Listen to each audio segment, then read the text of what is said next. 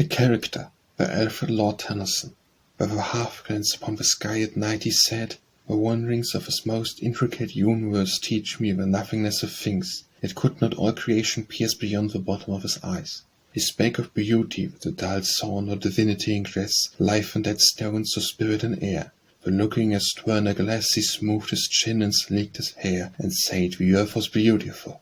He spake of virtue, not to gods more purely when we wish to charm palates and Juno sitting by, and with a sweeping of the arm and the lackluster dead blue eye, devolved his rounded periods. Most delicately hour by hour he canvassed human mysteries, and trod on silk as if the winds blew his own prairies in his eyes, and stood aloof from other minds in impotence of fancied power. With lips depressed as he were meek, himself unto himself he sowed, upon himself did feed, quiet, dispassionate and cold, and other than his form of creed, with chiselled features clear and sleek.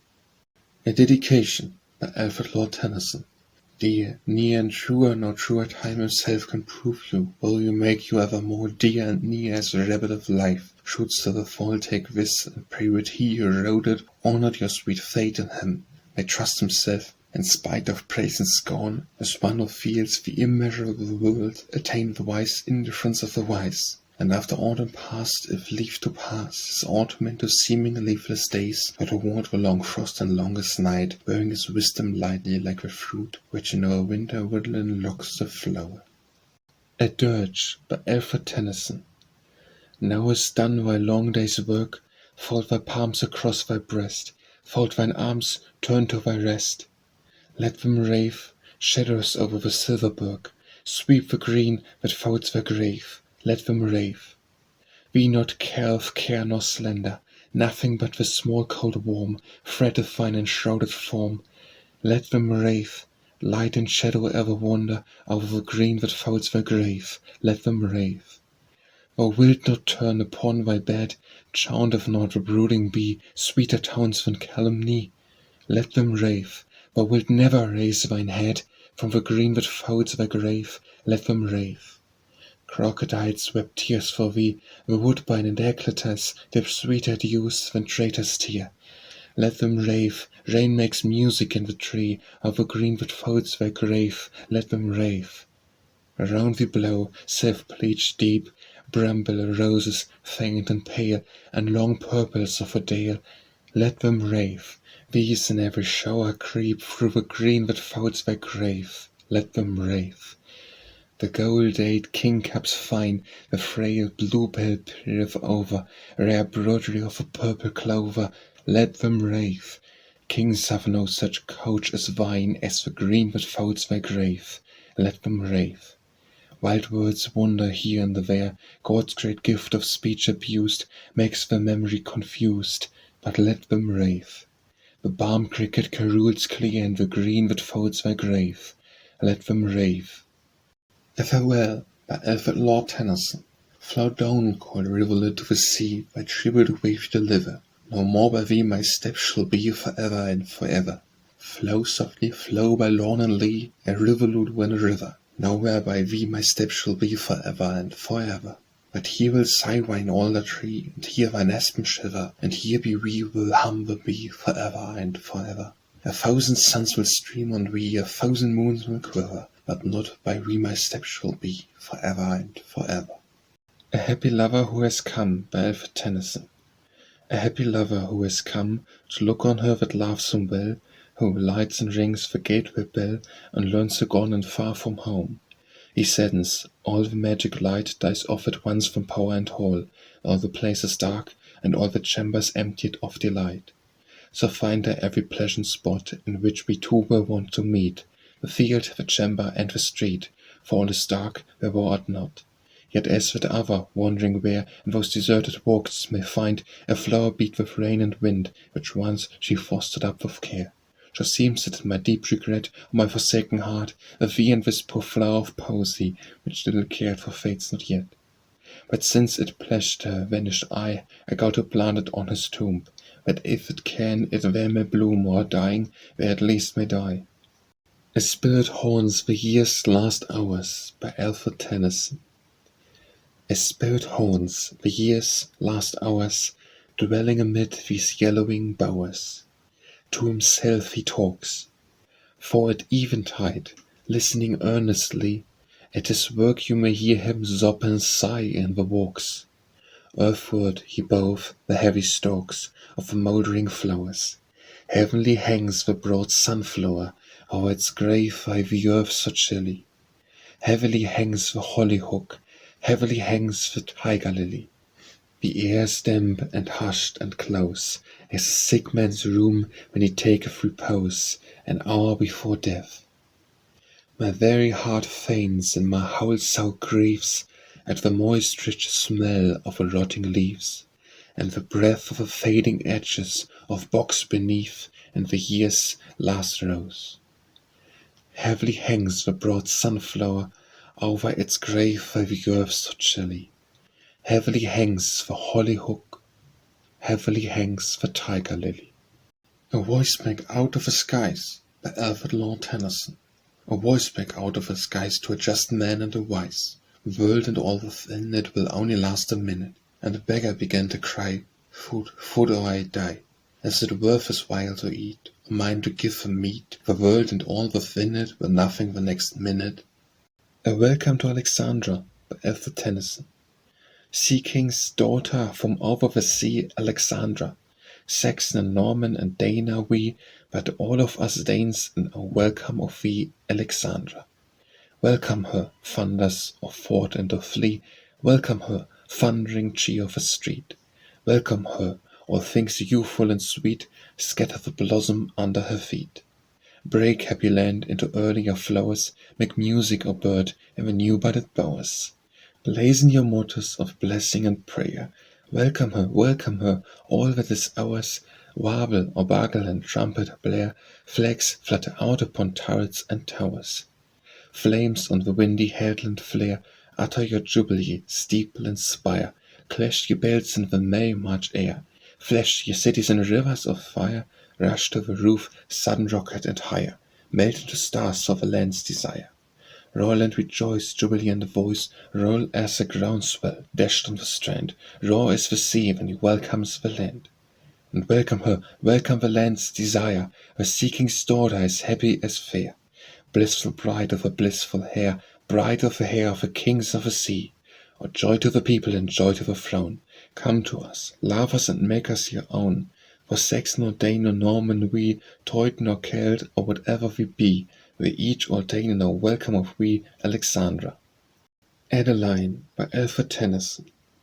Mystery of mysteries, faintly smiling Adeline, scarce of earth, nor all divine, nor unhappy, nor at rest, but beyond expression fair, with thy floating flaxen hair, rose lips and full blue eyes, take the heart from out my breast, before those dim looks of thine, shadowy, dreaming Adeline.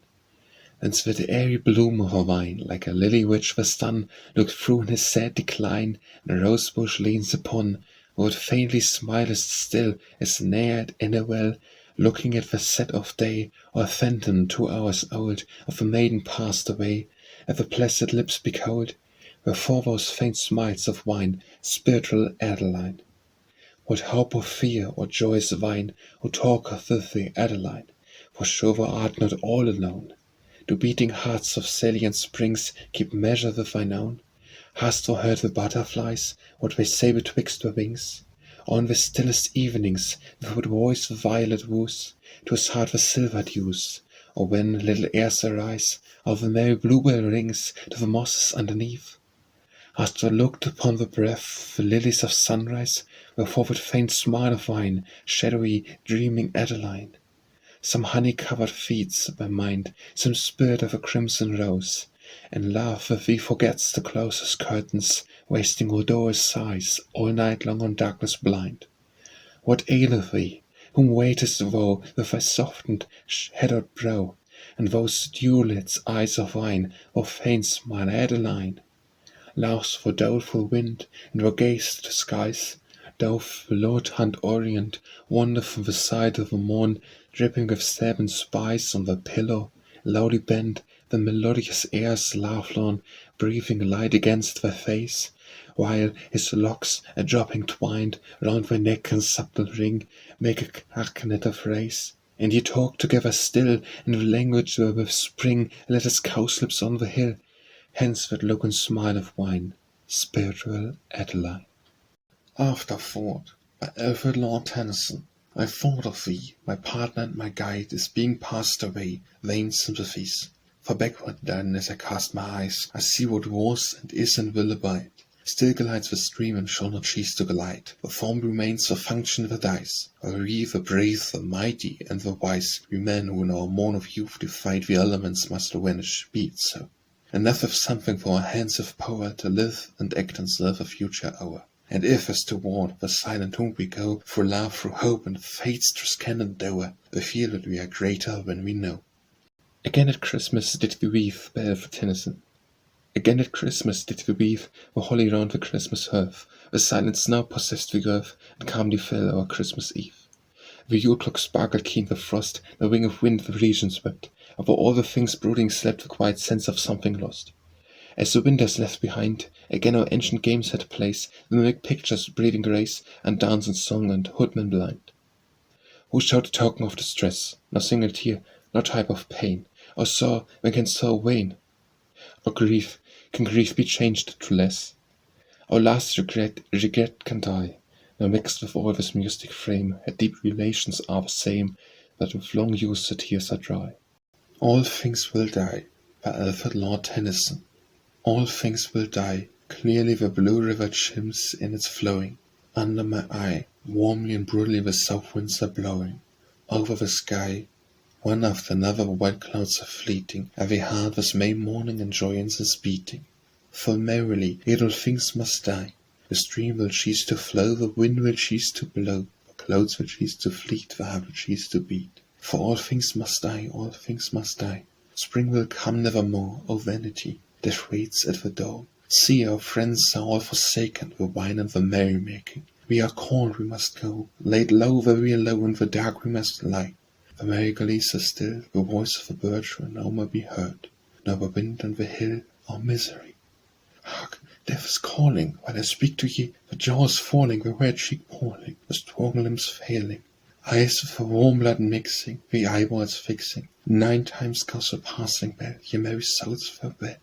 The old earth had a birth, as all men know long ago, and the old earth must die, so let warm winds range and the blue wave beat the shore, for even at morn ye will never see for eternity. All things were born, ye will come nevermore, for all things must die. And all is well, O faith and form, by Alfred Tennyson. And all is well, O faith and form, be sunned in the night of fear. Well roars the storm to those that hear, deeper voice across the storm, proclaiming social truth shall spread, and justice, even the thrice again, the red full fury of the sane, shall pile barricades of dead. But woe to him that wears a crown, and him that is in his wrecks, that tremble, where sustaining cracks, the spires of ice are toppled down, and molten up, and wrought and flood, the fortress crashes from on high, a brute earth lightens the sky, and the vast air and sinks in blood. Compassed by the fires of hell, with woe at his spirit happy star, our looks that humor from afar, smiles, knowing all is well. And ask you why we sad tears stream, by Alfred Lord Tennyson. And ask you why we sad tears stream, why these worn eyes are dim with weeping. I had a dream, a lovely dream, of her that in the grave is sleeping. I saw her as 'twas yesterday, the bloom upon her cheek still glowing, and round her plate a golden ray, on the brows the gay flowers blowing. With angel hand she swept her lyre, a garland red of roses bounded, its strings were reft of lambent fire, and amaranth was woven round it. I saw amid the realms of light an everlasting radiance gleaming, co-equal of the service bright, amid thousand angels beaming.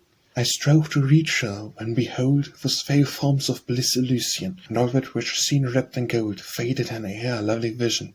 And I awoke, but oh, to me that waking hour was doubly weary, and I could not envy thee, all was so blessed and I so dreary. And was the day of my delight, by Alfred Tennyson.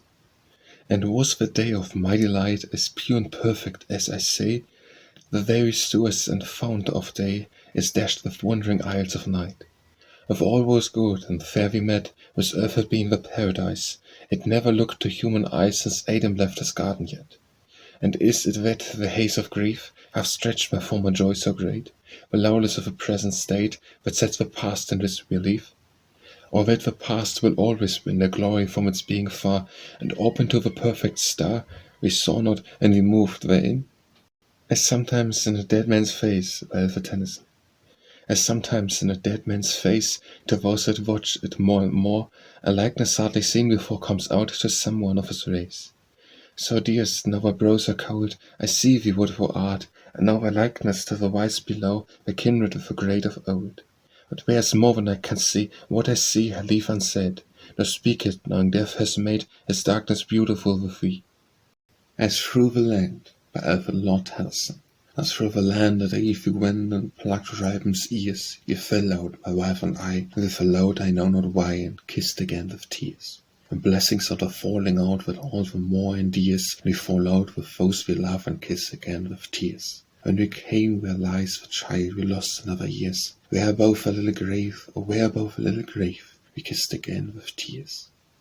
As when with downcast eyes we muse and brood, by Alfred Tennyson. As when with downcast eyes we muse and brood, and ebb into a former life, or seem to lapse far back in a confused dream to states of mystical similitude. If one but speaks, or hems or stirs his chair, ever the wonder wax of more and more, so that we say, always have been before, always have been, I know not when or where. So friend, when first I looked upon your face, or thought gave answer, each to each so true, opposed mirrors, each reflecting each, although I knew not in what time or place, methought that I had often met with you, and each had lived in the other's mind and speech. Ask me no more, by Alfred Lord Tennyson.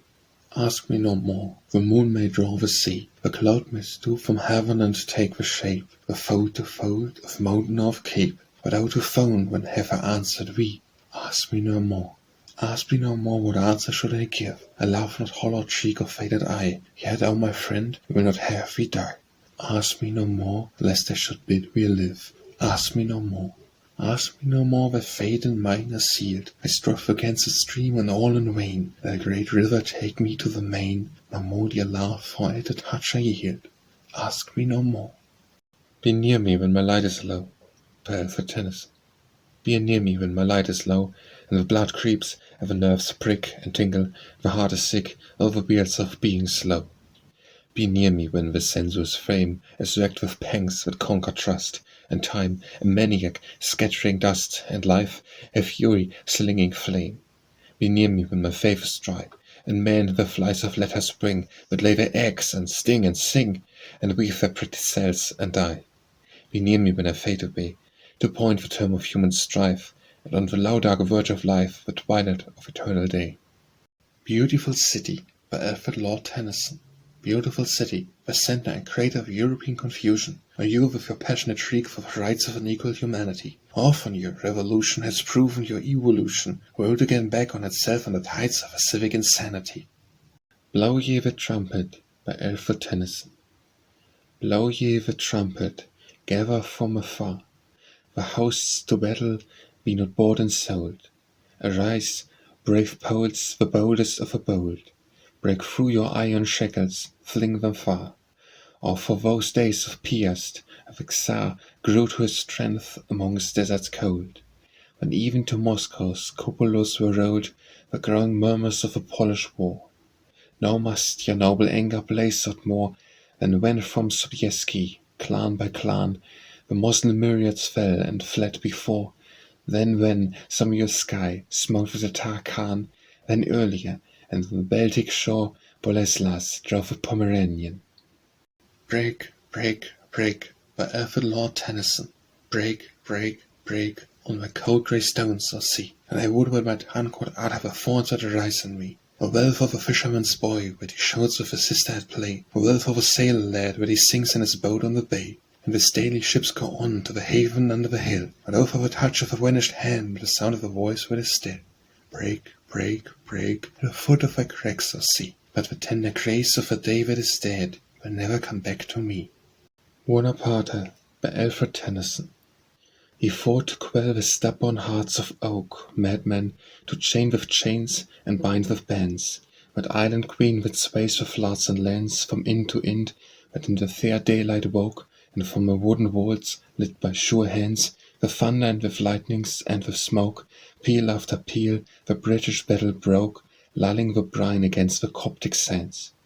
He taught him lowlier moods, when Elsinore heard the war mourn along the distant sea, rocking with shattered spars, with sudden fires flamed over.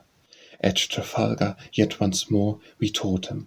Late he learned humility, perforce, like those whom Gideon schooled with briars. But were I loved by Alfred Tennyson, but were I loved as I desire to be, what is there in the great sphere of the earth, in range of evil between death and birth, that I should fear, if I were loved by thee? All the inner, all the outer world of pain, clear love would pierce and cleave, if thou wert mine, as I have heard that, somewhere in the main, fresh water springs come up through bitter brine. 'Twere joy, not fear, clasped hand in hand with thee, to wait for death, mute, careless of all ills, apart upon a mountain, though the surge of some new deluge from a thousand hills flung leagues of roaring foam into the gore below us, as far on as I could see. By an Evolutionist, by Alfred Tennyson. The Lord led the house of a brute to the soul of a man, and the man said, "Am I your debtor?" And the Lord, "Not yet, but make it as clean as you can, then I will let you a better." My body comes from brutes, my soul uncertain or fable. Why not bask amid the senses, where the sun of morning shines? I have a finer brood rejoicing in my hounds, in my stable, youth and health, and birth and wealth, and joys of woman and of wines. What hast thou done for me, grim old age, save breaking my bones on the wreck? Would I had passed in the morning that looks so bright from afar? Old age, done for thee, starved the wild beast that was linked with thee 80 years back, let's wait now for the ladder of heaven that hangs on a star. A body come from the brutes, through somewhat finer than their own. I am heir, and with my kingdom. Shall the royal voice be mute? No, but if a rebel subject seeks to drag me from the throne, hold the sceptre, human soul, and rule the providence of a brute. I've climbed to the snows of age, and I gazed at the field and the blaze, where I sung with a body at times in the slows of a low desire. But I hear no yelp of a beast, and the man is quiet at last, as he stands on the heights of his life with a glimpse of the height that is higher. By an Evolutionist, by Alfred Lord Tennyson. The Lord led the house of a brute to the soul of a man, and the man said, "I am your debtor?" And the Lord, "Not yet, but make it as clean as you can, and that I will let you a better." My body came from brutes, and my soul uncertain or fable. When I basked amid the senses where the sun of morning shines, I the finer brute rejoicing in my hounds, and in my stable, youth and health, and birth and wealth, and choice of woman and of wines. What hast thou done for me, grim old age, save breaking my bones on the wreck? What I had passed in the morning that looks so bright from afar? Done for thee? Starved a wild beast that was linked with thee 80 years back. Let's wait now for the ladder of heaven that hangs on a star. If a body came from brutes, was somewhat finer than their own. I am her, and this my kingdom. Shall a royal voice be mute? No, but if a rebel subject seek to drag me from the throne, hold the sceptre, human soul, and rule the province of a brute. I have climbed to the snows of age, and I gaze at a field in the past, where I sank with the body at times in the sloths of a low desire, but I hear no yelp of a beast, the man is quiet at last, as he stands on the heights of his life with a glimpse of a height that is higher. Calm as the morn without a sound, by Alfred Tennyson. Calm as the morn without a sound, calm as the suit to calmer grief, and only through the faded leaf, the chestnut pattering to the ground. Calm and deep peace on this high world, and on these dews that drench the furs, and on the silvery gossamers that twinkle into green and gold. Calm and still light on yon great plain that sweeps with all its autumn bowers, and crowded farms and lessening towers to mingle with the bounding main. Calm and deep peace in this white air, these leaves that redden to the fall, and in my heart, if calm at all, if any calm, a calm despair. Calm on the seas in silver sleep, and waves that sway themselves in rest, and dead calm in that noble breast, which heaves but with a heaving deep. Check every outflash, by Alfred Tennyson. Check every outflash, every ruder sally, or thought and speech. Speak low, and give up wholly thy spirit to mild-minded melancholy. This is the place, for yonder poplar alley, Below, the blue-green river windeth slowly, but in the middle of a sombre valley, the crisped waters whisper musically, and all the haunted place is dark and holy.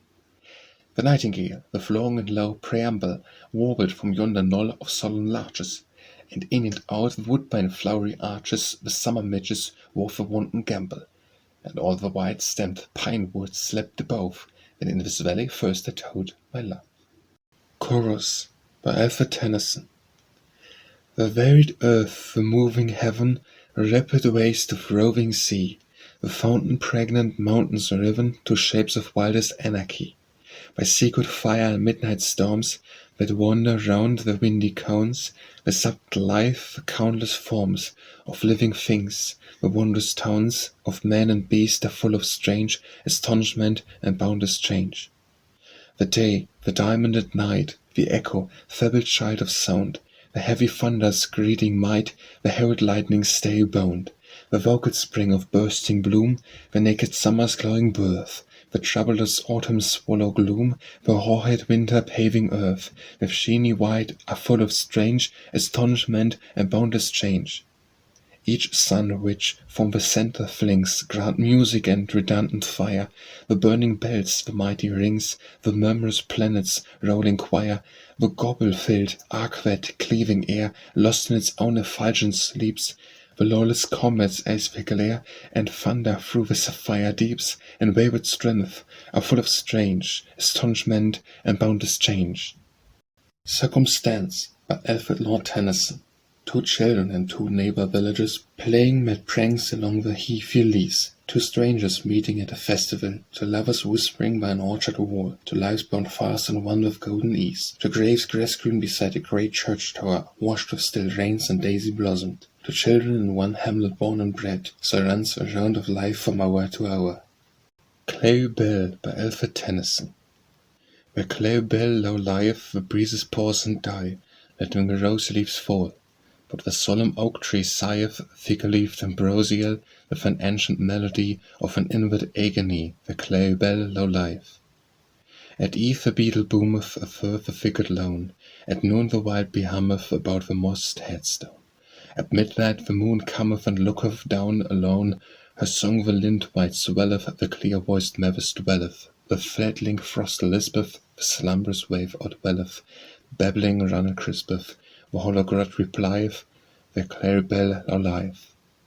Come down, O Maid, by Alfred Lord Tennyson. Come down, O Maid, from yonder mountain height, for pleasure lives in height, the shepherds sing and hide and coat the splendor of the hills. But she's to move so near the heavens, and she's to light a sunbeam by the latest pine, to set a star upon the sparkling spire, and come for lovers of a valley, come, for lovers of a valley, come thou down and find him by the happy threshold. He, or hand in hand, with plenty in the maize, or red with sprouted purple of the waits, or fox-like in the vine, nor cares to walk with death and mourning on the silver horns, nor wilt with snare and the wide ravine, nor find him dropped upon the firths of ice, that huddling slend and fog-cloven falls, to roll the torrent out of dusky doors. But follow, let the torrent dance we down, to find him in the valley, let the violin-heated eagles yelp alone, and leave the monstrous ledges where to slope, and spill the thousand rifts of dangling water smoke, but like a broken purpose waste in air.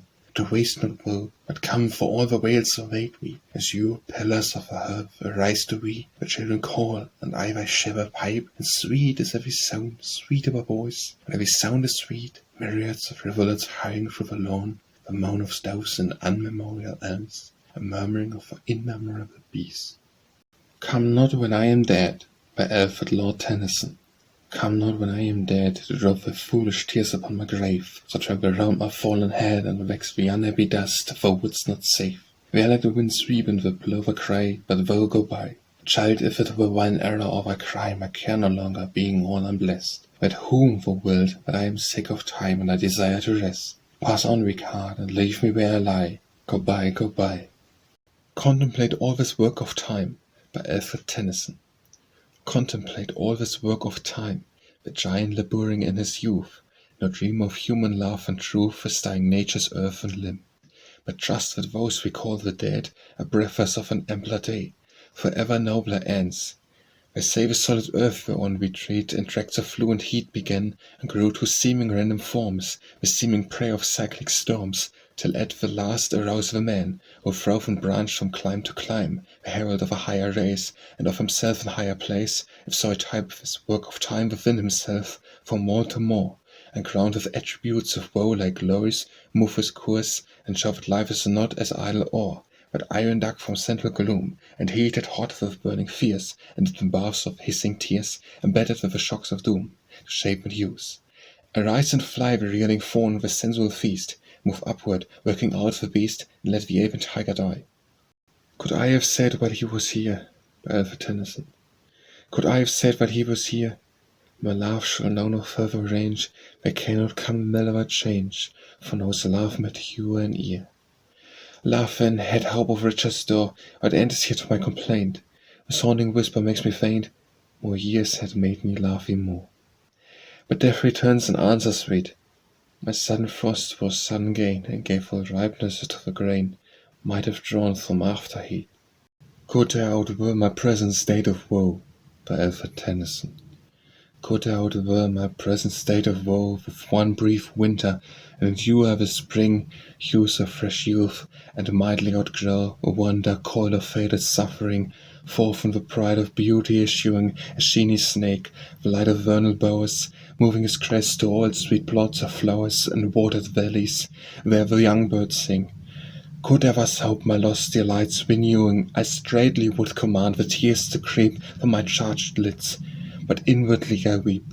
Some vital heat as yet my heart is wooing, which to itself have drawn the frozen rain from my cold ice and melted it again.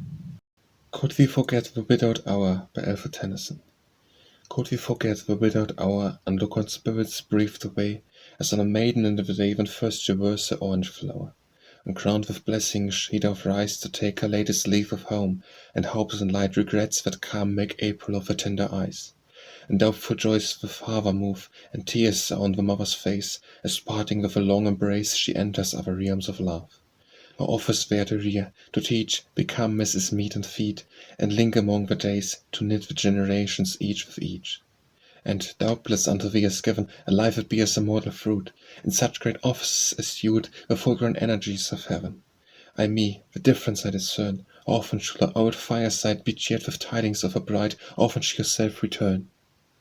And tell them all they would have told, and bring a babe and make her boast, till even those that missed her most shall count new things as dear as old. When more I have shaken hands till growing winters lay me low, and paths in the fields I know, and vine in undiscovered lanes. Cradle Song, by Alfred Lord Tennyson. What does little birdie say in a nested peep of day? Let me fly, said little birdie, mother, let me fly away. Birdie, rest a little longer, till the little wings are stronger, so she rests a little longer when she flies away. What does little baby say in the bed at peep of day? Baby says, like little birdie, let me rise and fly away. Baby, sleep a little longer, till the little limbs are stronger. As she sleeps a little longer, baby too shall fly away. Crossing the Bar, by Alfred Tennyson. Sunset and evening star, and one clear call for me, and may there be no moaning of a bar when I put out to sea.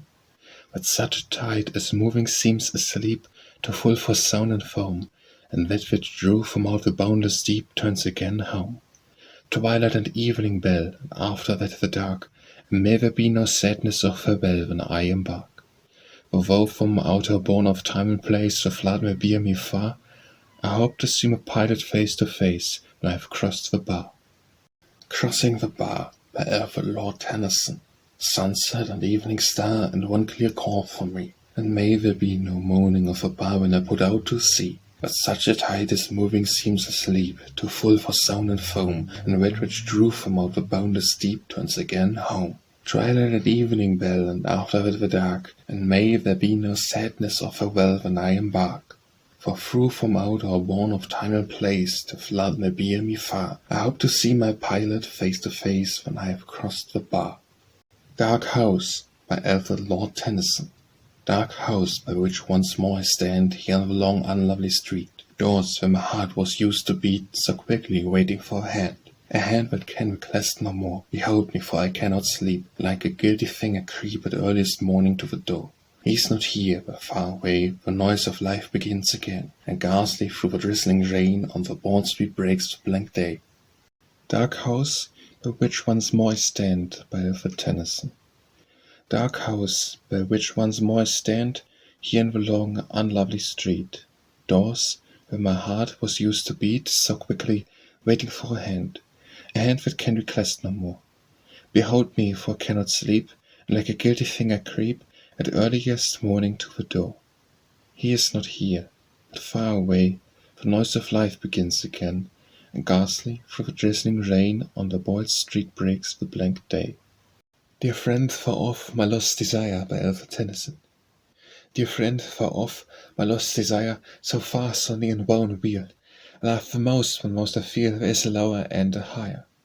Known and unknown, human, divine, sweet human hand, lips and eye, the heavenly friend that can't not die, mine, mine, forever, ever mine. Strange friend, past, present, and to be, love deeply, darkly understood. Behold, I dream a dream of good, and mingle all the world with thee. Dedicatory poem to the Princess Alice, by Alfred Tennyson. Dead princess, living power, if that which lived, true life live on, and if the fatal kiss, born of true life and love, divorce thee not from earthly love and life, and what we call the spirit flesh not all at once from out the shadow into substance, then perhaps the mellowed murmur of a people's praise from thine own state, and all our breath of realm, where love and longing dress their deeds and light, as can to thee, and this March morn that sees the soldier brothers, bridal orange bloom, break through the hues and suppress of thy grave, and thine imperial mother smile again, may send one ray to thee, O Cantel, thou England-loving daughter, thou dying so English, thou wouldst have a flag born on thy coffin, whereas he can swear, but that some broken gleam from our poor earth may touch thee, while remembering thee I lay at thy pale feet this ballad of the deeds of England, and her banner in the east. Down upon the northern shore, by Alfred Tennyson. Deep down upon the northern shore, a sweet new year delaying long, thou dost expectant nature wrong, delaying long, delay no more. But stays thee from the clouded noons, a sweetness from its proper place, can trouble live with vapor days, or sadness with summer moons. Bring orchids, bring the foxglove spire, the little speedwells the darting blue, deep tulips dashed with fiery dew, laburnums dropping wells of fire. A vow, new year, delaying long, delays to soar in my blood, who longst to burst a frozen bud, and flood a fresher throat with song. Do we indeed desire the dead? By Alfred Tennyson. Do we indeed desire the dead should still be near us at our side? Is there no baseness we would hide, no inner vileness that we dread? Shall he, for whose applause I strove, hide such reverence for his blame, see with clear eyes some hidden shame, and I be a lessened in his love? I wrong the grave with fears untrue, shall love be blamed for want of faith? There must be wisdom with great death, but that shall look me through and through. Beneath us when we climb or fall, ye watch like God the rolling hours, with larger other eyes than ours, to make allowance for us all. Doors where my heart was used to beat, by Alfred Tennyson. Doors where my heart was used to beat so quickly, not as one but weeps. I come once more, the city sleeps, I smell the meadow in the street. I hear the chirp of birds, I see betwixt the black fronts long withdrawn a light blue lane of early dawn, and think of early days and thee. And bless thee, for the lips are blent, and bright the friendship of thine eye, and in my thoughts of scarce sigh I take the pressure of thine hand. Dost thou look back on what hath been? By Alfred Tennyson. Dost thou look back on what hath been, as some divinely gifted man, whose life in low estate began, and on a simple village green, who breaks his birth's invidious bar, and grasps the skirts of happy chance, and breasts the blows of circumstance, and graples with evil star, who makes by forces merit known, and lives to clutch the golden keys, to mould a mighty state's decrees, and shape the whisper of a throne. Moving up from high to higher, becomes a fortune's crowning slope, the pillar of the people's hope, the centre of the world's desire. Yet feels as in the pensive dream, and all its active powers are still a distant dearness in the hill, a secret sweetness in the stream. The limit of his narrow fate, while yet beside his vocal springs he plated counsellors and kings, with one that was his earliest mate. Who bores with pain his native lea, and reaps the labour of his hands, on the firm musing stands, does my old friend remember me? Thoped in prayer, by Alfred Lord Tennyson, For sinned too oft, when smitten by thy rod, railed blind fate with many a vain alas. Our sinful soil do we pass, of its a path our true forefathers trod. And let not reason fail me, nor the sod draw for my death while living flower and grass, before I learn that love which is and was my father and my brother and my God. Steel me with patience, soften me with grief, let blow the trumpet strongly while I pray, till this embattled wall of unbelief, my prison, not my fortress, fall away. When, if thou willst, let my day be brief, so thou wilt strike thy glory through the day. Dualism by Alfred Tennyson. Two bees within their crystal flower bell rocked, hum a laughlay to the west wind at noontide. Both alike the bees together, both alike the hum together, through and through the flowered heather. When a creeping cove the wave unshock lays itself calm and wide.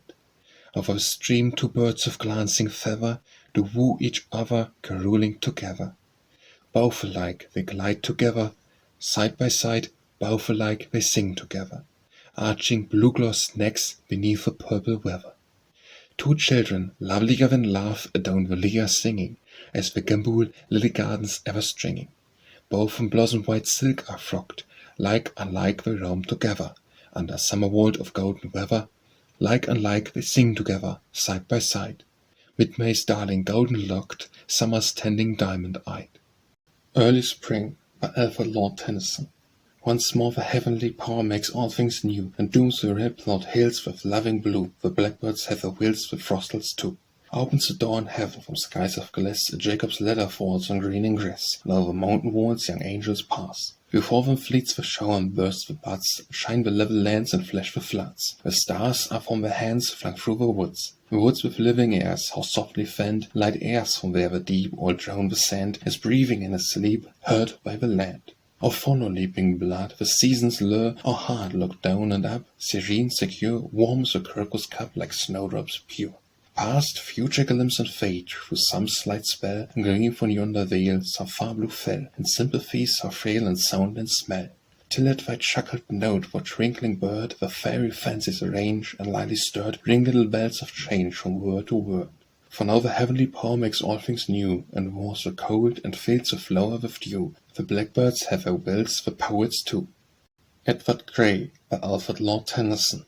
Sweet Emma Morland of yonder tone met me walking on yonder way. And have you lost your heart? She said. And are you married yet, Edward Gray? Sweet Emma Morland spoke to me, bitterly weeping I turned away. Sweet Emma Morland, love no more can touch the heart of Edward Gray. Ellen Adair she loved me well, against her father's and mother's will. Today I sat for an hour and wept by Ellen's grave on the windy hill. Shy she was, and I fought her cold, fought her proud and fled over the sea, felt I was the folly and spite when Ellen Adair was dying for me. Cruel, cruel the words I said, cruelly came they back to me. You're too slight and fickle, I said, to trouble the heart of Edward Gray. There put my face in regress, whispered, listen to my despair, and repent me of all I did. Speak a little, Ellen Adair. Then I took a pencil and wrote on the mossy stone as I lay, here lies the body of Ellen Adair, and here the heart of Edward Gray. Love may come and love may go, and fly like a bird from tree to tree. I will laugh no more, till Ellen Adair come back to me. Bitterly wept I over the stone, bitterly weeping I turned away. Where lies the body of Ellen Adair, and there the heart of Edward Gray. English Warsong by Alfred Tennyson. Who fears to die, who fears to die? Is there any here who fears to die? He shall find what he fears, and none shall grieve for the man who fears to die. But the withering scorn of the many shall cleave to the man who fears to die. The hollow-eyed heart shall crouch forlorn, he shall eat the bread of common scorn. It shall be steeped in the salt tear, shall be steeped in his own salt tear. Far better he never were born than to shame merry England here. There standeth our ancient enemy, hark, he shouteth the ancient enemy. On the ridge of the hill his banners rise, they stream like fires in the skies. Hold up the Lion of England on high, till it dazzle and blind his eye. Come along, we alone of you have a free, the child in our cradles is bolder than he. For where in the heart and strength of slaves, or where is the strength of slaves? He is weak, we are strong, he is slave, we are free. Come along, and we will dig their graves. Where standeth our ancient enemy? Will he dare to battle with the free? Spur long, spur maid, charge to the fight, charge to the fight. Hold up the Lion of England on high, shout for God, and our right. Shout for England, ho, for England, George for England, Merry England, England for aye. Epitaph on Caxton by Alfred Tennyson. The prayer was, light more light, while time shall last, was space the glory growing on the night, but not the shadows which that light would cast, till shadows avenged in the light of light. Epitaph on General Gordon by Alfred Tennyson. Warrior of God, man's friend, not laid below, but somewhere dead far in the waste Southern, where lives in all hearts, for all men know, this earth is born no simpler, nobler man. Epitaph on Lord Stratford de Redcliffe by Alfred Tennyson. Thou third-grade Canning, stand among our best and noblest, now thy long day's work hath ceased. Hear silent now, minister of the West, await the voice of England and the East. Every day hath its night by Alfred Tennyson. Every day hath its night, every night its morn. For a darkened night winged hours are born, are well away. Seasons flow and fade, golden calm and storm mingle day by day. There's no bright form doth not cast a shade, ah, well away. When we laugh and our mirth apes the happy rain, we so kin to earth, pleasure's father's pain, ah, well away. Madness laugheth loud, laughter bringeth tears. Eyes are worn away till the end of years cometh in the shroud, ah, well away. All is change, woe weal, joy is sorrow's brother. Grief and gladness steal symbols of each other, ah, well away. Larks in heaven's cope sing, the culvers mourn all the livelong day. Be not all forlorn, let us weep in hope, ah, well away. Fair ship that from the Italian shore by Alfred Tennyson. Fair ship that from the Italian shore sails the placid ocean plains, with my lost Arthur's loved remains, spread thy full wings and waft him o'er. So draw him home to those that mourn in vain, a favourable speed, rough the mirrored mast, and lead thy prosperous flask as holy urn. All night no ruder air perplexed my sliding keel, till phosphor, bright as our pure love, through early light shall glimmer on the dewy decks. Sphere all your lights around, above, sleep, gentle heavens, before the prow. Sleep, gentle winds, as sleeps now my friend, the brother of my love. My Arthur, whom I shall not see, till all my widowed race be run. Dear as the mother to the son, more than my brothers are to me. Fate by Alfred Lord Tennyson. Doubt no longer that the highest is the wisest and the best. Let not all that saddens nature blight thy hope or break thy rest. Quail not at the fiery mountain, at the shipwreck of rolling thunder, of the rending earthquake, of the famine, or the pest. Neither mourn if human creeds be lower than the heart's desire. Through the gates that bar the distance comes a gleam of what is higher. Wait till death has flung them open, then the man will make the maker dark no more of human hatreds and the glare of deathless fire. Far, far away by Alfred Lord Tennyson. What sights allured him through the fields he knew, as where earth's green stole into heaven's own hue. Far, far away, what sound was dearest in his native dales? The mellow linden lone of evening bells. Far, far away, what vague world whispers mystic pain or joy, whose few words would haunt over the boy? Far, far away, a whisper from his dawn of life, a breath from some fair dawn beyond the dawns of death. Far, far away, far, far, how far? From all the gates of birth, the faint horizons, all the bounds of earth, far, far away. What charm and words, a charm no words could give, or dying words, can music make you live? Far, far away. Fatima by Alfred Tennyson. O love, love, love, O withering might, O sunlit from thy noonday height, shudders when I strain my sight, throbbing through all thy heat and light. Lo, falling from a constant mind, lo, parched and withered, deaf and blind, I whirl like leaves in a roaring wind. Last night I wasted hateful hours below the city's eastern towers. I thirsted for the brooks, the showers, I rode among the tender flowers. I crushed them in my breast, my mouth, I looked through the burning drought of that long desert to the south. Last night, when someone spoke his name, from my swift blood with the wind and came, 1,000 little shafts of flame were shivered in my narrow frame. O love, O fire, once he drew, with one long kiss my heart out through my lips as sunlight drinketh dew. Before he mounts the hill, and how he cometh quickly, from below sweet gales, as from deep gardens, blow before him, striking on my brow. In my dry brain my spirit soon, down deepening from swoon to swoon, faints like a desert morning moon. The wind sounds like a silver wire, and from beyond the noon of fire is poured upon the hills, and nigher the skies stop down in their desire.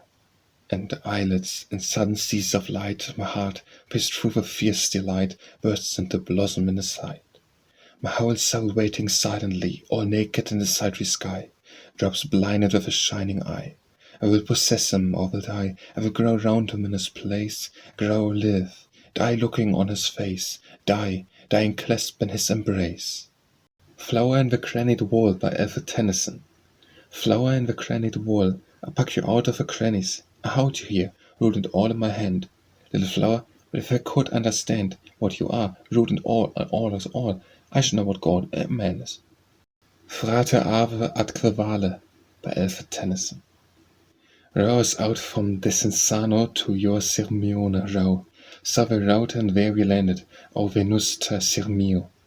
Bear to me through all the groves of olive in the summer glow, there beneath the Roman ruin where the purple flowers grow, came that ave ad crevale of the poet's hopeless woe, tenderest of Roman poets 1900 years ago. Frater ave ad crevale, as we wandered to and fro, gazing at the Lydian lava of the Garda lake below. Sweet Catullus, all but island, olive silvery Sirmio. Freedom by Alfred Lord Tennyson. Oh, so fair in summer's gone, while yet the fresh and virgin soul informed the pillared Parthenon, the glittering capital. So fair in southern sunshine bathed, but scarce of such majestic mien, as here the forehead vapour swath of the meadows evergreen. The woe when Athens reigned in Rome, the glorious eyes were dimmed with pain, to mark a many a freeman's home, the slave, the Scrooge, the chain. A follower of a vision, still in motion to the distant gleam, other blind force the brainless will may jar by golden dream. Of knowledge fusing class with class, of civic hate no more to be, of love to leave in all the mess, till every soul be free. Who yet, like nature, wouldst not mar by changes all too fierce and fast, this order of a human star, this heritage of the past? O scorn of the party cry, what wonders for the public good, woven the nations rear on high, their idols smeared with blood. And when we roll the idol down, of stand worship sanely proud, for love of a lawless crown is of a lawless crowd. How long thine ever-growing mind have still the blast and strong the wave, for summer flame would rise when to sing thee to thy grave. Man loud against all forms of power, unfurnished brows, tempest hunts, expecting all things in an hour, brass mouths and iron lungs. Friendship by Alfred Lord Tennyson. Of a most holy friendship, was ever by dwelling before in the courts of man, but seldom thine all-heavenly voice we hear, sweetening the moments of our narrow span, and seldom thy bright footstep do we scan along the weary waste of life unblessed. For faithless is its frail and wayward plan, and perfidy is man's eternal guest, with dark suspicion linked and shameless interest. 'Tis wine, when life has reached its final goal, where the last sigh that frees the mind be given, to speak sweet solace to the parting soul, and path the bitter path that leads to heaven. 'Tis wine, where the heart is wrecked and riven by the hot shafts of baleful calumny, when the dark spirit to despair is driven, to teach us a lonely grief to lean and weep, and pour within thine ear the tale of misery. But where art thou, O comet of an age, thou phoenix of a century? Perchance thou art but of those fables which engage and tug the minds of men in giddy trance. Yet be it so, and be it all romance, the thought of thine existence is so bright, with beautiful imaginings for glance upon thy fancied being such delight, but I will deem thee truth, so lovely is thy might. From art, from nature, from the schools, by Alfred Tennyson. From art, from nature, from the schools, that random influences glance, like light in many a shivered lance, that breaks about the dappled pools. The lightest wave of thought shall lisp, the fancy's tenderest eddy wave, the slightest air of song shall breathe, to make the sullen surface crisp. And look thy look, and go thy way, but blame not thou the winds that make the seeming wanton ripple break, the tender penciled shadow play. Beneath all fancied hopes and fears I me with sorrow deepens down, whose muffled motions blindly drown the basis of my life in tears. God in the Universe by Alfred Lord Tennyson. Will my tiny spark of being wholly vanish in your deeps and heights? Must my day be dark by reason, or ye heavens of your boundless nights, rush of suns and roll of systems, and your fire clash of meteorites? Spirit, nearing yon dark portal at the limit of a human state, fear not for the hidden purpose of that power which alone is great, nor thy myriad word, his shadow, nor the silent opener of the gate. Hands all round by Alfred Tennyson. First pledge her queen with solemn night, then drink to England every guest, that man's the best cosmopolite, who loves his native country best. May freedom's oak forever live with stronger life from day to day, that man's the true conservative, who looks the modern branch away, hands all round. God the traitor's hope confound. To this great cause of freedom drink, my friends, and the great name of England round and round. To all the loyal hearts who long to keep our English empire whole, to all our noble sons, the strong New England of the southern pole, to England under Indian skies, to those like millions of her realm, to Canada whom we love and prize, whatever statesmen hold the helm, hands all round, God the traitor's hope confound. To this great name of England drink, my friends, and all her glorious empire round and round. To all our statesmen, so there be true leaders of the land's desire, to both our houses, who may see beyond the broad and the shire. We sailed, wherever ship could sail, we founded many a mighty state. Pray God our greatness may not fail, for cavern fears of being great. Hands all round, God the traitor's hope confound. To this great cause of freedom drink, my friend, and the great name of England round and round. Hateful is the dark blue sky, by Alfred Lord Tennyson. Hateful is the dark blue sky, vaulted over the dark blue sea. Death is the end of life, or why should life or labor be? Let us alone. Time driveth onward fast, and in a little while our lips are damp. Let us alone. What is it wet will last, and things are taken from us and become portions and parcels of a dreadful past? Let us alone. What pleasure can we have to war with evil? Is there any peace, never climbing of a climbing wave? All things have rest and ripen toward the grave, and silence ripen fallen cheese. Give us long rest or death, dark death or dreamful ease. He passed, a soul of nobler tone, by Alfred Tennyson. He passed, a soul of nobler tone. My spirit laughed and laughs me yet, like some poor girl whose heart is set on one whose rank exceeds her own. Immixed with his proper sphere, she finds the baseness of her lot, half jealous of she knows not what, and envying all that meet him there. The little village looks forlorn, she sighs amid her narrow days, moving about the household ways and the dark house where she was born. The foolish neighbours come and go, and tease her till the day draws by. At night she weeps, how vain am I, how should he love a thing so low? He tasted love with half his mind, by Alfred Tennyson. He tasted love with half his mind, nor ever drank the invalid spring, when nighest heaven, who first could fling this bitter seed among mankind. That could the dead, whose dying eyes were closed with wail, resume their life, they would but find in child and wife an iron welcome one will rise. 'Twas well, indeed, when warm with wine, to pledge them with a kindly tear, to talk them o'er, to wish them here, to count the memories half divine. But if they came who passed away, behold their brides in other hands, the heart has strides about their lands, and will not yield them for a day. You through their sons were none of these, not less the yet loved sire would make confusion worse than death, and shake the pillars of domestic peace.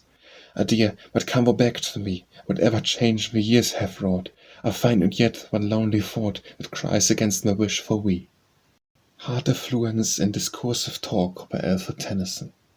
Hard affluence in discursive talk from household fountains never dry, the critic clearness of an eye that saw through all the muses walk, seraphic intellect and force to seize and throw the doubts of men, impassioned logic which outran the bearer in its fiery course.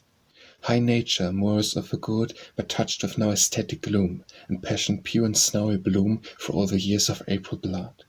A love of freedom rarely felt of freedom in a regal seat of England, not the schoolboy heat, the blind hysterics of the Celt. And man not fuzzle the female grace in such a short, the child would twine a trustful hand, and ask in wine, and find his comfort in thy face. All these have been, and thee mine eyes have looked on. If I looked at vain, my shame's greater will remain, nor let thy wisdom make me wise. Helen's Tower, by Alfred Tennyson. Helen's Tower, here I stand, dominant over sea and land. Son's love built me, the old mother's love engraved in gold. Love is in and out of time, I mortal stone and lime. Would my granite girth were strong as ivor love, to last as long, I should wear my crown entire, to and fro the doomsday fire, and be fond of angel eyes in earth's recurring paradise. Henicasulybics, by Alfred Tennyson. O you chorus of indolent reviewers, irresponsible indolent reviewers, look, I come to the test, a tiny poem, all composed in the metre of Catullus, all in quantity, careful of my motion, like the skater on ice that hardly bears him, lest they fall unawares before the people, waking laughter and indolent reviewers. Should I flounder a while without a tumble through this metrification of Catullus, they should speak to me not without a welcome or with curse of indolent reviewers. Hard, hard, hard is it, only not to tumble, so fantastical is the deity metre.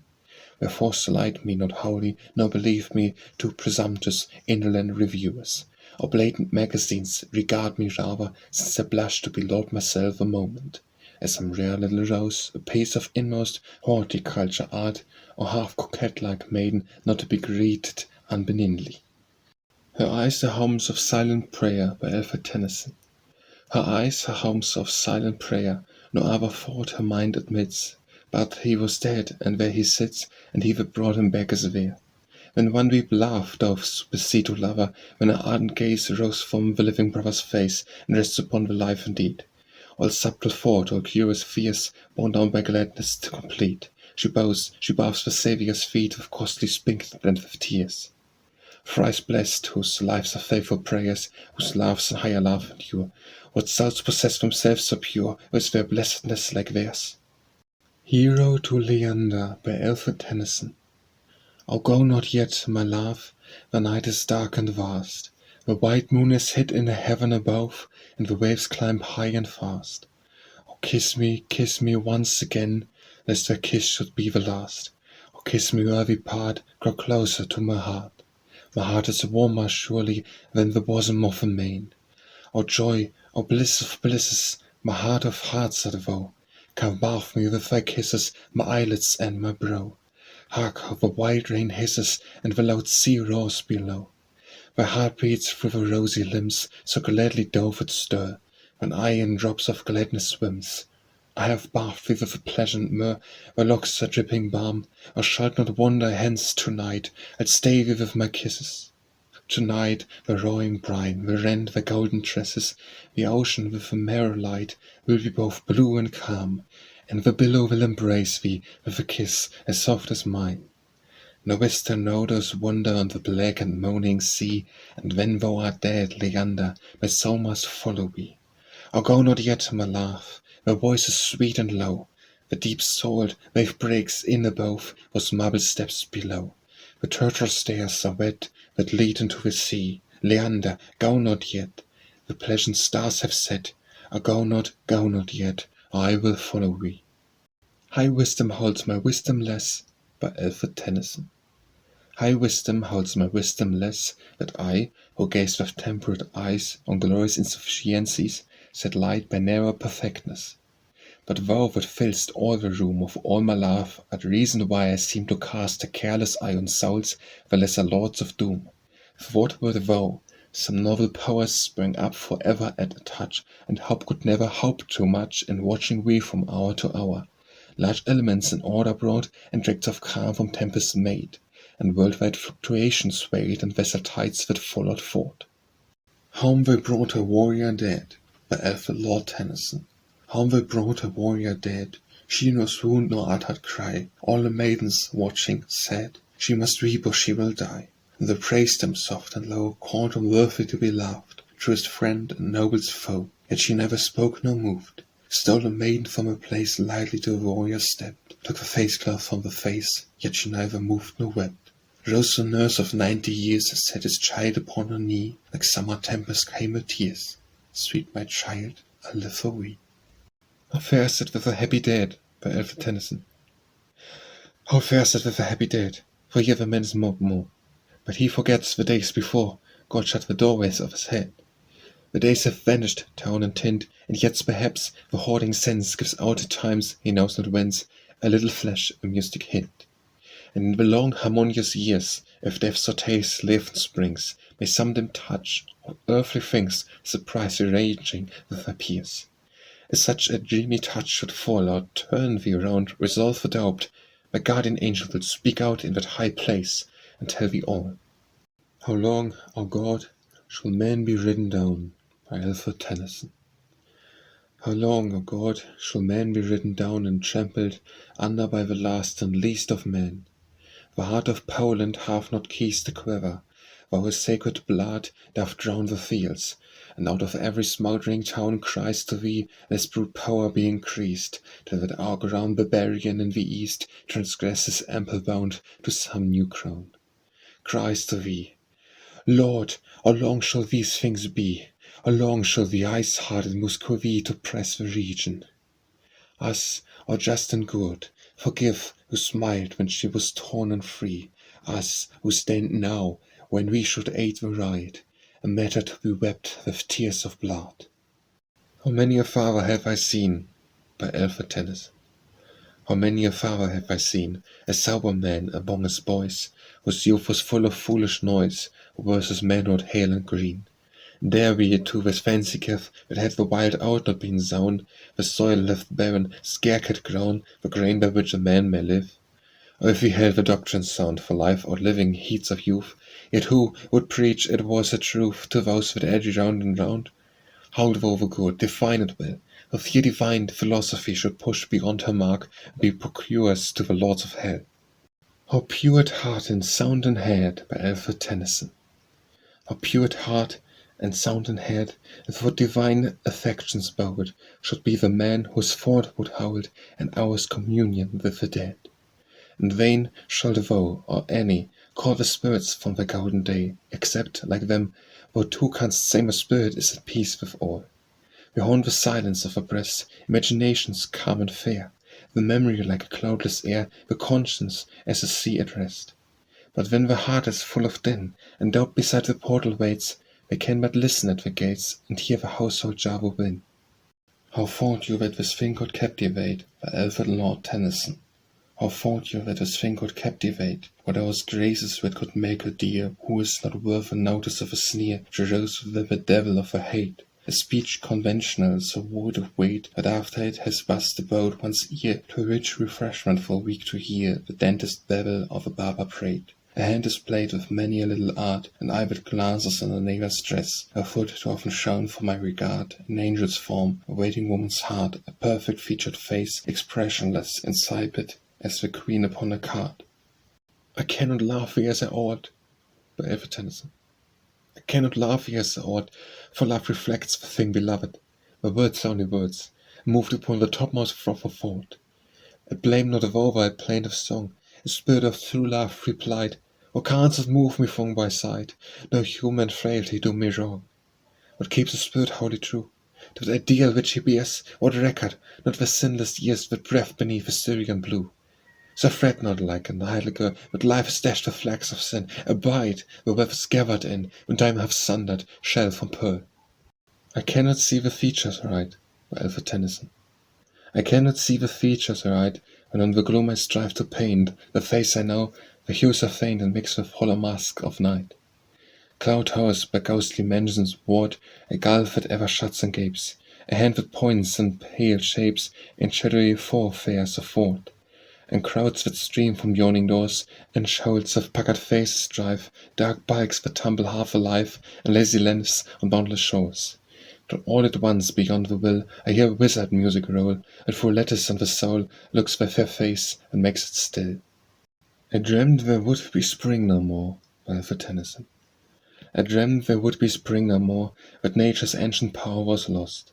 The streets were black with smoke and frost, where chattered trifles at the door. I wandered from the noisy town, I found a wood with thorny boughs. I took the thorns to bind my brows, I wore them like a civic crown. I met with scoffs, I met with scorns, from youth and babe and oil hairs. They called me in the public squares, the fool that wears a crown of thorns. They called me fool, they called me child, I found an angel of the night. The voice was low, the look was bright, he looked upon my crown and smiled. He reached the glory of the hand that seemed to touch it into leaf. The voice was not the voice of grief, the words were hard to understand. I envy not in any moods, by Alfred Tennyson. I envy not in any moods the captive void of noble rage, the linnet born within the cage that never knew the summer woods. I envy not the beast that takes his license in the field of time, unfettered by the sense of crime, to whom a conscience never wakes. Nor what may count itself the blessed, the heart that never plighted froth, that stagnates in the weeds of sloth, nor any one begotten rest. I hold it true ere before, I feel it when I soar most. 'Tis better to have laughed and lost, than never to have laughed at all. I hear the noise about thy keel by Alfred Tennyson. I hear thy noise about thy keel, I hear the bell struck in the night. I see the cabin window bright, I see the sailor at the wheel. Thou brings the sailor to his wife, and travelled men from foreign lands, and letters unto trembling hands, and thy dark freight a vanished life. So bring him, we of idle dreams, with the look of quiet flatters thus our home-bred fancies. Or to us the fruits of habit as sweeter seems, to rest beneath a clover sod that takes the sunshine and the rains, or where the kneeling hamlet drains the chalice of the grapes of God. When if with thee the roaring wells should gulf and fathom deep in brine, and hands so often clasped in mine should toss with tangle and with shells. I held the truth with him who sings, by Alfred Tennyson. I held the truth with him who sings to one clear harp in diverse tones, that men may rise on stepping stones of their dead selves to higher things. But who shall so forecast the years, and find in loss again to match, or reach a hand for times to catch the half interests of tears? Let love clasp grief, lest both be drowned, let darkness keep her raven gloss. Ah, sweeter to be drunk with loss, to dance with death, to beat the ground. Then that the victor hour should scorn the long result of love, and boast, behold the man that laughed and lost, but all he was is overgrown. I know that this was life, by Alfred Tennyson. I know that this was life, the track whereon with equal feet we fed, and when, as now, the day prepared, the daily burden for the back. But this it was that made me move, as light as carrier birds in air. I laughed the weight I had the beer because I needed help of love. Nor could I very hard to limp, and mighty laugh would cleave in twain, the lading of a single pain, and parted, giving half to him. I leave thy praises unexpressed, by Alfred Tennyson. I leave thy praises unexpressed, in verse that brings myself relief, and by the measure of my grief, I leave thy greatness to be guessed. But practice, howsoever, expert in fitting aptness words to things, a voice the richest tone that sings, I've power to give thee as the word. I care not in these fading days to raise a cry that lasts not long, and wound we with a breeze of song to stir little dust of praise. Our leaf has perished in the green, and while we breathe beneath the sun, the world which credits what is done as cold to all that might have been.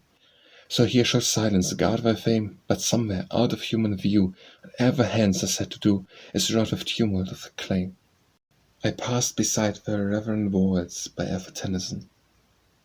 I passed beside the Reverend Walls, in which of old war were gone.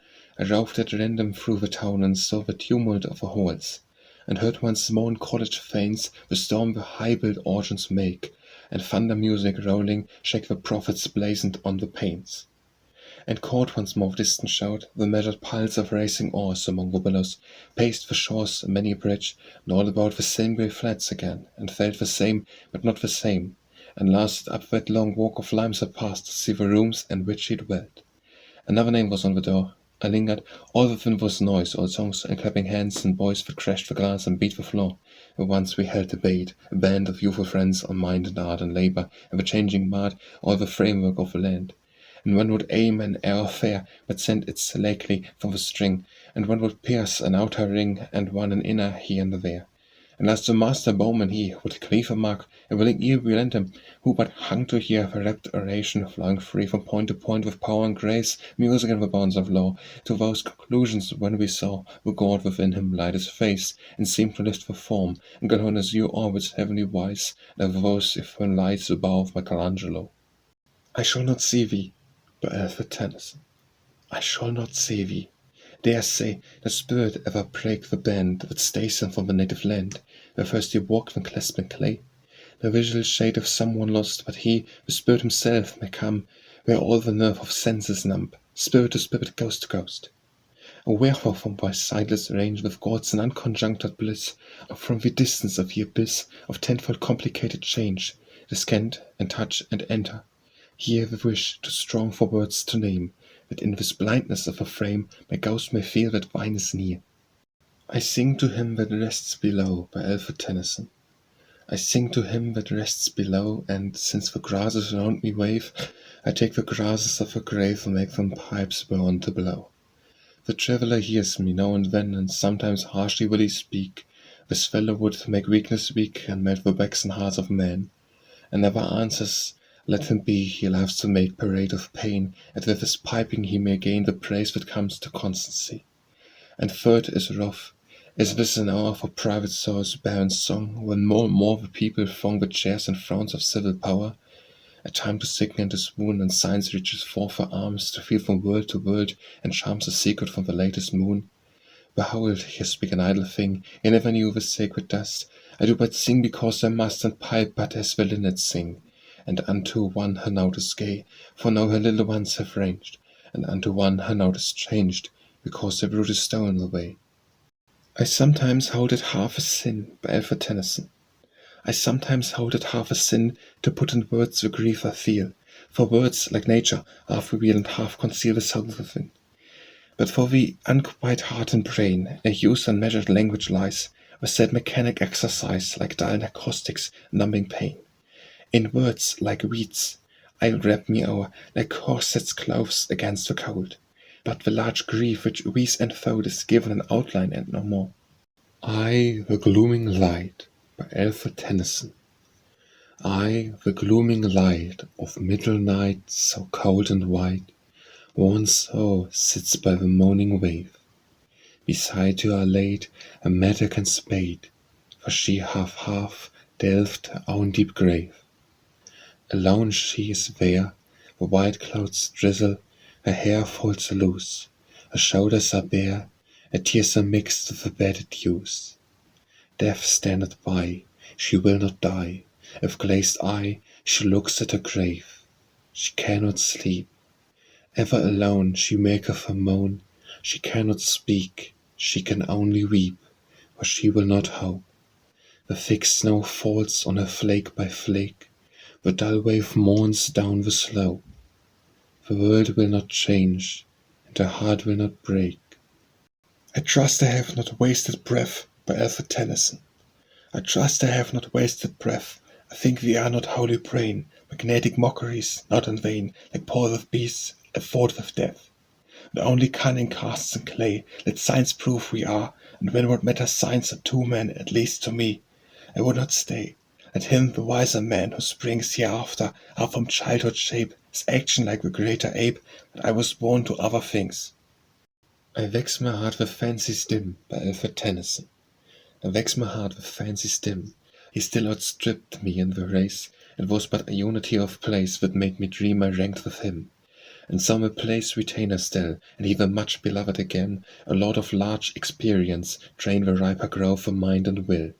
And what delights can equal those that stir the spirit's inner deeps, and one that laughs but knows not, reaps the truth from one that loves and knows? Awake not any void with death, by Alfred Tennyson. Awake not any void with death, for changes wrought in form and face, no law life that earth's embrace may breathe with him can thrive with faith. Eternal process moving on from state to state the spirit walks, and these about the shattered stalks, a ruined chrysalis of one. No blame my death, because he bear the use of virtue out of earth, and no transplanted human worth with bloom to profit otherwhere. For this alone on death I wreck, a wrath that garners in my heart, he put out lives so far apart, he cannot hear each other speak. Awake I rise from end to end, by Alfred Tennyson. Awake I rise from end to end, for the landscape underneath, I find no place that does not breathe some gracious memory of my friend. No grey old branch, or lonely fold, or low morass and whispering reed, or simple stile from mead to mead, or sheep-walker up the windy wold. No hoary knoll of ashen haw that hears the latest linnet trill, no quarry trenched along the hill and haunted by the wrangling daw. No runlet twinkling of a rock, no pastoral rivulet that swerves to left and right through meadowy curves that feed the mothers of the flock. But each has pledged a kindred eye, and each reflects a kindlier day, and leaving these to pass away, I think once more he seems to die. I will not shut me from my kind, by Alfred Tennyson. I will not shut me from my kind, and, lest I stiffen into stone, I will not eat my heart alone, nor feed with sighs a passing wind. What profit lies in barren faith and vacant yearning, wove with might to scale the heaven's highest height, or dive below the wells of death? What find I in the highest place, but mine own phantom chanting hymns? And on the depths of death there swims the reflex of a human face. I'd rather take what fruit may be of sorrow under human skies, They said that so makes us wise, whatever wisdom sleep with thee. If any vague desire should rise, by Alfred Tennyson. If any vague desire should rise, the holy death where Alfred died had moved me kindly from his side and dropped the dust on tearless eyes. And fancy shapes as fancy can, a grief my loss in him had wrought, a grief as deep as life or thought, but stayed in peace with God and man. Make a picture in the brain, I hear the sentence that he speaks, he bears the burthen of the weeks, but turns his burthen into gain. His credit thus should set me free, and influence rich to soothe and save. Unused example from the grave, reach out deed hands to comfort me. If any vision should reveal, by Alfred Tennyson. If any vision should reveal, by likeness, I might count it vain, as but the canker of a brain. Ye Voice Spake and made appeal to changes where our lots were cast together in the days behind, I might but say, I hear a wind of memory murmuring the past.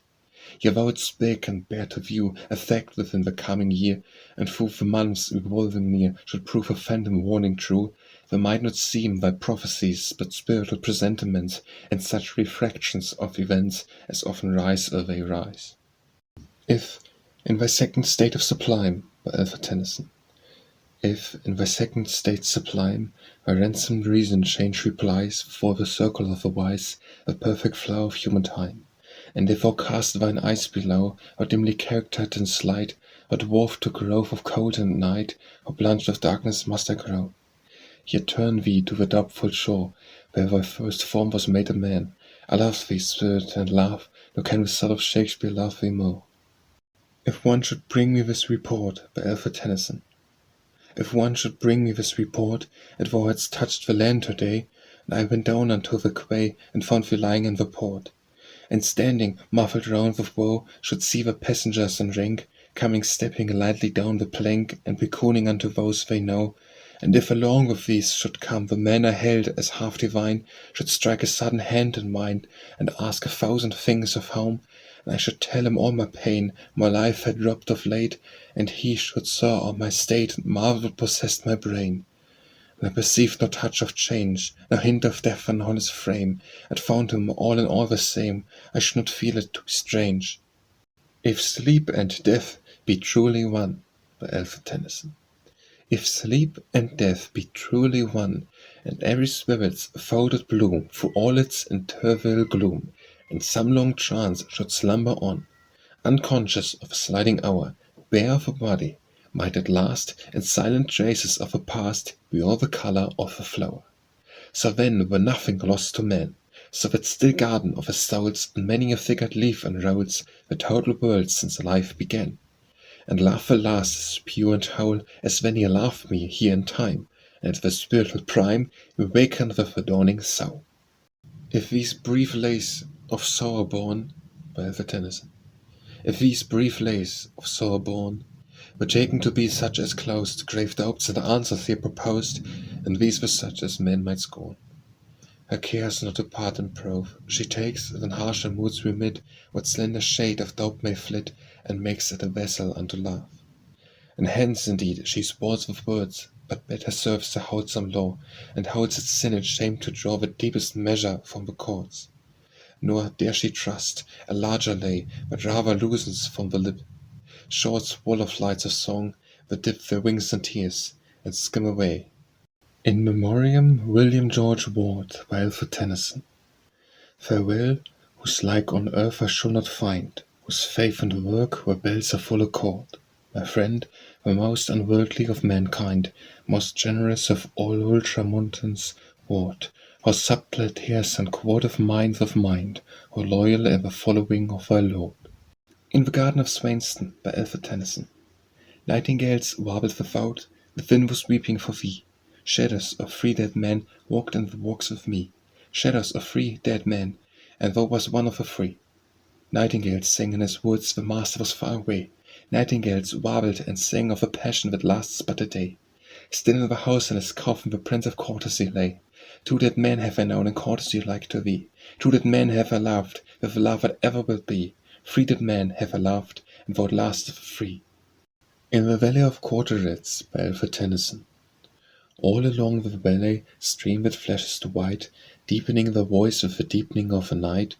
all along the valley where the waters flow, I walked with one I loved 32 years ago. All along the valley while I walk today, the 32 years were a mist that roads away. For all along the valley, down the rocky bed, the living voice to me was as the voice of the dead. And all along the valley, by rock and cave and tree, the voice of the dead was a living voice to me. In those sad works I took farewell by Alfred Tennyson. In those sad works I took farewell, like echoes in sepulchral halls, as drop by drop the waterfalls and vaults and catacombs they fell. And, falling, idle brook the peace of hearts that beat from day to day, half conscious of their dying clay, and those cold crypts the vacial keys. The high muse answered, wherefore grieve, my brethren with a fruitless tear? Abide a little longer here, and thou shalt take a nobler leave. Is it, then, regret for buried time? By Alfred Tennyson. Is it, then, regret for buried time that keenly and sweet April wakes and meets the year and gives and takes the colours of a crescent prime? Not all the songs for stirring air, the life reorient out of dust, cry for the sense to have and trust in that which made the world so fair. Not all regret, the face will shine upon me while I muse alone, that yet dear voice that I have known will speak to me of me and mine. Yet less of sorrow lives in me for days of happy commune dead, less yearning for the friendship fled, that some strong bond which is to be. Isabel by Alfred Tennyson. Eyes not down-dropped nor over-bright, but fed with the clear-pointed flame of chastity, clear without heat, undying, tended by pure vestal thoughts in a translucent vein of a still spirit, locks not wide dispread, Madonna wise on either side her head, sweet lips whereon perpetually drain the summer calm of golden charity, where fixed shadows of a fixed mood, the word Isabel, the crown and head, the stately flower of female fortitude, of perfect wifehood and pure lowlihead. The intuitive decision of a bright and four-hedged intellect to part error from crime, a prudence to withhold, the laws of wifehood charactered in gold upon the blenched tablets of her heart, a love still burning upward giving light to read those laws, an accent very low and blandishment, but a most silver flow of subtle paced counsel and distress, right to the heart and brain though undescried, winning its way with extreme gentleness through all the outworks of suspicious pride, a courage to endure and to obey, a hate of gossip, parlance, and of sway, crowned Isabel through all her placid life, the queen of marriage, a most perfect wife. The mellowed reflex of the winter moon, a clear stream flowing with a muddy one, till in its onward current it absorbs, with swifter movement and in purer light, the vexed eddies of its wayward brother, a leaning and upbearing parasite, clothing in stem, which else had fallen quiet, with clustered flower belts and ambrosial orbs of rich fruit bunches leaning on each other, shadow for thee. The world hath not another, where all the fairest forms are types of thee, and thou of God in thy great charity, of such a finished chastened purity. It is the day when he was born, by Alfred Tennyson. It is the day when he was born, a bitter day that early sank behind a purple frosty bank of vapour, leaving night forlorn. The time admits not flowers or leaves to deck the banquet. Fiercely flies the blast of north and east, and ice makes daggers at the sharpened eaves, and bristles all the brakes and thorns to yon hard crescent, as she hangs above the wood which grides and clangs its leafless ribs and iron horns. Together in the drifts that pass to darken the rolling brine that breaks the coast, but fetch the wine, arrange the board, and brim the glass. Bring in great logs, and let them lie to make a solid core feed, be cheerful-minded, talk and treat of all things even as you were by. We keep the day, the festal cheer with books and music, surely we will drink to him, whate'er he be, and sing the songs he loved to hear. Kate, by Alfred Lord Tennyson. I know her by her angry air, her bright black eyes, her bright black hair, her rapid laugh as wild and shrill as the laugh of a woodpecker from the bosom of a hill. This Kate she saith what she will, for Kate of an unbridled tongue, clear as the twangling of a harp. Her heart is like a throbbing star. Kate hath a spirit ever strung like a new bow, and bright and sharp as edges of a scimitar. When should she take a fitting mate? For Kate no common love doth feel. A woman's soldier, gallant Kate, is pure and true as blades of steel. Kate save the world is void of might. Kate save the man I gilded flies. Kate snips the fingers at my woes. Kate will not hear of lover's sighs. I would have were an armed knight, far famed for well-won enterprise, and wearing on my swarthy brows the garland of new-reft emprise. For in a moment I would pierce the blackest files of clenching fight, and strongly strike to left and right, and dreaming of my lady's eyes. Oh, Kate laughs with the bold and fierce, but none are bold enough for Kate. She cannot find a fitting mate. Lady Clara Vera de Vera by Alfred Tennyson. Lady Clara Vera de Vera, of me you shall not win renown.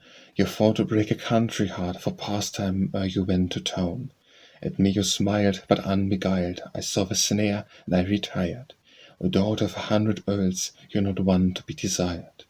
Lady Clara Vera de Vera, and now you proud to bear your name. Your pride is yet nor made for mine, too proud to care from whence I came.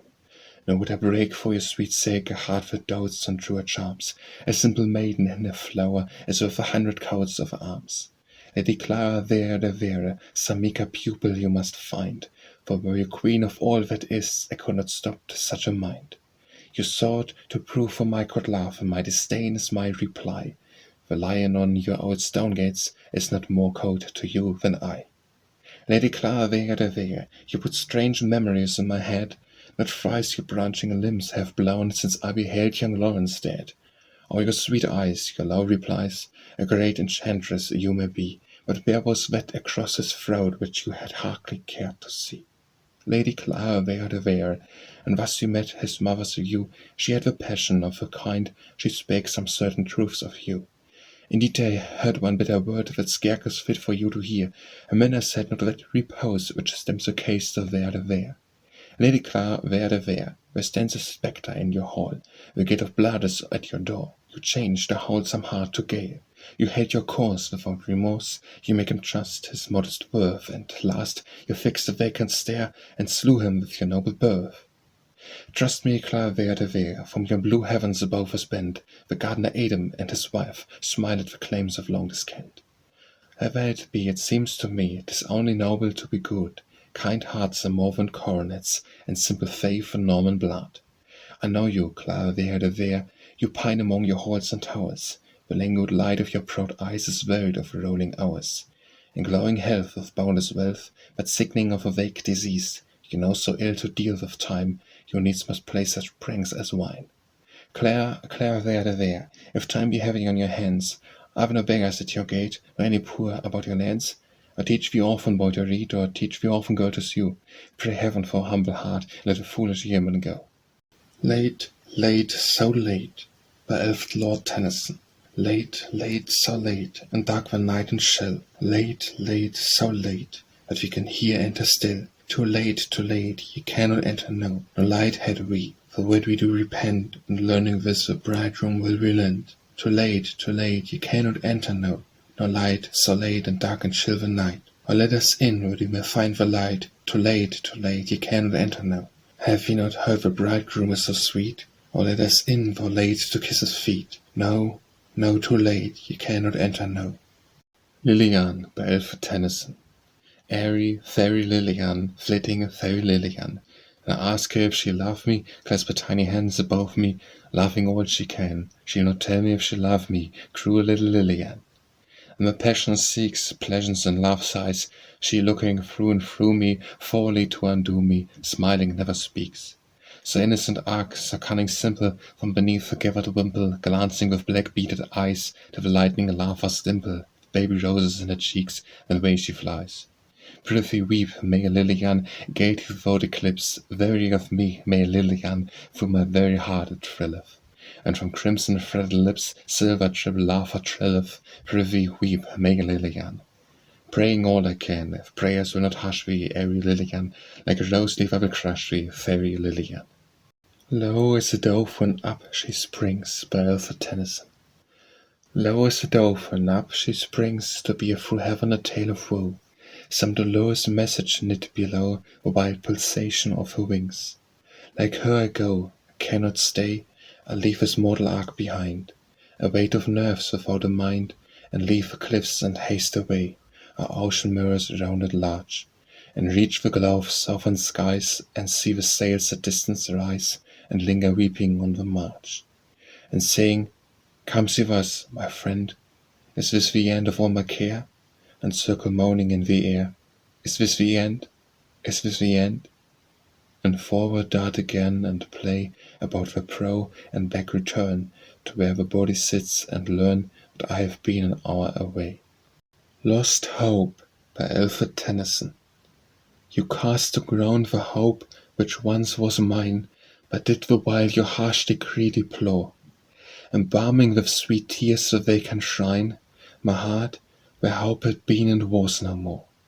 So on in the oaken sprout a goodly acorn grew, but winds from heaven shook the acorn out, and filled the cup with dew.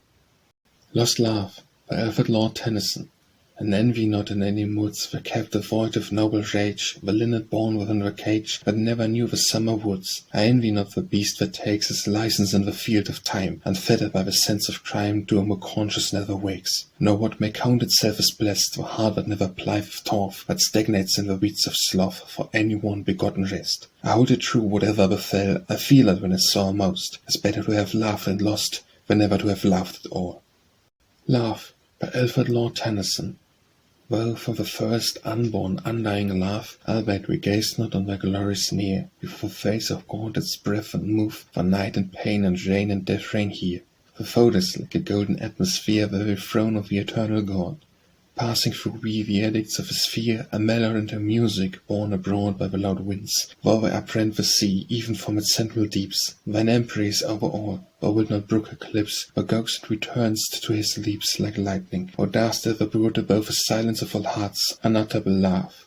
To know thee is all wisdom, and all age is but to know thee. Dimly we behold thee, for the veils of evils which enfold thee. We beat upon our aching hearts and rake, we cry to thee, we deem the world-wide tomb, as dwellers in lone planets look upon the mighty disk of the majestic sun. Hellowed in awful chasms of reeling gloom, making their datum, so we gaze on thee. Come, thou of many crowns, white-rocked love, a rent to veil and train, all men adore thee, heaven crieth after thee. Earth waiteth for thee, breathe on thy winged throne, and it shall move in music and in light over land and sea.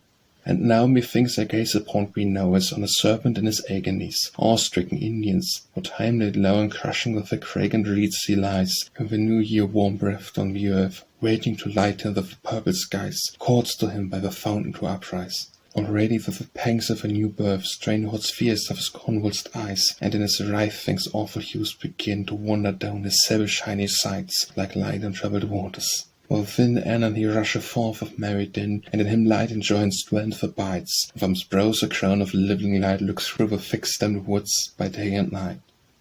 Love and Death by Alfred Lord Tennyson. What time the mighty moon was gathering a light, Love paced the fine with plots of paradise, and all about and rolled his lustrous eyes. When turning round the chasier, full in view, Death walking all alone beneath a yew, and talking to himself first met his sight. You must be gone, said Death, these walks are mine. Love wept and spread his sheeny wings for flight, yet ere he parted said, this hour is wine. Thou art the shadow of life, and as the tree stands in the sun, and shadows all beneath, sun the light of great eternity, life imminent creates the shade of death. The shadow passeth, and the tree shall fall, but I shall reign forever over all. Love and Sorrow by Alfred Tennyson. O maiden, fresher than the first green leaf, with which the fearful springtide flecks the lea, weep not, Almeida, that I say to thee, that thou hast half my heart, for bitter grief doth hold the other half in sovereignty. Thou art my heart's sun and love's crystalline, yet on both sides at once thou canst not shine. Thine is the bright side of my heart, and thine my heart's day, but the shadow of my heart, issue of its own substance, my heart's night, thou canst not lighten, even with thy light, all powerful and beauty as thou art. Almeida, if my heart were substanceless, then might thy rays pass through to the other side, so swiftly that they nowhere would abide, but lose themselves in utter emptiness. Half light, half shadow, let my spirit sleep. They never learned to laugh, who never knew to weep. Love is and was my lord and king by Alfred Tennyson. Love is and was my lord and king, and in his presence I attend to hear the tidings of my friend, which every hour his courtiers bring.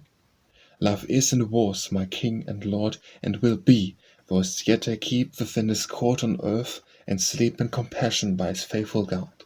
And he at times a sentinel, that moves about from place to place, and whispers to the vast of space among the worlds that all is well. Love, Pride and Forgetfulness by Alfred Tennyson.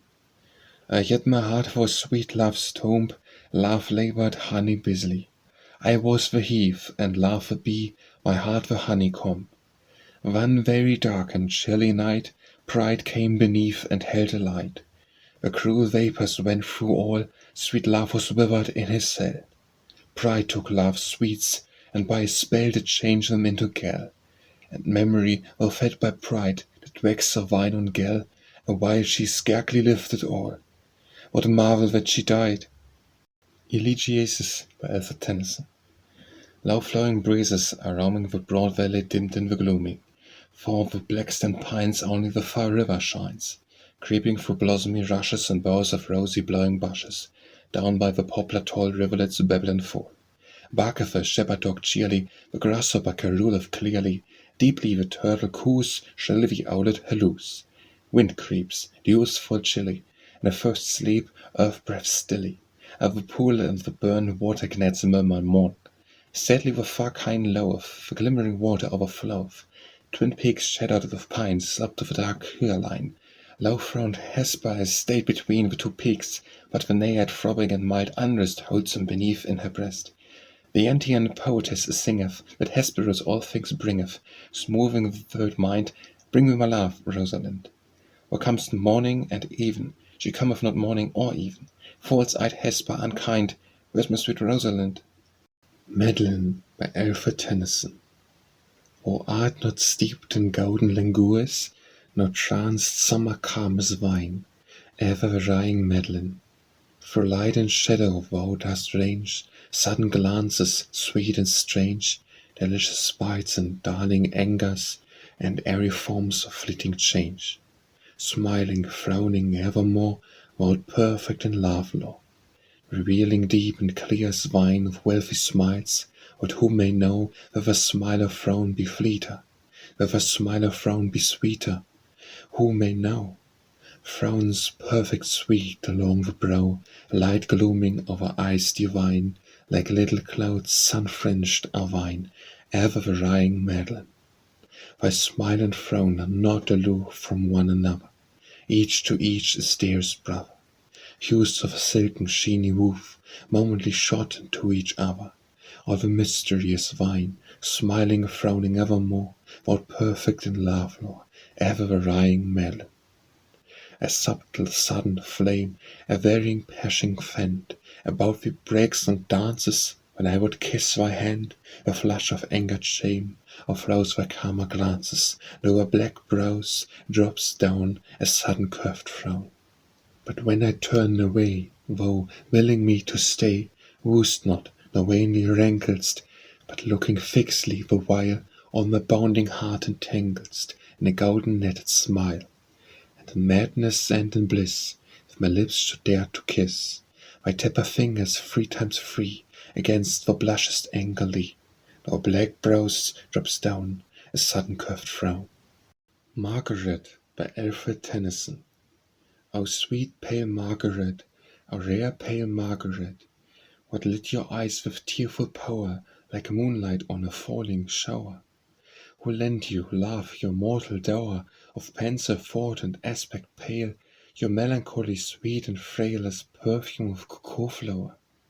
From the westward winding flood, from the evening lighted wood, from all things outward, you have won a tearful grace, as thou who stood between the rainbow and the sun.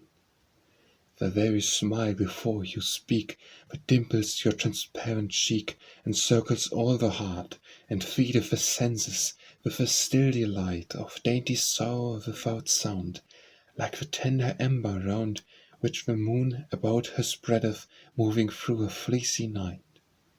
Yon laugh, remaining peacefully, to hear the murmur of a strife, but enter not the toil of life. Your spirit is the calmed sea, laid by the tumult of a fight.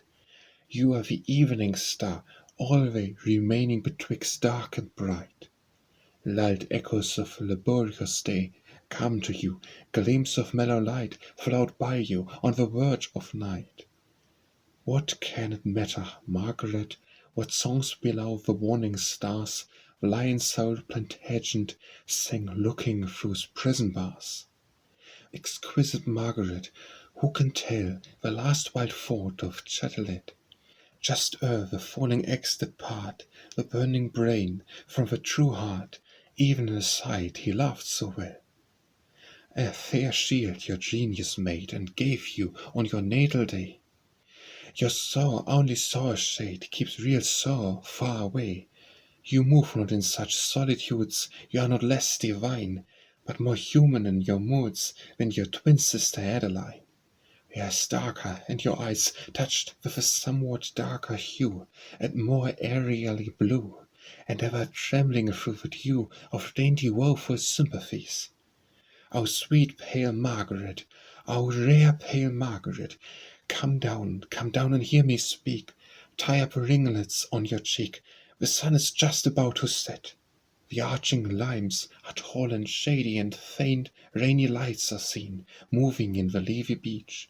Rise from the feast of sorrow, lady, where all day long you sit between joy and woe, and whisper each, only look across the lawn.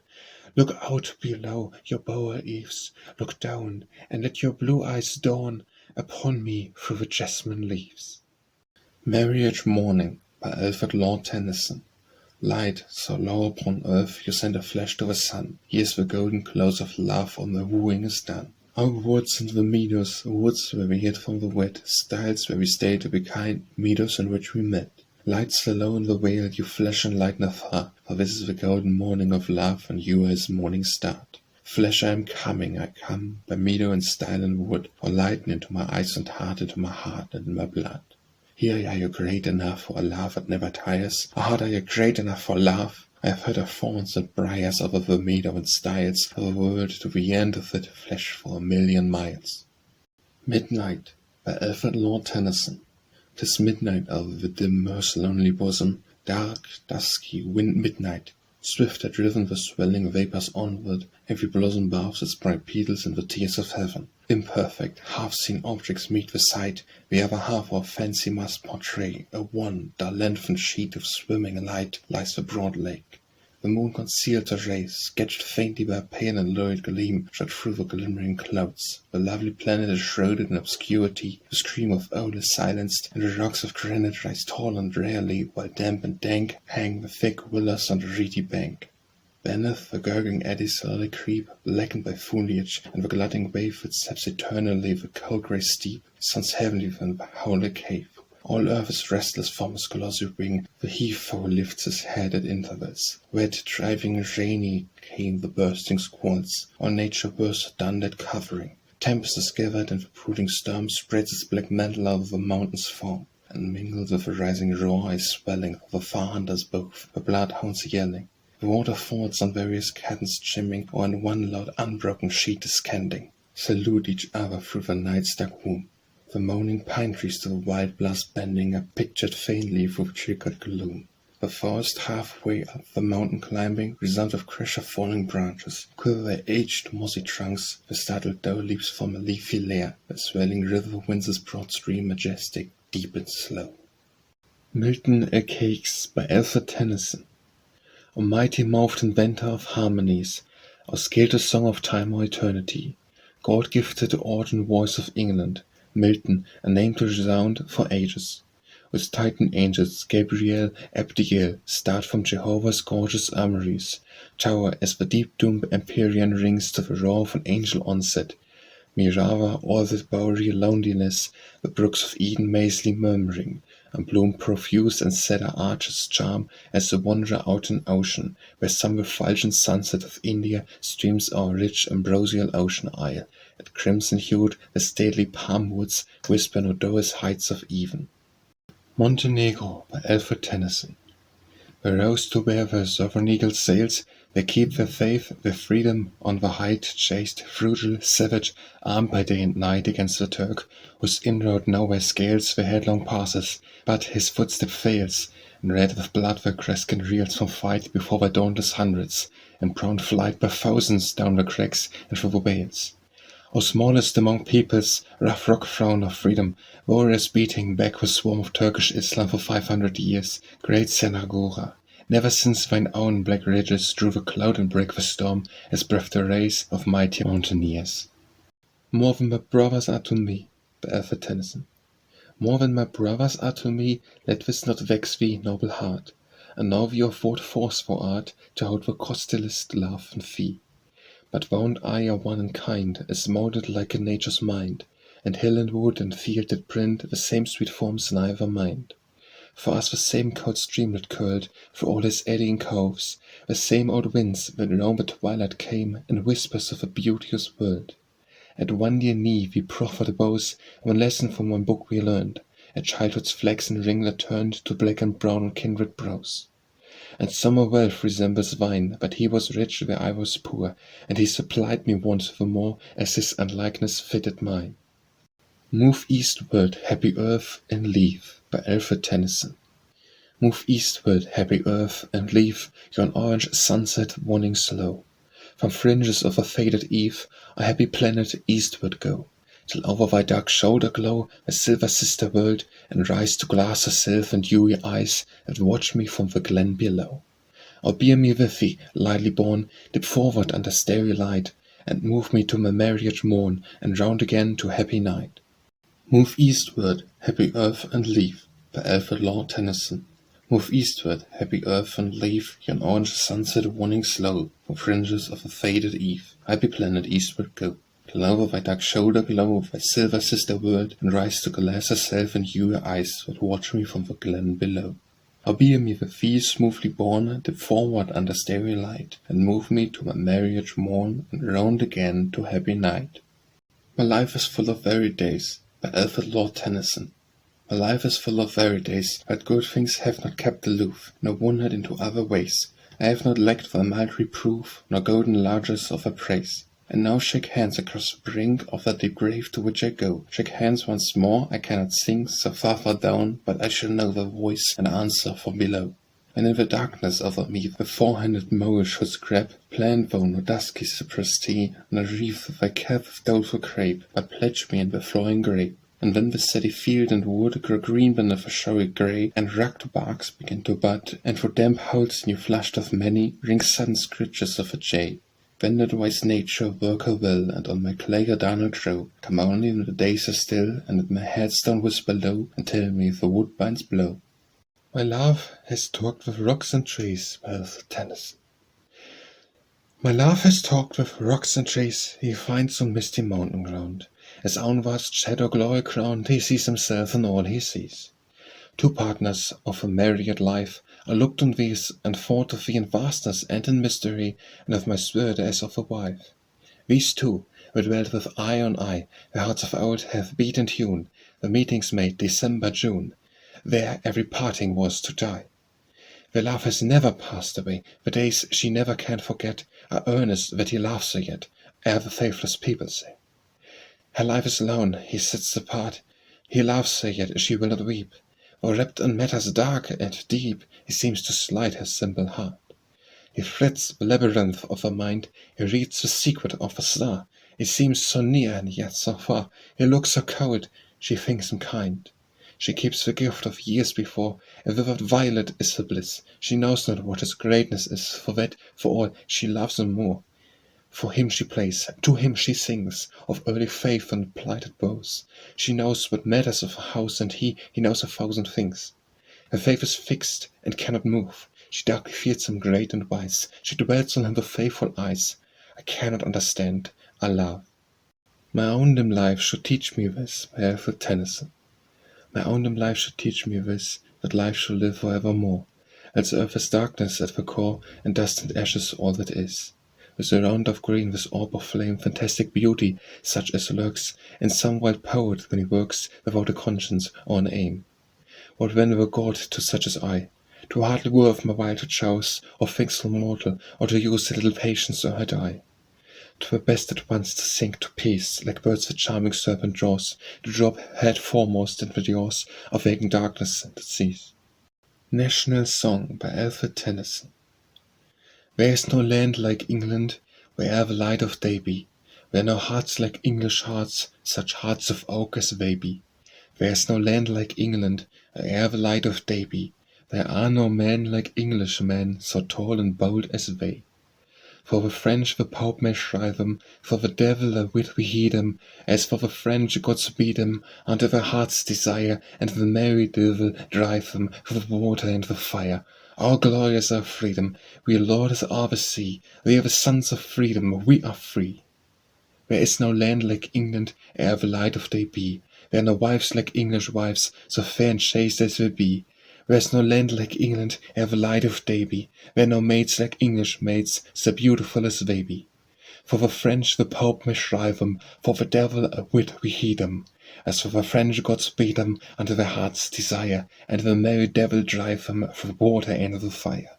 Oh, glorious our freedom, we lord it o'er the sea, we are the sons of freedom, we are free. Nothing Will Die by Alfred Lord Tennyson. When will the stream be aweary of flowing under my eye?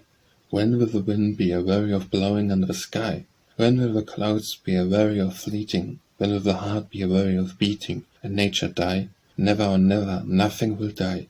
The stream flows, the wind blows, the cloud fleets, the heart beats, nothing will die.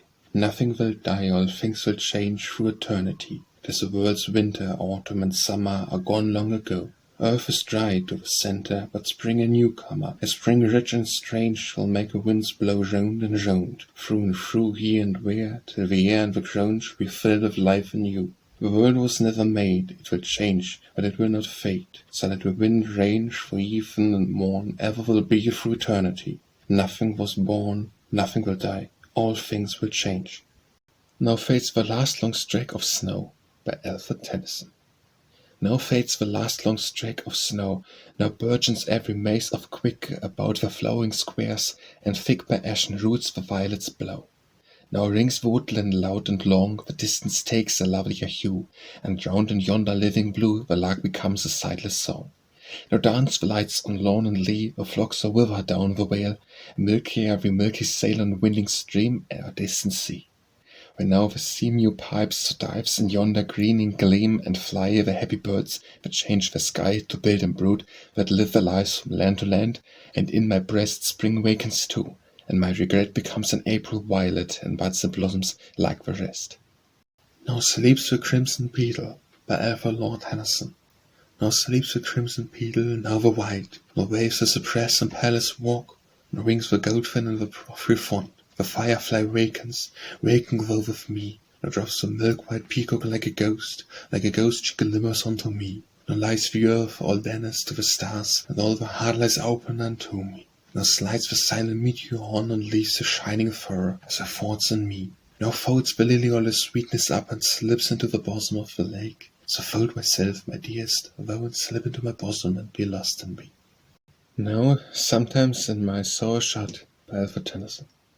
Now, sometimes in my sorrow shut, or breaking into a song by fits, alone to where he sits, the shitter clogged from head to foot, who keeps the keys of all the creeds, I wander, often falling lame, and looking back to whence I came, or on to where the pathway leads, crying how changed from where I'd ran, for lands where not a leaf was dump, at all the lavish hills would hum the murmur of a happy pen. When each by turns was guide to each, and fancy light from fancy court, and thought leapt out to wet the thought, ere thought could wet itself of speech.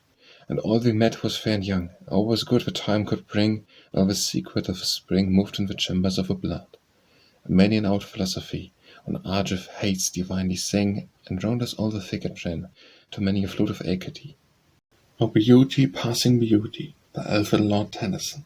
O beauty, passing beauty, sweetest sweet, how can thou let me waste my youth in sighs? I only asked to sit beside thy feet, for nowst I dare not look into thine eyes. Might I but kiss thy hand, I dare not fold my arms about me, scarcely dare to speak. And nothing seems to me so wild and bold, as if one kiss to touch thy blessed cheek. Methinks if I should kiss thee, no control within the thrilling brain could keep afloat the subtle spirit. Even when I spoke, the bare word kiss hath made my inner soul to tremble like a lute string, where the note hath melted in the silence that it broke. O darling room, by Alfred Tennyson. O darling room, my heart's delight, dear room, the ample of my sight, with thy 2 couches soft and white, there's no room so exquisite, no little room so warm and bright, wherein to read, wherein to write. For I the non-worth have seen, and over winter's vineyards green, musical Lollet, between the hills to Bingen have I been, Bingen and Darmstadt, where the rain curves towards Mainz, a woody scene. Yet never did there meet my sight in any town, to left or right, a little room so exquisite, with 2 such couches, soft and white, not any room so warm and bright, wherein to read, wherein to write. O days and hours, your work is this, by Alfred Tennyson. O days and hours, your work is this, to hold me from my proper place, a little while from his embrace, for fuller gain of after bliss. That out of distance might ensue desire of nearness doubly sweet, and unto meeting, when we meet, delight 100-fold accrue. For every grain of sand that runs, and every span of shade that steals, and every kiss of toothed wheels, and all the courses of the suns. A living will that shall endure, by Alfred Tennyson. A living will that shall endure, and all that seems shall suffer shock, rise in the spiritual rock, flow through our deeds, and make them pure. A wing may lift from out the dust, a voice is unto him that hears, a cry above the conquered years, to one that with us works, and trust the faith that comes of self-control, the truths that never can be proved, to the close of all we loved, all the flow forms soul and soul. O love, love, love, by Alfred Tennyson. O love, love, love, O withering might, O sun that at thy noonday height shudderst when I strain my sight, throbbing through all the heat and light. Lo, falling from a constant mind, lo, parched and withered, deaf and blind, I whirl like leaves in roaring wind. Last night, when someone spoke his name, from my swift blood that went and came, 1,000 little shafts of flame were shivered in my narrow frame. O love of fire, once he drew with one long kiss my whole soul through, my lips as sunlight drinketh dew. Before he mounts the hill, I know he cometh quickly. From below sweet gales, as from deep gardens, blow before him, striking on my brow. In my dry brain my spirit soon, down depending from swoon to swoon, faints like a dazzled morning moon. The wind sounds like a silver wire, and from beyond the noon a fire is poured upon the hills, and nigher the skies stop down in their desire, and isled in sudden seas of light, my heart, pierced through the fierce delight, bursts into blossom in his sight. My whole soul, waiting silently, all naked in a sultry sky, drops blinded with a shining eye. I will possess him, or will die.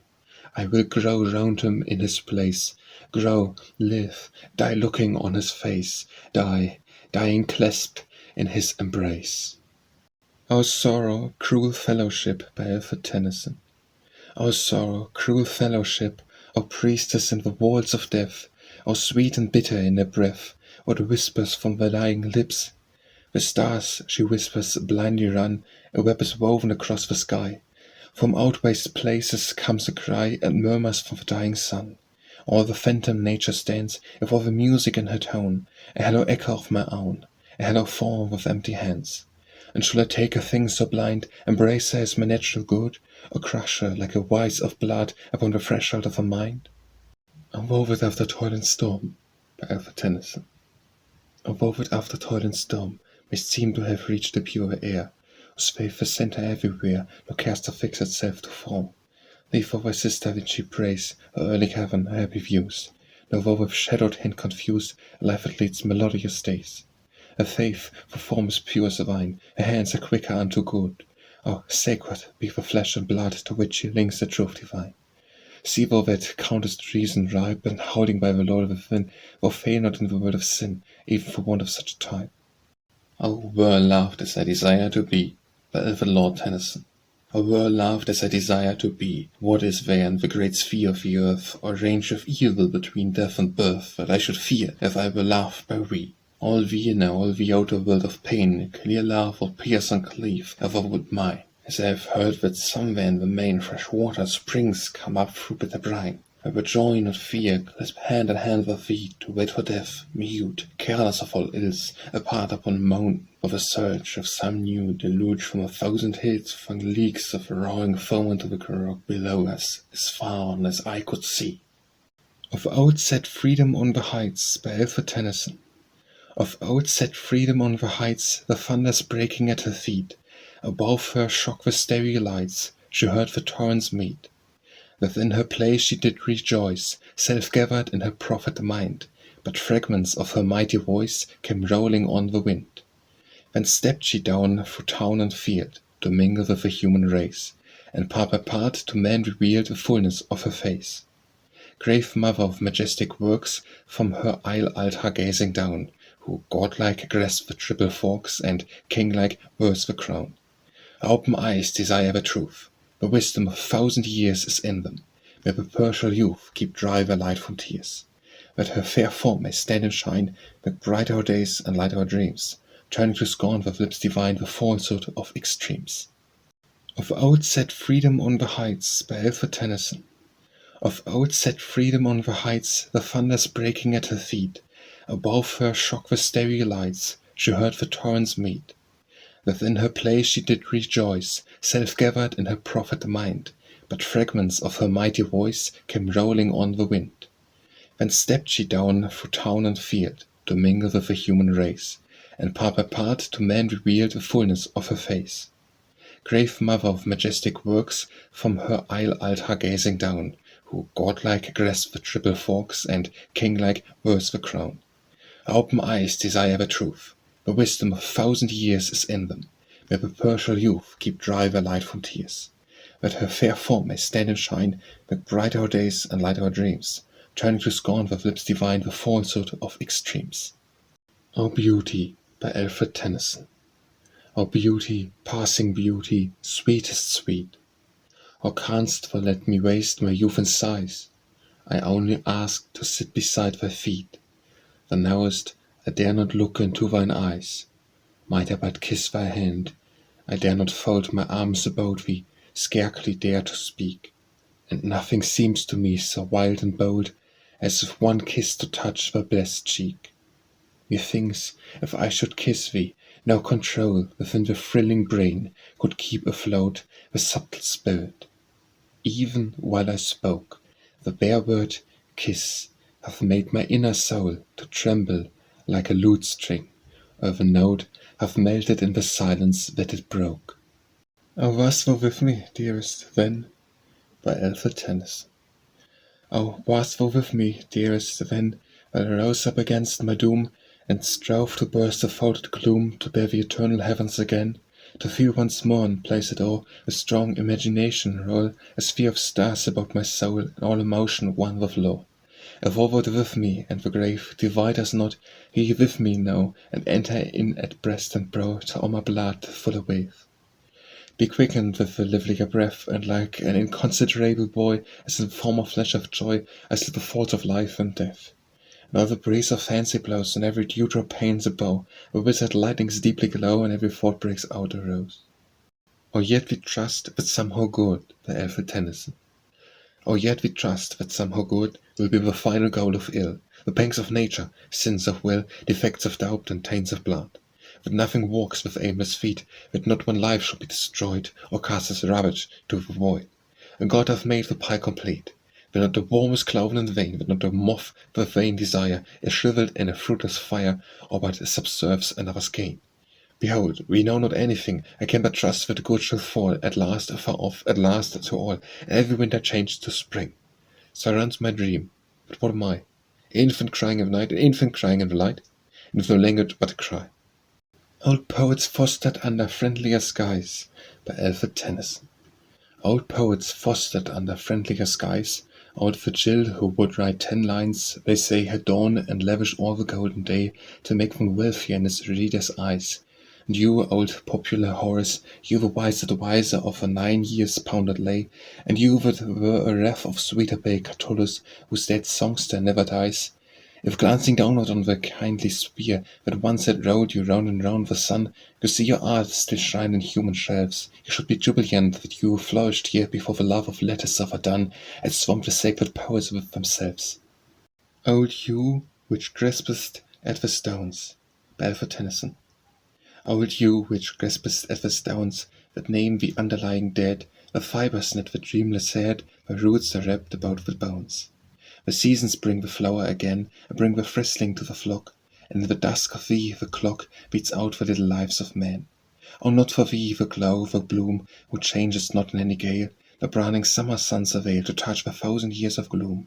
And gazing on thee, sullen tree, sick for thy stubborn hardihood, I seem to fail from out my blood and grow incorporate into thee. On a Mourner, by Alfred Lord Tennyson. Nature, so far as in her lies, imitates God and turns her face to every land beneath the skies, counts nothing which she meets with base, but lives and loves in every place. Fills out the homely quickset screens, and makes the purple lilac ripe, steps down the airy hill and greens the swamp, the hum, the dropping slithe of moss and braided marish pipe. And on thy heart a finger lays, saying, beat quicker, for the time is pleasant in the woods, and ways are pleasant in the beach, and limb put forth and feel like a ladder climb. And murmurs of the deeper voice, going before to some far shrine, teach that sick heart a stronger voice, till all the life one way incline, the one white will that closes wine. And when the zoning eve has died, where yon dark valleys wind forlorn, come hope and memories, both and bright, from out the borders of the morn, that fair child betwixt them born. And when our mortal motion jars and blackness around the tombing zod, through silence and trembling stars, comes fate, from tracts no feet have trodden virtue like a household god. Promising empires such as those once heard at dead of night to greet Troy's wandering prince, so witty rose of sacrifice, while all the fleet had rest by stony hills of Crete. On the Jubilee of Queen Victoria, by Alfred Tennyson. 50 times the rose has flowered and faded, 50 times the golden harvest fallen, since our queen assumed the globe, the sceptre. She beloved for kindliness, rare in fable or history, Queen and Empress of India, crowned so long with diadem, never worn by worthier, now with prosperous auguries, comes at last to the bounteous, crowning year of her jubilee. Nothing of the lawless of despot, nothing of the vulgar or vainglorious, all is gracious, gentle, great and queenly. You then joyfully, all of you, set the mountain aflame tonight. Shoot your stars till the firmament, deck your houses, illuminate all your towns for festival, and each let the multitude, loyal each to the heart of it, one with voice of allegiance, hail the fair ceremonial of this year of her jubilee. Queen as to the womanhood as queenhood, glorying in the glories of her people, soaring with the sorrows of the lowest.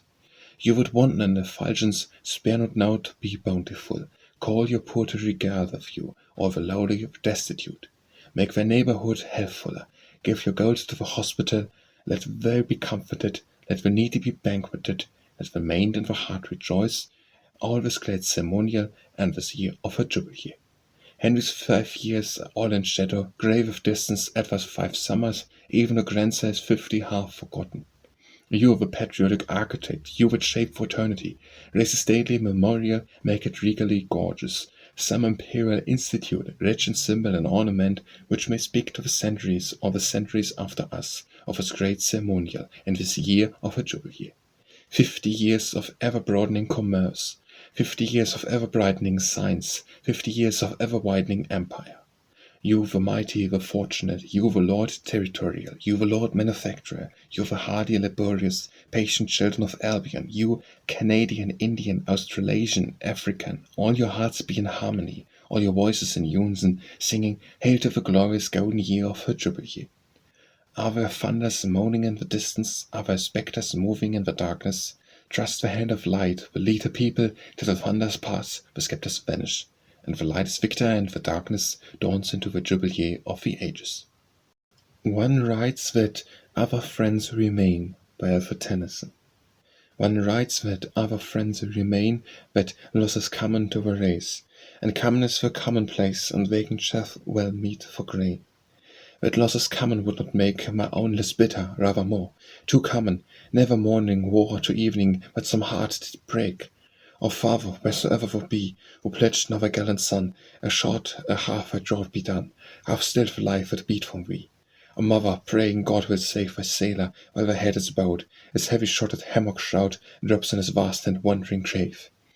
Ye know no more than I who wrought in that last hour to please him well, who mused on all I had to tell, and something written, something thought, expecting still his advent home, ever met him on his way, with wishes thinking, here today or here tomorrow will he come. Or somewhere meek and conscious thou, that sittest strange in cold and hair, and glad to find thyself so fair, poor child, that waitest for thy love. For now her father's chimney glows in expectation of a guest, and thinking, this will please him best, she takes a ribbon or a rose. For he will see them on to-night, and with the thought her colours burns, and having left the glass, she turns once more to set a ringlet right.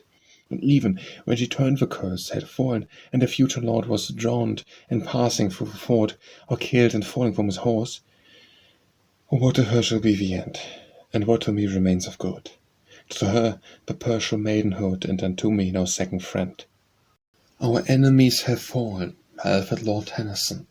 Our enemies have fallen, The little seed they laughed at in the dark has risen and cleft the soil and grown a bulk of spanless girth that lays on every side 1,000 arms and rushed to the sun. Our enemies have fallen, They come the leaves were wet with women's tears. We heard the noise of songs we would not understand. We marked with a red cross the fall and would have strewn in and have fallen themselves. Our enemies have fallen, They come, the woodmen with their axes, love a tree. But we will make it for the hearth, and shaped plank and beam for roof and floor, and boats and bridges for the use of men. Our enemies have fallen, They struck with their own blows, they hurt themselves, they knew where dwelt on Iron Age and the green. The glittering axe was broken in their arms were shattered to the shoulder blade. Our enemies have fallen, but we shall grow a night of summer from the heat, a breath of autumn, dropping fruits of power. And rode with music in a growing breeze of time, the top shall strike from star to star, the thing shall move the stony bases of the world. Please come away, a song of woe, by Alfred Tennyson. Peace, come away. The song of woe is after all an earthly song. Peace, come away. We do him wrong to sing so wildly. Let us go. Come, let us go. Your cheeks are pale, but half my life I leave behind. Methinks my friend is richly shrined, but I shall pass, my book will fail. Yet in these ears, till hearing dies, whence its slow bell will seem to toll the passing of the sweetest soul that ever looked with human eyes. I hear it now, eternal greetings to the dead, and Ave said, adieu, adieu, for evermore. Poets and Critics, by Alfred Lord Tennyson. This thing is a rage, helter-skelter runs the age. Minds on this round earth of ours, very like the leaves and flowers, fashioned after certain laws, sing but low or loud or sweet, all at all points, for canst not meet, some will pass and some will pause. What is true at last will tell, few at first the place we will, some to low would have we shine, some to high in our font of wine, hold wine own and work thy will. Year will grace the heel of year, but seldom comes the poet here, and the critics rarer still. Politics, by Alfred Lord Tennyson. We move, the wheel must always move, nor always on the plain, and if we move to such a goal as wisdom hopes to gain, when you would drive, and now your craft will firmly hold the rein, nor lend an ear to random cries, or you may drive in vain, or some quite quick and some quite slow, but while the hills remain uphill too slow will need the whip downhill to quick the chain. Prefatory Poem to My Brother's Sonnets, by Alfred Tennyson. Midnight, I know midsummer tune the breakers lash the shores. The cuckoo for joyless June is calling out of doors. And thou hast vanished from thine own to that which looks like rest, true brother, only to be known by those who love thee best. Midnight and joyless June gone by, and from the deluged park cuckoo of the worst July is calling through the dark. But though it's silent underground, thee streams the rain, true poet, surely to be found when truth is found again. And now in these unsummered skies the summer bird is still, for off a phantom cuckoo cries from out a phantom hill. And through this midnight breaks the sun of 60 years away, the light of days when life began, the days that seemed today. When all my griefs were shared with thee, as all my hopes were thine, as all the world was one with me, may all thou art be mine. Requiescat, by Alfred Tennyson. Fair is your cottage in its place, where yon broad water sweetly slowly glides. It sees itself from fetch to base, dreaming the sliding tides. And fair she, but how soon to die, a quiet dream of life's hour may keys. Her peaceful being slowly passes by to some more perfect peace. Rifleman Form by Alfred Tennyson. Where's the sound of thunder afar? Storm in the south that darkens the day. Storm of battle and thunder of war, where liver do not roll our way. Storm, storm, rifleman form. Ready, be ready against the storm. Rifleman, rifleman, rifleman form. Be not deaf to the sound that warns, be not gulled by despots' plea. Are figs of thistles, or grapes of thorns? How can a despot feel with a free form, form, rifleman form? Ready, be ready to meet the storm. Rifleman, rifleman, rifleman form. Let reference for a moment go. Look and take good aims. Better a rotten borough or so than a rotten fleet and a city in flames. Storm, storm, rifleman form. Ready, be ready against the storm. Rifleman, rifleman, rifleman form. Form, be ready to do or die. Form in freedom's name and the Queen's. True, you have got such a fateful ally, but only the devil can tell what he means. Form, form, rifleman form. Ready, be ready to meet the storm. Rifleman, rifleman, rifleman form. Ring out the old, ring in the new, by Alfred Tennyson. Ring out the old, ring in the new, ring happy bells across the snow. The year is going, let him go. Ring out the false, ring in the true. Ring out a slowly dying course, and ancient forms of party strife. Ring in the nobler modes of life, with sweeter manners, pure laws. Ring out old shapes, foul disease. Ring out the nearing lust of gold. Ring out the thousand wars of old. Ring in the 1,000 years of peace. Ring in the valiant man and free, the larger heart, the kindlier hand. Ring out the darkness of a land. Ring in the Christ that is to be. Amen. Ring out wild bells by Alfred Tennyson. Ring out wild bells to the wild sky, the flying cloud, the frosty light. The year is dying in the night. Ring out wild bells and let them die. Ring out the old, ring in the new. Ring happy bells across the snow.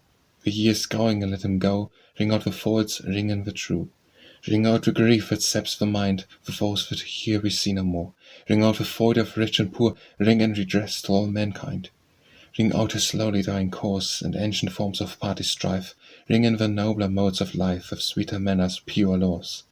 Ring out the want, the care, the sin, the faithless coldness of the times. Ring out my mournful rhymes, but ring the fuller minstrel in. Ring out false pride and place and blood, the civic slander and the spite. Ring in the love of truth and right, ring in the common love of good. Ring out old shapes of foul disease, ring out the nearing lust of gold. Ring out the 1,000 wars of old, ring in the 1,000 years of peace. Ring in the valiant man and free, the larger heart, the kindlier hand. Ring out the darkness of the land, ring in the Christ that is to be. Rises for us dim dawn again, by Alfred Tennyson. Rises for us dim dawn again, and howlst issuing out of night, with blasts that blow the poplar white, and lash with storm the streaming pain. Day, when my crowned estate begun to pine in that reverse of doom, I've sickened the every living bloom, and blurred the splendor of the sun. O usher'st in the dolorous hour with thy quick tears that make the rose pull sideways, and the daisy close her crimson fringes to the shower. Mightst the thief to winter's flame up the deep easter, whispering, played the checkerwork of beam and shade from hill to hill, it looked the same.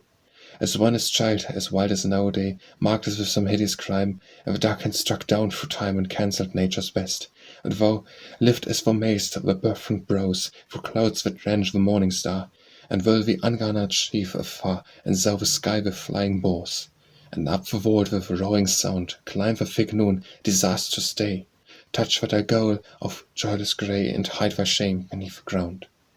Rises for us dim dawn again, by Alfred Tennyson. Rises for us dim dawn again, and howlst issuing out of night, with blasts that blow the poplar white, and lash with storm the streaming pain.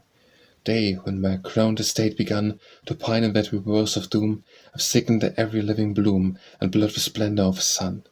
O usher'st in the dolorous hour with thy quick tears that make the rose pull sideways, and the daisy close her crimson fringes to the shower. Mightst the thief to winter's flame up the deep easter, whispering, played the checkerwork of beam and shade from hill to hill, it looked the same. as one as child, as wild as nowadays, marked as with some hideous crime, and the dark hand struck down through time and cancelled nature's best.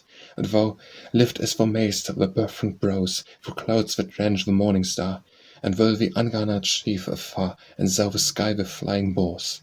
And up the vault with a roaring sound, climb the thick noon, disastrous day, touch thy goal of joyless grey, and hide thy shame beneath the ground. Said Hesper, the buried sun, by Alfred Tennyson. Said Hesper, the buried sun, and ready thou to die with him, thou watchest all things ever dim and dimmer in their glory done. The teams are loosened from the wane, the boat is drawn upon the shore, thou listens to the closing door, and life is darkened in the brain. Bright phosphor, fresher for the night, with thee the world's great work has heard beginning, and the wakeful bird. Behind thee comes the greater light. The market boat is on the stream, and voices hail it from the brink, thou hearst the village hammer clink and seest the moving of a team. Sweet Hesper, phosphor, double name, the word is one, the first, the last, though, like my present and my past, the place is changed, thou art the same.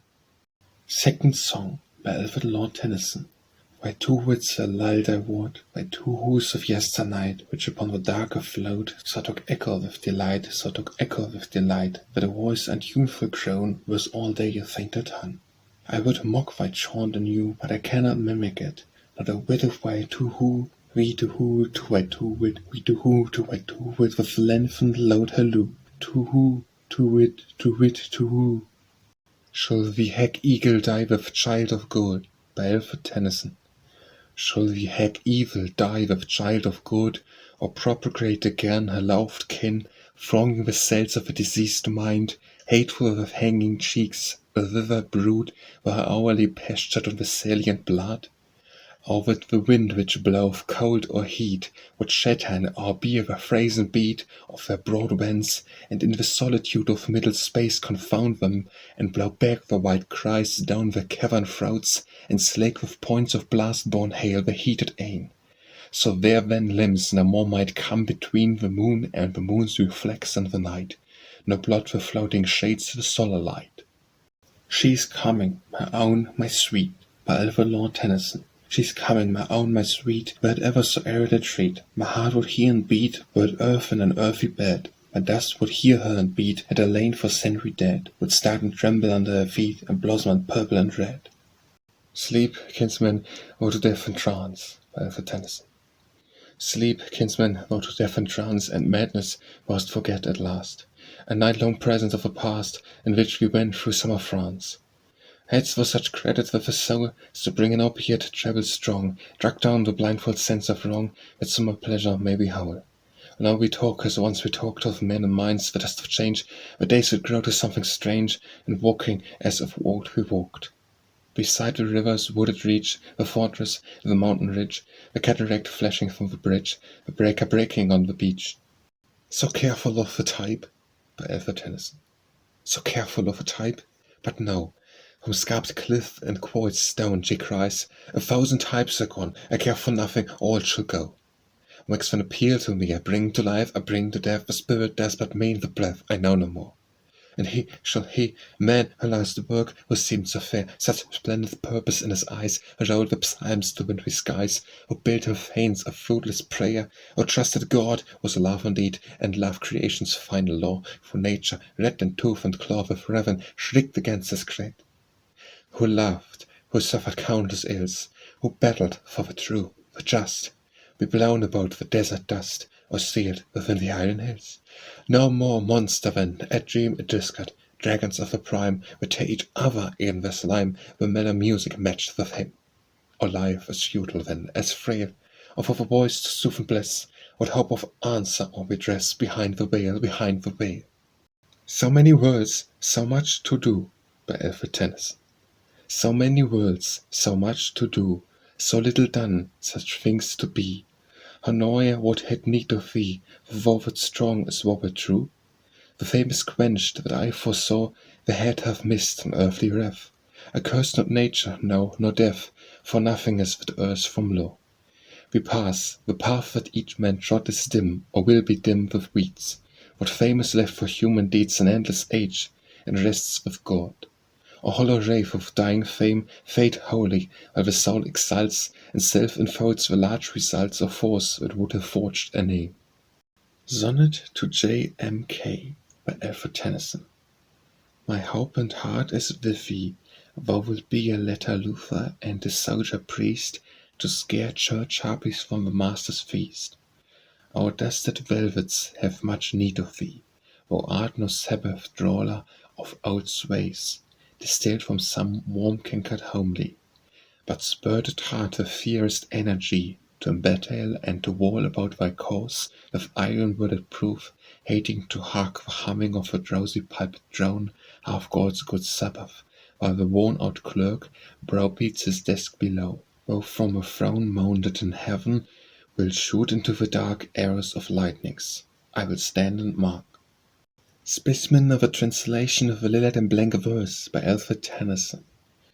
So Hector said, and sea-like roared his host, that loosed their sweating horses from the yoke, and each beside his chariot bound his own, and oxen from the city, and goodly sheep in haste they drove, and honey-hearted wine, and bread from out the houses brought, and heaped the firewood, and the winds from off the plain rolled rich vapour far into the heaven. And these all night upon the bridge of war sat glorying, many a fire before them blazed. As when in heaven the stars about the moon look beautiful, and all the winds are laid, and every height comes out, and jutting peak and valley, and the immeasurable heavens break open to the highest, and all the stars shine, and the shepherd glances in his heart. So many a fire between the ships and streams of Xanthus blazed before the towers of Troy. 1,000 on the plain, and close by each sat 50 in the blaze of burning fire. And champing golden grain the horses stood hard by their chariots, waiting for the dawn. Spring by Alfred Tennyson. Birds laugh and birds song flying here and there. Birds sung and birds laugh and youth of gold for hair. Birds song and birds laugh passing with the weather. Man's song and man's laugh to laugh once and forever. Man's laugh and birds laugh and woman's laugh and man's. And you my wren with a crown of gold, you my queen of the wrens. You the queen of the wrens, we be birds of a fever. I be king of the queen of the wrens, and all in a nest together. Still onward winds the dreary way by Alfred Tennyson. Still onward winds the dreary way, I with it, for I long to prove, no lapse of moon can canker love, whatever fickle tongues may say. And if it I which watches guilt and goodness, and have power to see within the green the moulder tree and towers fallen as soon as built, oh, if indeed that I foresee, or see, in him is now before, in more of life to life no more, and love the indifferent to be, so might I find, yet the morn breaks high over Indian seas, with shadow waiting with the keys to shout me for my proper scorn. Strong Son of God by Alfred Tennyson. Strong Son of God, immortal love, whom we that have not seen thy face, by faith and faith alone embrace, believing where we cannot prove. Thine are these orbs of light and shade, thou madest life in man and brood, thou madest death, and lo, thy foot is on the skull which thou hast made. Thou wilt not leave us in the dust, thou madest man, he knows not why, he thinks he was not made to die, and thou hast made him, thou art just. Thou seem'st human and divine, the highest, holiest manhood thou. Our wills are ours, we know not how, our wills are ours to make them thine. Our little systems have their day, they have their day and keys to be. They are but broken lights of thee, and thou, O Lord, art more than they. We have but faith, we cannot know, for knowledge is of things we see, and yet we trust it comes from thee, a beam in darkness, let it grow. Let knowledge grow from more to more, but more of reference in us dwell, that mind and soul according well may make one music as before. But vaster, we are fools and slight, we mock thee when we do not fear, but help thy foolish ones to bear, help thy vain worlds to bear thy light. Forgive what seemed my sin in me, what seemed my worth since I began, the merit lives from man to man, and not from man, O Lord, to thee. Forgive my grief for one removed, thy creature whom I found so fair. I trust he lives in thee, and there find him worthier to be loved. Forgive his wild and wandering cries, confusions of wasted youth. Forgive him where we fail in truth, in thy wisdom make me wise. Sweet after showers, ambrosial air by Alfred Tennyson. Sweet after showers, ambrosial air, it rose from the gorgeous gloom of evening over brake and bloom and meadow, slowly breathing bare, a round of space, and wrapped below for all the dewy tasseled wood, and shadowing down the horned flood and ripples, fan my brows and blow the thief of my cheek, and sigh the full new life that feeds thy breath throughout my frame, till doubt and death, ill brethren, as a fancy fly, from belt to belt of crimson seas, and leagues of odor streaming afar, to where in yonder orient star 100 spirits whisper, "Sweet and low," by Alfred Lord Tennyson. Sweet and low, wind of the western sea, low, low, breathe and blow into the western sea. How the rolling waters go, calm with the dying moon and blow him again to me, while my little one, while my pretty one sleeps. Sleep and rest, thou wilt come to me soon. Rest, rest on mother's breast, thou wilt come to me soon. Thou wilt come to us, babe in the west, silver sails all out of the west. Under the silver moon, sleep, my little one, sleep, my pretty one, sleep. Sweet soul, do with me as thou wilt, by Alfred Tennyson. Sweet soul, do with me as thou wilt. I lull a fancy, trouble tossed, with loves too precious to be lost. A little grain shall not be spilt. And in that solace can I sing, till out my painful face is wrought, there flutters up a happy thought, self-balanced on a lightsome wing. Since we deserved the name of friends, and thine effects so lives in me, a part of mine may live in thee, and move thee unto noble ends. Take wings of fancy, and descend, by Alfred Tennyson. Take wings of fancy, and descend, and the moments at her face, where all the starry heavens of space are sharpened to a needle's end. Take wings of foresight, lighten through the secular abyss to come, and lo, thy deepest lays are dumb before the mouldering of a hue. And if the maddened songs that evoke the darkness of our planet last, thine own shall wither in the vast, are half the lifetime of an oak. These have clothed their branchy boughs with 50 Mays, why songs are vain, and what are they when these remain, the ruined shells of hollow towers? Tears, idle tears, by Alfred Lord Tennyson. Tears, idle tears, I know not what we mean. Tears from the depth of some divine despair rise in the heart and gather to the eyes, and looking on the happy autumn fields, and thinking of the days that are no more. Fresh as the first beam glittering on a sail that brings her friends up from the underworld, sad as the last that reddens over one that sings with all we love below the birch. So sad, so fresh the days that are no more. Are sad and strange as in the dark summer dawns the earliest pipe of half-awakened birds, to dying ears when unto dying eyes the casement slowly grows a summering square. So sad, so strange the days that are no more. Dear as remembered kisses after death, and sweet as vows by hopeless fancy faint, on lips that are for others deepest love, deepest first love, and wild of all regret. O death and life, the days that are no more. Tears of a Widower, by Alfred Tennyson.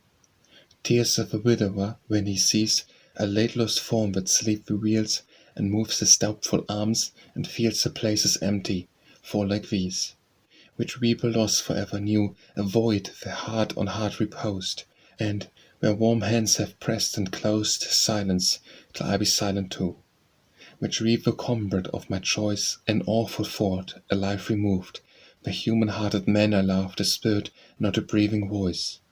Come time, and teach me many years I do not suffer in a dream, for now so strange do these things seem when eyes have leisure for their tears. Where fancies time to rise on wing, and glance about the approaching sails, and while they brought but merchants' bales, and of the burthen that they bring. That each who seems a separate whole, by Alfred Tennyson. That each who seems a separate whole should move his rounds, and fusing all the skirts of self again, should fall remerging in the general soul.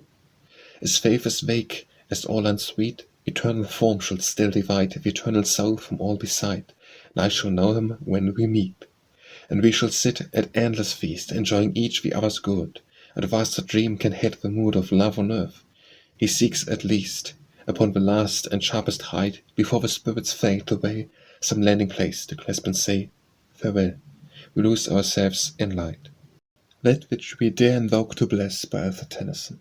That which we dare invoke to bless, thou dearest faith, our gaffliest doubt, he, they, one, all, within, without, the power and darkness whom we guess.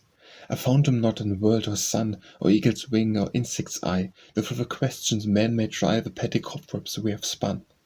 If earth and faith had fallen asleep, heard a voice believed no more, and heard an ever-breaking shore that tumbled in the godless deep, A warmth of the breast would melt the freezing reason's cold apart, like a man in wrath of heart stood up and answered, I have held. Now like a child endowed in fear, but that blind clamour made me wise, and voice I as a child that cries, but crying knows his father near. What I seem beheld again, what is, and no one understands, and out of darkness comes the hands that reach through nature, moulding man. The Ballad of Oriana by Alfred Tennyson. My heart is wasted with my woe, Oriana, there's no rest for me below, Oriana. And the long done worlds are ripped with snow, and loud the northland whirlwinds blow, Oriana, and then I wander to and fro, Oriana. If light on dark was growing, Oriana, at midnight the cock was crowing, Oriana. Winds were blowing, waters flowing, we heard the steeds to battle going, Oriana. Aloud the hollow bugle blowing, Oriana. And the you would black as night, Oriana, or out into the flight, Oriana, where blissful tears blinded my sight by starshine and by moonlight, Oriana, I to thee my troth did plight, Oriana. She stood upon the castle wall, Oriana, she watched my crest among them all, Oriana, she saw me fight, she heard me call, and forth stepped a foeman tall, Oriana, atween me and the castle wall, Oriana. The bitter arrow went aside, Oriana, the false arrow went aside, Oriana, the damned arrow glanced aside, and pierced the heart, my love, my bride, Oriana, the heart, my life, my love, my bride, Oriana. Oh, narrow was the space, Oriana, loud rang out the bucket's brace, Oriana, oh, their footsteps, vertical the pace, battle deepened in its place, Oriana, when I was down upon my face, Oriana. They should have stepped me where I lay, Oriana, I couldn't rise and come away, Oriana. I could look upon the day, I should have stepped me where I lay, Oriana, I should have trod me into clay, Oriana. Our breaking heart that will not break, Oriana, our pale face is sweet and meek, Oriana, or smiles, but for does not speak. And when the tears run down my cheek, Oriana, what once were, whom does forsake, Oriana? Cry aloud, none hear my cries, Oriana, what comes between me and the skies, Oriana? I feel the tears of blood arise, up from my heart into my eyes, Oriana, in the heart my arrow lies, Oriana. O cursed hand, O cursed blow, Oriana, O happy foe that lies low, Oriana. All night the silence seems to flow beside me, martyr, woe, Oriana, very, very way I go, Oriana. When northern winds pipe down the sea, Oriana, I woke, I dare not think of thee, Oriana. For lies beneath the greenwood tree, I dare not die and come to thee, Oriana. I hear the roaring of the sea, Oriana. The Blackbird by Alfred Tennyson. O blackbird, sing me something well, while all the neighbours shot thee round, I keep smooth plats of fruitful ground, where thou mayst warble, eat and dwell. The aspalias and the standards all are thine, a range of lawn and park, the unnetted black hearts ribbon dark, all thine against the garden wall. Yes, though I spared thee, kith and kin, my sole delight is sitting still, with that golden dagger of thy bill to thread the summer gelatine. A golden bill, the silver tongue, cold February laughed, is dry. Plenty corrupts the melody that made thee famous once when young. And in the sultry garden squares, now thy flute notes are changed to coarse, I hear thee not at all, O Horace, as when the hawker hawks his wares. Take warning, he that will not sing, while yon sun prospers in the blue, shall sing for want, or leaves are new, caught in the frozen palms of spring. The Burial of Love by Alfred Lord Tennyson. His eyes in eclipse, pale cold his lips, the light of his hopes unfed, mute his tongue, as bow unstrung with the tears he hath shed, backward dropping his graceful head, love is dead. His last arrow is sped, he hath not another dart. Go carry him to his dark deathbed, bury him in the cold, cold heart, love is dead. Our truest love, art thou forlorn and unrevenged, the pleasant wills forgotten and thine innocent joy, shall hollow-hearted apathy, the cruelest form of perfect scorn, with longer of most hateful smiles forever write in the vivid light of the tearless eye, an epitaph that all may spy. No sooner she herself shall die, for her the showers shall not fall, the round sunshine that shineth to all, her light shall into darkness change, for her the green grass shall not spring, nor the rivers flow, nor the sweet birds sing, till love have his full revenge. The Captain by Alfred Tennyson. He that only rules by terror doth grievous wrong. Deep as hell I count his error, let him hear my song. Brave a captain was, the seamen made a gallant crew, gallant sons of English freemen, sailors bold and true. But they hated his oppression, stern he was and rash, so for every light transgression doomed them to the lash. Day by day more hard and cruel seemed the captain's mood, Secret wrath like smothered fuel burned in each man's blood. Yet he hoped to purchase glory, hoped to make the name of his vessel great in story wheresoever he came. So they passed by capes and islands, many a harbour mouth, sailing under palmy highlands, afar within the south. On one day, when they were going off the lone expanse in the north, a canvas flowing rose the ship of France. And the captain's colour heightened, joyful came his speech, but the cloudy gladness lightened in the eyes of each. "Chase," he said, the ship flew forward, and the wind did blow. Stately, lightly went she northward, till she neared the foe. And they looked at him they hated, had what they desired. Mute the folded arms they waited, not a gun was fired. But they heard the foeman's thunder, roaring out their doom. All the air was turned in sunder, crashing went the boom. Spars were splintered, decks were shattered, bullets fell like rain. Over mast and deck were scattered blood and brains of men. Spars were splintered, decks were broken, every mother's son. Down they dropped, no word was spoken, each behind his gun. On the decks as they were lying, were the faces grim in the blood. As they lay dying, did they smile on him. Those whom he had to lions for his noble name, the one smile of still defiance sold him into shame. Shame and wrath his heart confounded, palely turned and red, till himself was deadly wounded, falling on the dead. Dismal error, fearful slaughter, years have wandered by, side by side beneath the water, crew and captain lie. Where the sunlit ocean tosses, o'er them the mouldering, and the lonely seabird crosses with one weft of the wing. The churling spirit up or down, by Alfred Tennyson. The churling spirit up or down, along the scale of ranks through all, to whom may grasp a golden ball, a blood a king, at heart a clown. The churling spirit, however he wail, as one in forms for fashion's sake, will let his coltish nature break, at seasons through the gilded pale. For who can always act, but he, to whom a thousand memories call, not being less but more than all, the gentleness they seem to be? So was outward best, and joined each office of the social hour to noble manners, as the flower and native growth of noble mind. Nor ever narrowness or spite, or villain fancy fleeting by, drew in the expression of an eye where God and nature met in light. And thus he bore without abuse the grand old name of gentleman, defamed by every charlatan, and soiled with all ignoble use. The Danube of the Severn gave, by Alfred Tennyson. The Danube of the Severn gave, the darkened heart that beat no more. They laid him by the pleasant shore, and in the hearing of a wave. Where twice a day the Severn fills, the salt sea water passes by, and hushes half babbling why makes a silence in his hills. The waves hushed, nor moved along, and hushed my deepest grief of all, and filled with tears that cannot fall, I brim with sorrow a drowning soul. The tide flows down, the wave again is vocal in its wooded walls. My deeper anguish also falls, and I can speak a little then. The Dawn, by Alfred Lord Tennyson. Red of a dawn, screams of a babe in red hot palms of a Moloch of Tyre, man with his brotherless dinner on man in a tropical wood, prized in the name of a long-passing soul through fire to the fire, head-hunters and boats of their me that float upon human blood. Red of a dawn, godless fury of peoples and Christless frolic of kings, in the boat of war dashing down upon cities and blazing farms. For Babylon was a child newborn, and Rome was a babe in arms, and London and Paris and all the rest are as yet but in leading strings. Dawn not day, but scandalous mouthing a bloodless name at a cannibal feast, and rag-ruined bodies and souls go down in the common wreck, and the press of 1,000 cities is prized for its smells of a beast, or easily vile its virgin truth for coin or a check. Dawn not day. Is it shame, so few should have climbed from the dens and the level below, men with a heart and a soul, no slaves of a four-footed will, with a 20 million of summers assured in the sunlight still, we are far from the noon of man, where it's time for the race to grow. Red of the dawn, is it turning a fainter red? So be it, but when should we lay the ghost of a brood that is walking and haunting us yet and be free? In 100,000 winters, what will our children be? The man of 100,000, a million summers away? The Death of the Old Year, by Alfred Tennyson. Full knee-deep lies the winter snow, and the winter winds are verily sighing. Toll ye the church bell sad and slow, and tread softly and speak low, for the old year lies dying. Old year, you must not die. You came to us so readily, you lived with us so steadily. Old year, you shall not die. He lieth still, he doth not move, he will not see the dawn of day.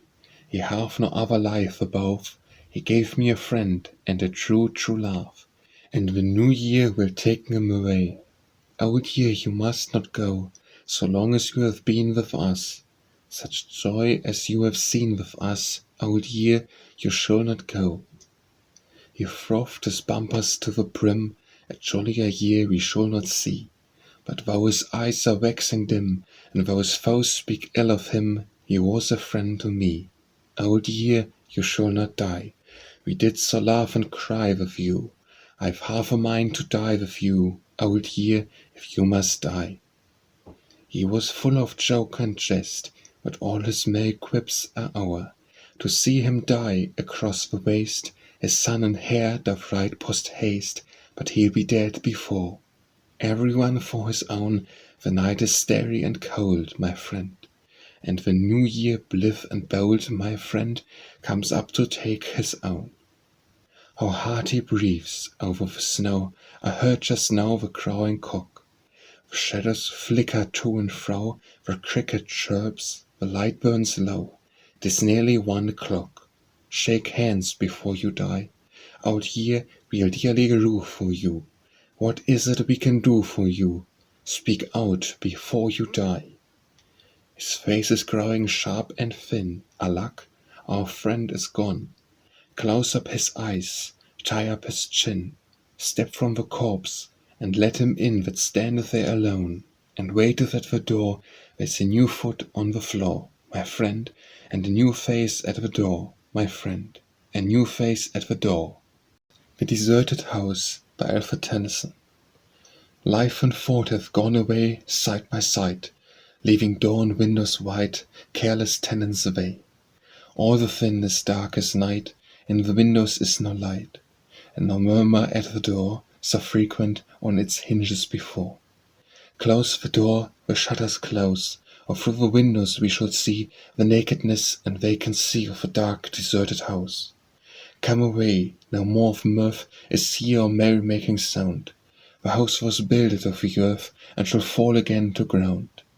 Come away, for life and thought here no longer dwell, but in a city glorious, a great and distant city, hath bought a mansion incorruptible.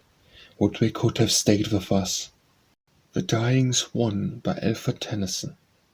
The plain was grassy, wild and bare, wide, wild, and open to the air, which had built up everywhere an under roof of doleful grey. With an inner voice the river ran, adown it floated a dying swan, which loudly did lament. It was the middle of the day, ere the very wind went on, and took the retops as it went. Some blue peaks in the distance rose, and white against the cold white sky shone out the crowning snows. One willow over the river wept, and shook the wave as the wind did sigh.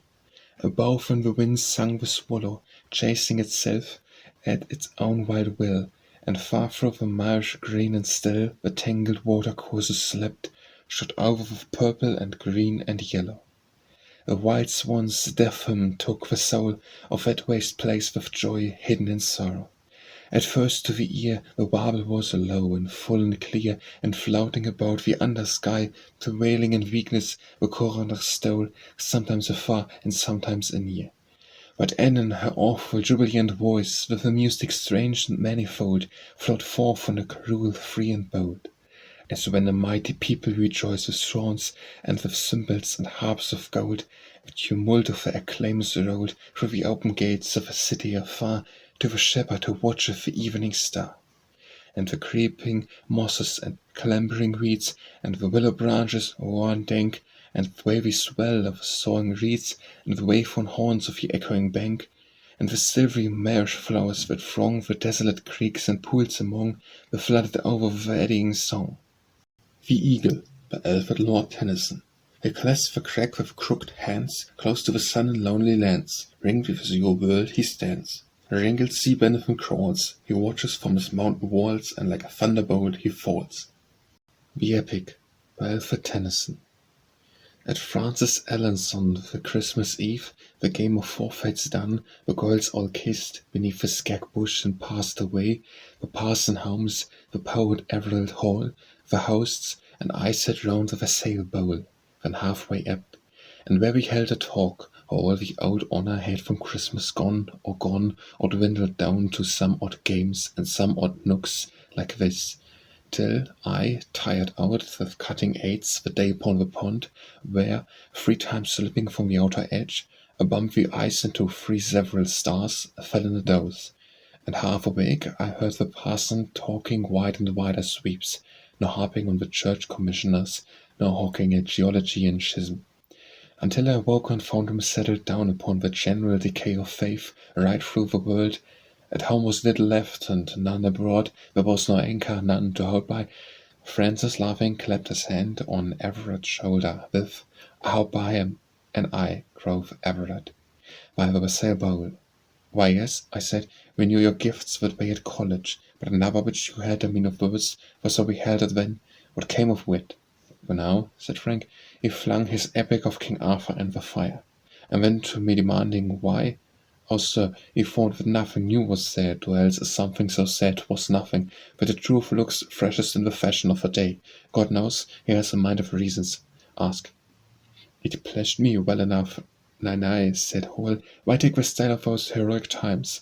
For nature brings not back the Masterton, nor we those times, and why should any man remodel models rather than the life? And these 12 books of mine, to speak the truth, were faint Homeric echoes, nothing worth, but chaff and dreff, much better burned." "But I," said Francis, "pick the 11th from this half, and have it.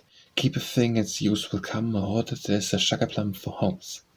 He laughed, and I, though sleepy like a horse, but here's the corn bin open, pricked my ears, for I remembered Everett's college fame when he were freshman. When at my request he brought it, and the poet little urged, but with some prelude of disparate man read, mouthing out his hollow oaths and airs, deep-chested music, and to this result: "The Flower," by Alfred Lord Tennyson. "Once in a golden hour I cast to earth a seed. Upon there came a flower, the people said a weed. To and fro we went through my garden bower, and muttering discontent cursed me and my flower. When it grew so tall, it wore a crown of light, but thieves from over the wall stole the seed by night. So did far and wide by every town and tower, till all the people cried, 'Splendid is the flower!' Read my little fable, he that runs may read. Most can raise the flowers now, for all have got the seed. And some are pretty enough, and some are poor indeed, and now again the people call it but a weed." The Golden Year, by Alfred Tennyson.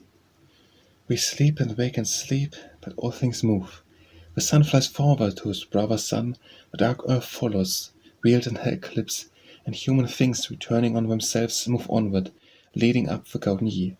Above a time when some new thought can bud, a bud, as poet seasons when they flower, yet sees the daily gain upon the shore, have ebb and flow conditioning their march, and slow and sure comes up the golden year. When with no mortal rest in molded heaps, but, smit with freer light, shall slowly melt in many streams, to fatten lower lands, and light shall spread, and man be like a man through all the seasons of the golden year. Shall eagles not be eagles, wrens be wrens, of all the world the falcons, what of that? The wonder of the eagle were the less, but he not less the eagle. Happy days roll onward, leading up the golden year. Fly happy, happy sails, and hear the press, fly happy with the mission of a cross. Knit land to land, and blowing heavenward, with silks and fruits and spices clear of toil, enrich the markets of the golden year.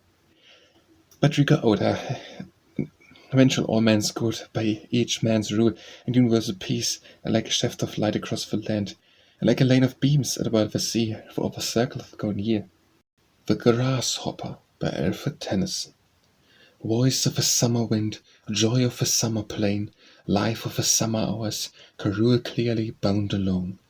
Typhon vows poets feign, shame for them, they are deaf and blind. But an insect live and strong, bowing the seeded summer flowers.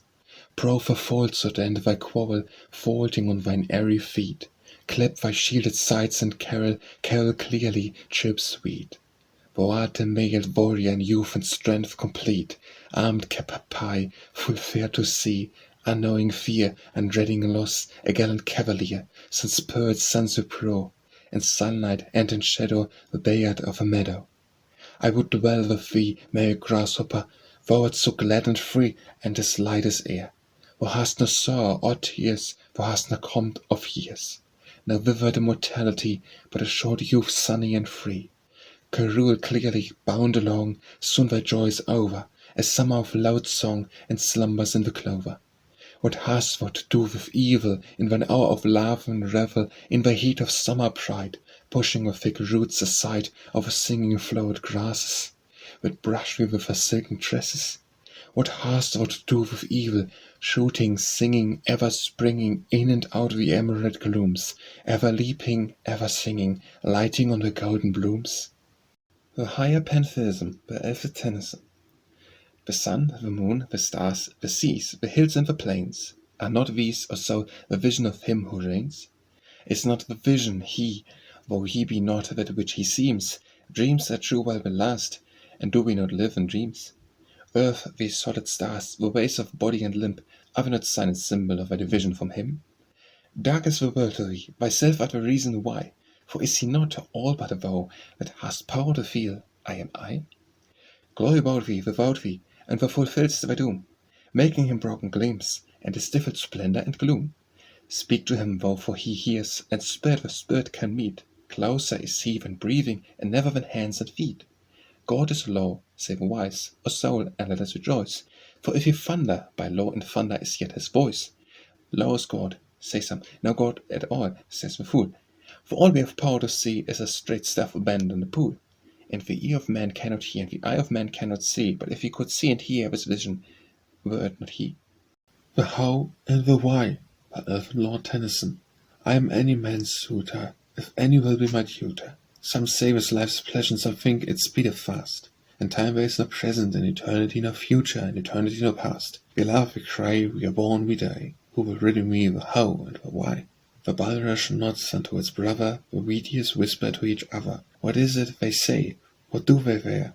Why two and two make four? Why round is not square? Why the rocks stand still and the light clouds fly? Why the heavy oak groans and the wide willow sigh? Why deep is not high and high is not deep?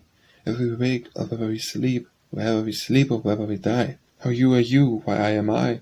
Who will riddle me the how and the why? The world is somewhat, it goes on somehow, but what is the meaning of when and now? I feel there's something, but how and what? I know there's somewhat, but what and why? I cannot tell if that somewhat be I, or the bird pipeth, why?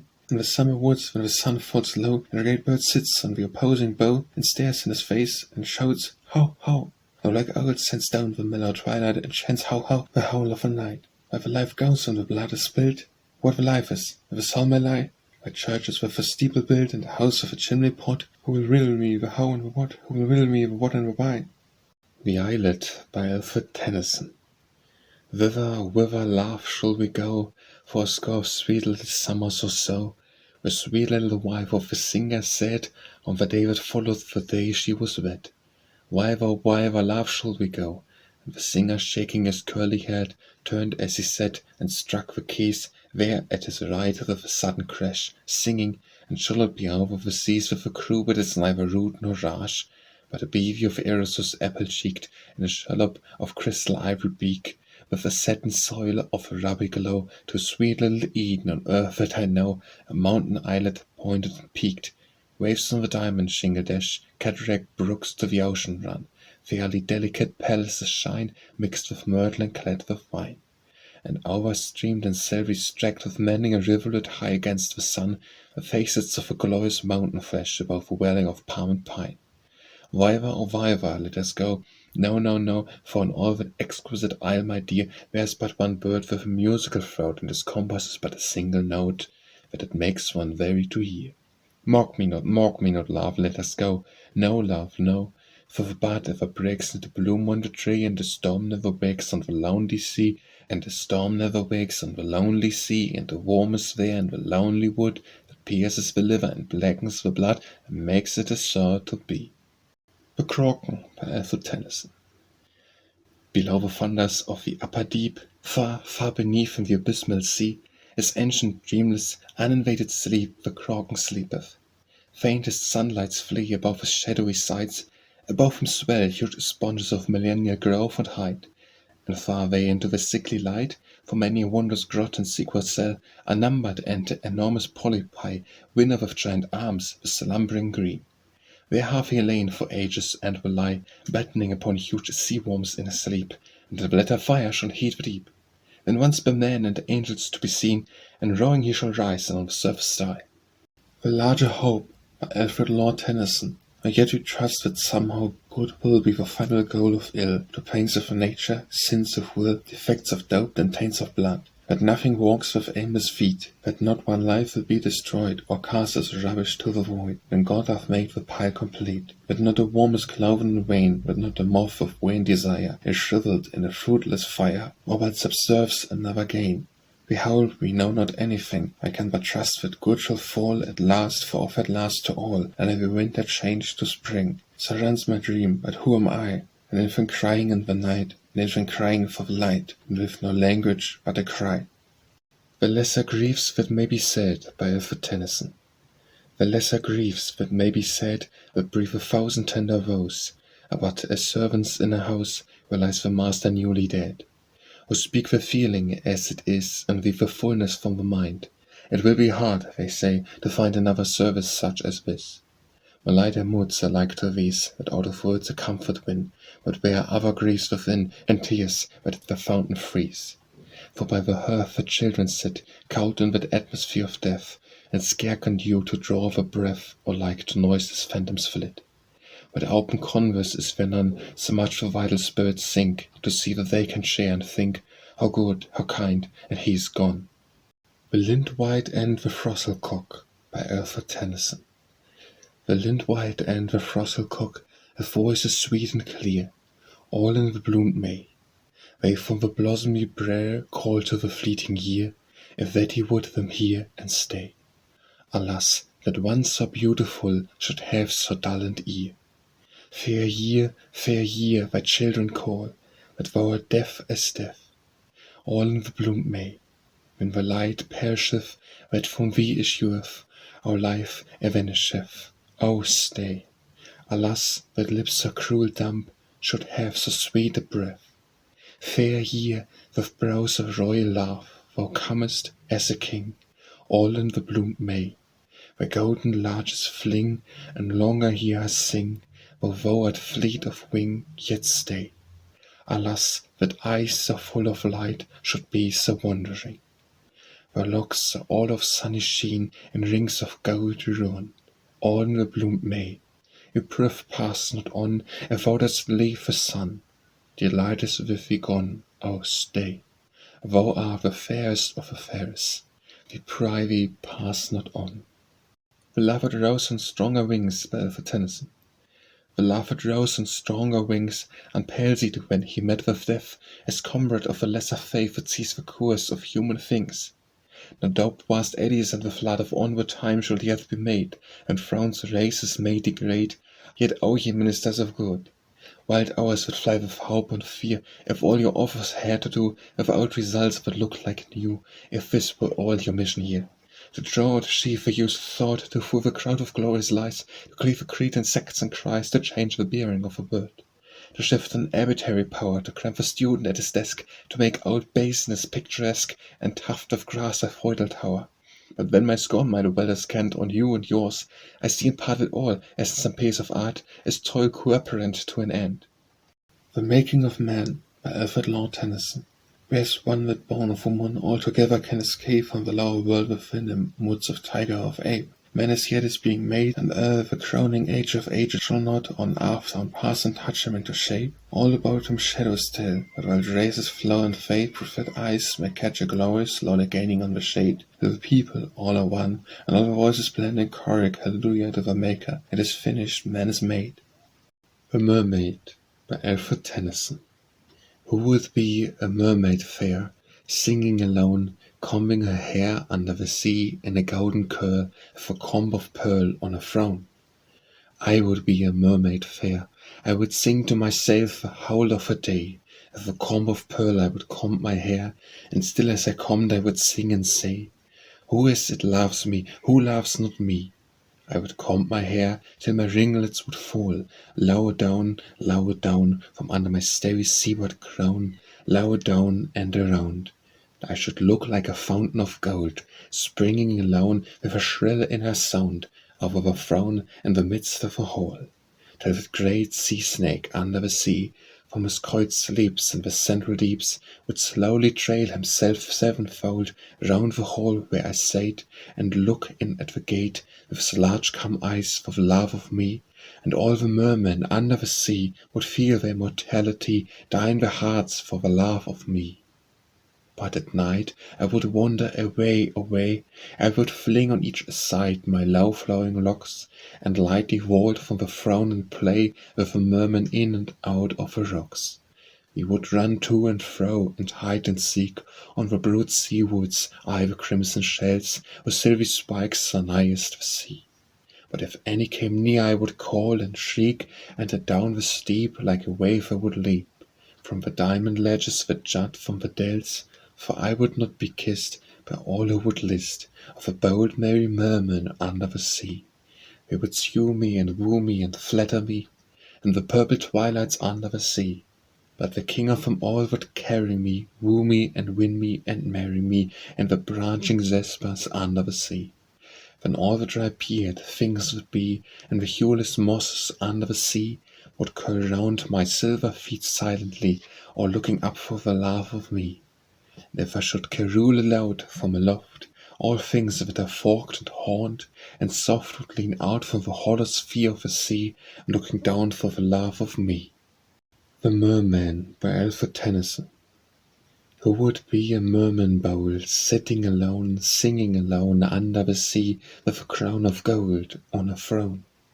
I would be a merman bold, I would sit and sing the whole of the day, I would fill the sea halls with voice of power, but at night I would roam abroad and play with the mermaids in and out of the rocks, dressing their hair with a white sea flower, and holding them back by their flowing locks.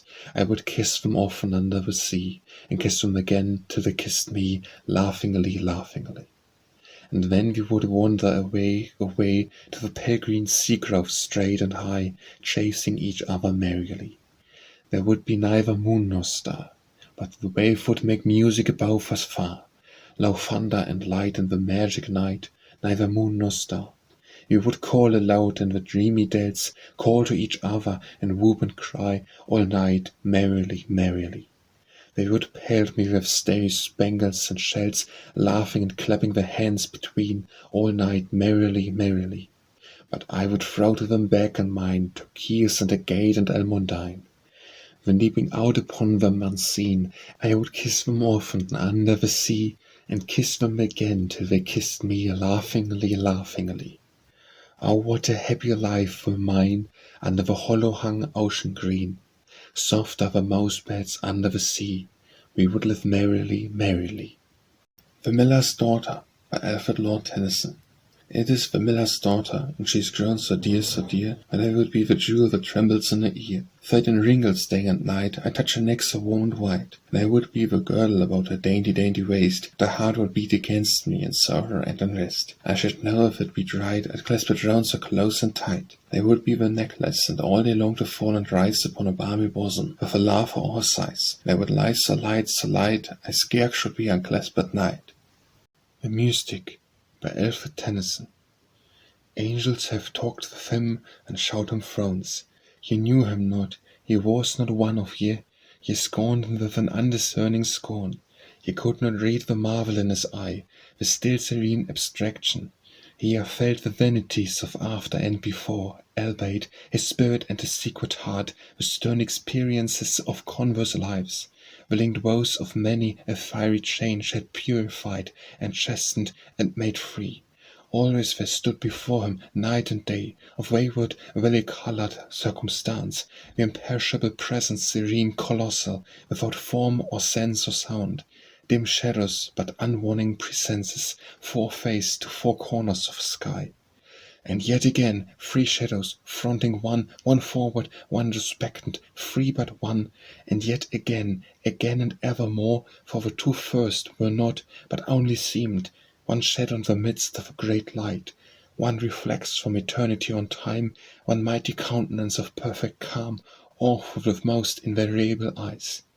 For him the silent consecrated hours, daughters of time, divinely tall, beneath severe and youthful brows, with shining eyes, smiling a godlike smile, The innocent light of earliest youth pierced through and through with all keen knowledge of low embodied eld, upheld, and ever howled aloft the cloud which drops low hung on either gate of life, both birth and death. He in the centre fixed, saw, for on each side through the grated gates, most pale and clear the lovely distances. He often lying broad awake, and yet remaining from the body, and apart in intellect and power and will, a third time flowing in the middle of the night, and all things creeping to a day of doom.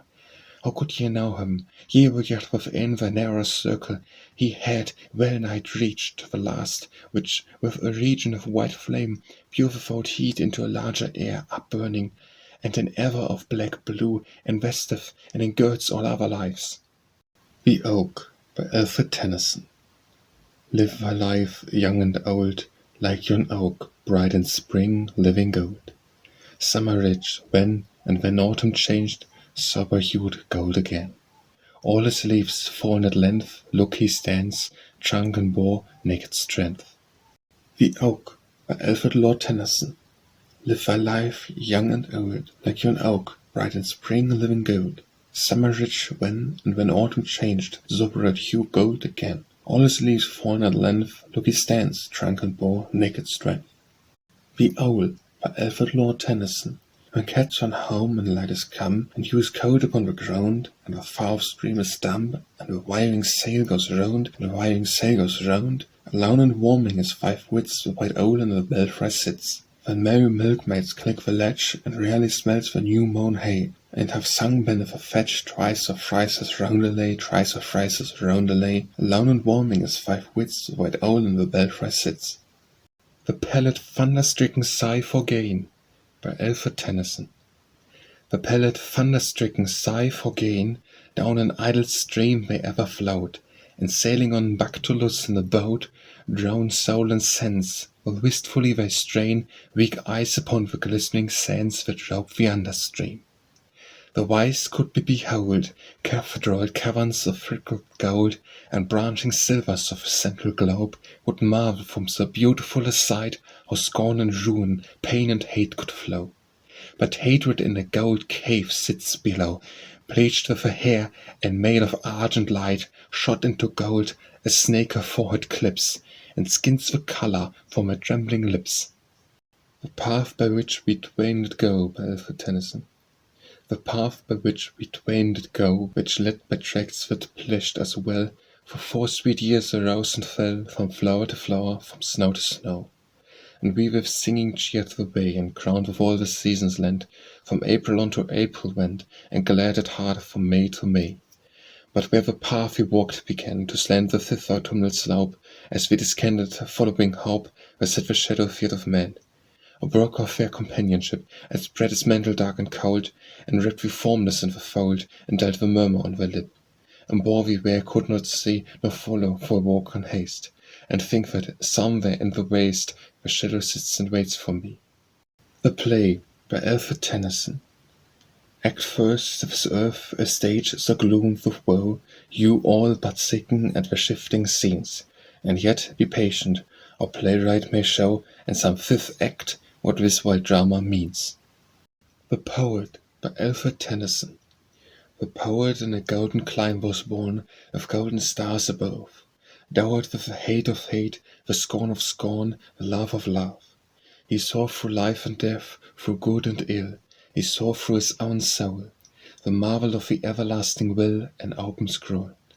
Before him lay, with echoing feet he threaded the secret walks of fame, the viewless arrows of his thoughts were headed and winged the flame. Like Indian reeds blown from her silver tongue, and of so fierce a flight, from Kalpan to Caucasus they sung, filling with light.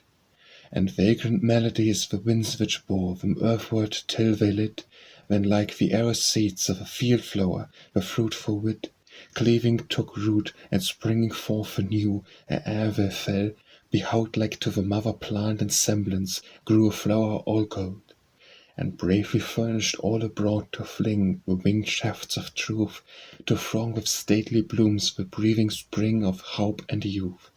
So many minds did grid their orbs with beams, For one that fling the fire, heaven flowed upon the soul in many dreams of high desire. Thus truth was multiplied on truth, the world like a great garden showed, and through the rafts of floating dark upcurled, rare sunrise flowed. And freedom reared in that August sunrise a beautiful bold brow, when reeds and forms before his burning eyes melted like snow. There was no blood upon her maiden robes, sunned by those orient skies, but round about the circles of her globe, of her keen eyes, in the border of her robe was writ wisdom, a name to shake o'er anarchies as with a thunder fit. And when she spake, words that gather thunder as they ran, and as the lightning to the thunder which follows it, riving the spirit of man, making earth wonder. So that the meaning to her words, so was the meaning to her words. No sword of wrath her right arm hurled, but one poor poet's scroll, and with his word she shocked the world. The Poet's Song by Alfred Lord Tennyson. Rain had fallen, the poet arose. He passed by the town and out of the street. A light wind blew from the gates of the sun, and waves of shadow went over the wheat. And he sat him down in a lonely place, and chanted a melody loud and sweet, that made the wild swan pause in a cloud, and the lark dropped down at his feet. The swallow stopped as he hunted the fly, the snake split under his prey. The wild hawk stood with the down on his beak, and stared with his foot on the prey. And the nightingale thought, I have sung many songs, but never a one so gay, for he sings of what the world will be when the years have died away. The Ringlet by Alfred Tennyson. Your ringlets, will look so golden gay, if you will give me one, but one, to kiss it night and day. The never chilling touch of time will turn it silver grey. And when shall I know it is all true gold, to flame and sparkle and stream as of old, till all the comets in heaven are cold, and all the stars decay? Then take it, love, and put it by, this cannot change, nor yet can I. My ringlet, that art so golden gay, nor ever chilling touch of time can turn thee silver grey.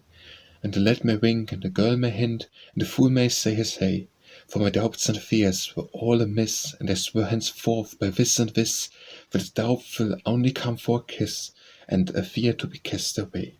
When kiss it, love, and put it by, if this can change, why so can I. O ringlet, I kissed you night and day, and ringlet, O ringlet, you still are golden gay, but ringlet, O ringlet, you should be silver grey. What is this which now I'm told, I that took you for true gold, she that gave you's bought and sold.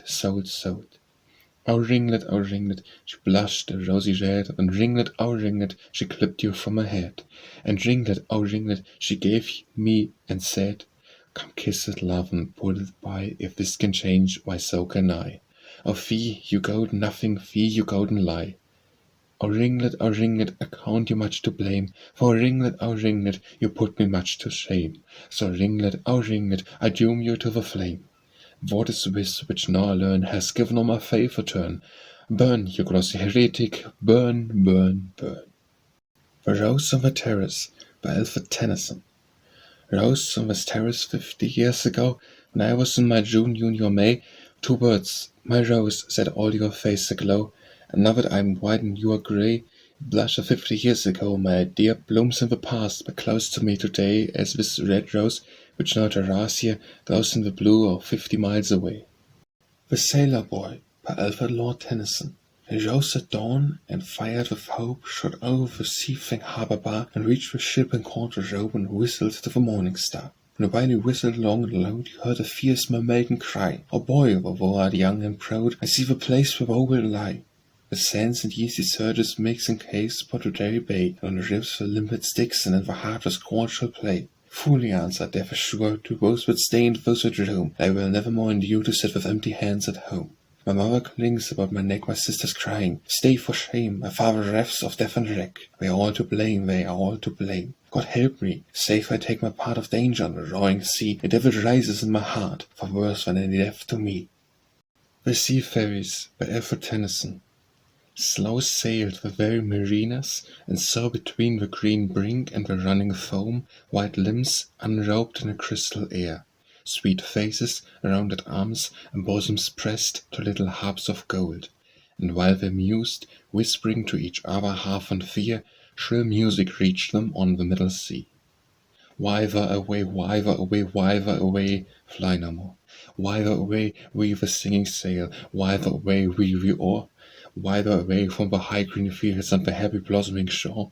They marinas hither away, one and all, they marinas come and play, we will sing to you all the day. Further sail and the foam will fall, from the prow, one and all, further sail, drop the oar, leave ashore.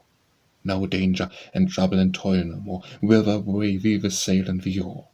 Drop the oar, leap ashore, fly no more, thither away we will sail, thither away we the oar. Day and night to the billow the fountain courts, down shower the gamboling waterfalls, from wandering over the lea. Where freshen the silver crimson shells, and thick with the white belts of clover swells, high over the Fulton Sea. Merry the caroo that railing gales over the islands free. From the green sea banks the rose-stone trails to the happy brimmed sea. Come hither, and be our lords, for merry brides are we. We will kiss sweet kisses and speak sweet words. Oh, listen, listen, your eyes shall glisten with pleasure and laugh and revelry. Oh, listen, listen, your eyes shall glisten when the sharp twang of a golden cord sounds up the rigid sea. You will not find so happy a shore, they marinas all the world o'er. Oh, fly no more, hearken ye, so shall darken ye. Danger and trouble and toil no more, whither away, drop the oar, hither away, leap ashore. Oh, fly no more, thither away, with the sail and the oar. The Silent Voices by Alfred Lord Tennyson. In the damp hour, clothed in black, brings the dreams about my bed. Call me not so often back, silent voices of the dead, toward the lowland ways behind me, and the sunlight that is gone. Call me rather, silent voices, forward to the starry track, glimmering of the heights beyond me, on and always on. The Sisters by Alfred Tennyson. We were two daughters of one race, she was the fairest in the face. The wind is blowing in turret and tree, they were together, and she fell. Wherefore the wrench became me well, or the earl was fair to see. She died, she went a burning flame, she mixed the ancient blood with shame. Wind is howling in turret and tree. Whole weeks and months and early and late, to win his love I lay in wait, or the earl was fair to see. I made a feast, I bade him come, I won his love, I brought him home. The wind is roaring in turret and tree, and after supper on a bed, upon my lap he laid his head, of the earl was fair to see. Kissed his eyelids in the rest, his early cheek upon my breast. The wind is raging in turret and tree. I hated him with the hate of hell, but I loved his beauty passing well, of the earl was fair to see. I rose up in the silent night, I made my dagger sharp and bright. The wind is raving in turret and tree, as half asleep his breath he drew. 3 times I stabbed him through and through, or the earl was fair to see. I curled and combed his comely head, he looked so grand when he was dead. The wind is blowing in turret and tree. I wrapped his body in the sheet, and laid him at his mother's feet, or the earl was fair to see. The Sleeping Beauty by Alfred Tennyson. Year after year unto her feet, the while she slumbereth alone, out of the purpled coverlet, the maiden's jet black hair half grown, on either side the tranced form, forth streaming from a braid of pearl, where slumber's light is rich and warm, and moves not on the rounded curl. The silk stair-braided coverlet unto her limbs itself doth mould, languidly ever, and amid her full black ringlets downward rolled, glows forth each softly shadowed arm with bracelets of a diamond bright. A constant beauty doth inform stillness with love and day with light. She sleeps, her breathings are not heard in palace chambers far apart. The fragrant tresses are not stirred that lie upon her charmed heart. She sleeps, on either side upswells the gold-framed pillow lightly pressed. She sleeps, nor dreams, but ever dwells a perfect form in perfect rest. The Snowdrop by Alfred Lord Tennyson. Many, many welcomes, February fair maid, ever as of old time, solitary firstling, coming in the cold time, prophet of a gay time, prophet of a May time, prophet of a roses. Many, many welcomes, February fair maid. The Splendor Falls by Alfred Lord Tennyson. The splendor falls on castle walls, and snowy summits old in story. The long light shakes across the lakes, and the wild cataracts leaps in glory. Blow, bugle, blow, set the wild echoes flying. Blow, bugle, answers echoing, dying, dying, dying. O hark, O hear, how thin and clear and thinner clear, farther going, how sweet and far from cliff and scar, the horns of Elfland faintly blowing. Blow, let us hear the purple glens replying. Blow, bugle, answer echoes, dying, dying, dying. O love, they die in yon rich sky, they faint on hill or field or river. Our echoes roll from soul to soul and grow forever and forever. Blow, bugle, blow, set the wild echoes flying, and answer echoes, answer, dying, dying, dying. The Tears of Heaven by Alfred Tennyson. Heaven weeps above the earth all night till morn, and darkness weeps, as all ashamed to weep, because the earth hath made her state forlorn, with self-wrought evils of unnumbered years, and thou the fruit of her dishonoured reap. And all the day heaven gathers back her tears into her own blue eyes so clear and deep, and showering down the glory of light some day, smiles on the earth's worn brow to win her if she may. Tears of Heaven by Alfred Lord Tennyson. Heaven weeps above the earth all night till morn, and darkness weeps is all ashamed to weep, because the earth hath made her state forlorn, with self-wrought evil of unnumbered years, and thou the fruit of her dishonoured reap. And all the day heaven gathers back her tears into her own blue eyes so clear and deep, and showering down the glory of light some day, smiles on the earth's worn brow to win her if she may. The Throstle by Alfred Tennyson. Summer is coming, summer is coming. I know it, I know it, I know it. Light again, leaf again, life again, love again. Sing the new year in under the blue. Last year your sing is as gladly new, new, new, new. Is it then so new that you should carol so madly? Laugh again, song again, nest again, young again, never prophet so crazy. And hardly a daisy is yet, little friend, see, there's hardly a daisy. Here again, here, here, here, happy year, a warble unchidden, unbidden. Summer is coming, my dear, and all the winters are hidden. The time draws near the birth of Christ by Alfred Tennyson. The time draws near the birth of Christ, the moon is hid, the night is still. A single church below the hill is pealing, folded in the mist. A single peal of bells below that wakes at this hour of rest, a single murmur in the breast that these are not the bells I know. Like strangers' voices here they sound, in lands where not a memory strays, nor landmark breaths of other days, but all is new on hallowed ground. The Voice and the Peak by Alfred Tennyson. The voice and the peak, far over summit and lawn, the long glow and long roar, green rushing from the rosy frowns of dawn. All night have I heard the voice rave over the rocky bar, above it silent in heaven, above thee glided the star. Hast thou no voice, O peak, or standest high above all? I am the voice of a peak, I roar and rave, before I fall. 1,000 voices go to north, south, east, and west. They leave the heights and are troubled, and moan and sing to the rest. Our fields are fair beside them, the chestnut towers in its bloom, and they that feel the desire of the deep fall and follow their doom. The deep is power on the height, and the height is power on the deep. They are raised for ever and ever, and sink again into sleep. Not raised for ever and ever, but when their cycle is o'er, the valley, the voice, the peak, the star pass, and are found no more. The peak is high and flushed at its highest with sunrise fire. The peak is high and the stars are high, and the thought of man is higher. A deep below the deep, and a height beyond the height. Our hearing is not hearing, and our seeing is not sight. The voice and the peak, far into heaven withdrawn, the long glow and long roar, green rushing from the rosy frowns of dawn. The Wanderer by Alfred Lord Tennyson. The gleam of household sunshine ends, and here no longer can I rest. Farewell, you will not speak, my friends, unfriendly of your parted guest. Well for him that finds a friend, or makes a friend wherever you come, and loves the world from end to end, and wanders on from home to home. Or happy he and fit to live, on whom a happy home has power to make him trust his life, and give his fealty to the halcyon hour. I count you kind, I hold you true, but what may follow who can tell? Give me a hand and you, and deem me grateful, and farewell. The winds as at their hour of birth by Alfred Tennyson. The winds as at their hour of birth, leaning upon the rigid sea, breathing aloud around the rolling earth of mellow preludes, we are free. The streams through many a lily drow down caroling to the crisp sea, loud tinkled with the bell-like flow atween the blossoms, we are free. The wish that of a living whole by Alfred Tennyson.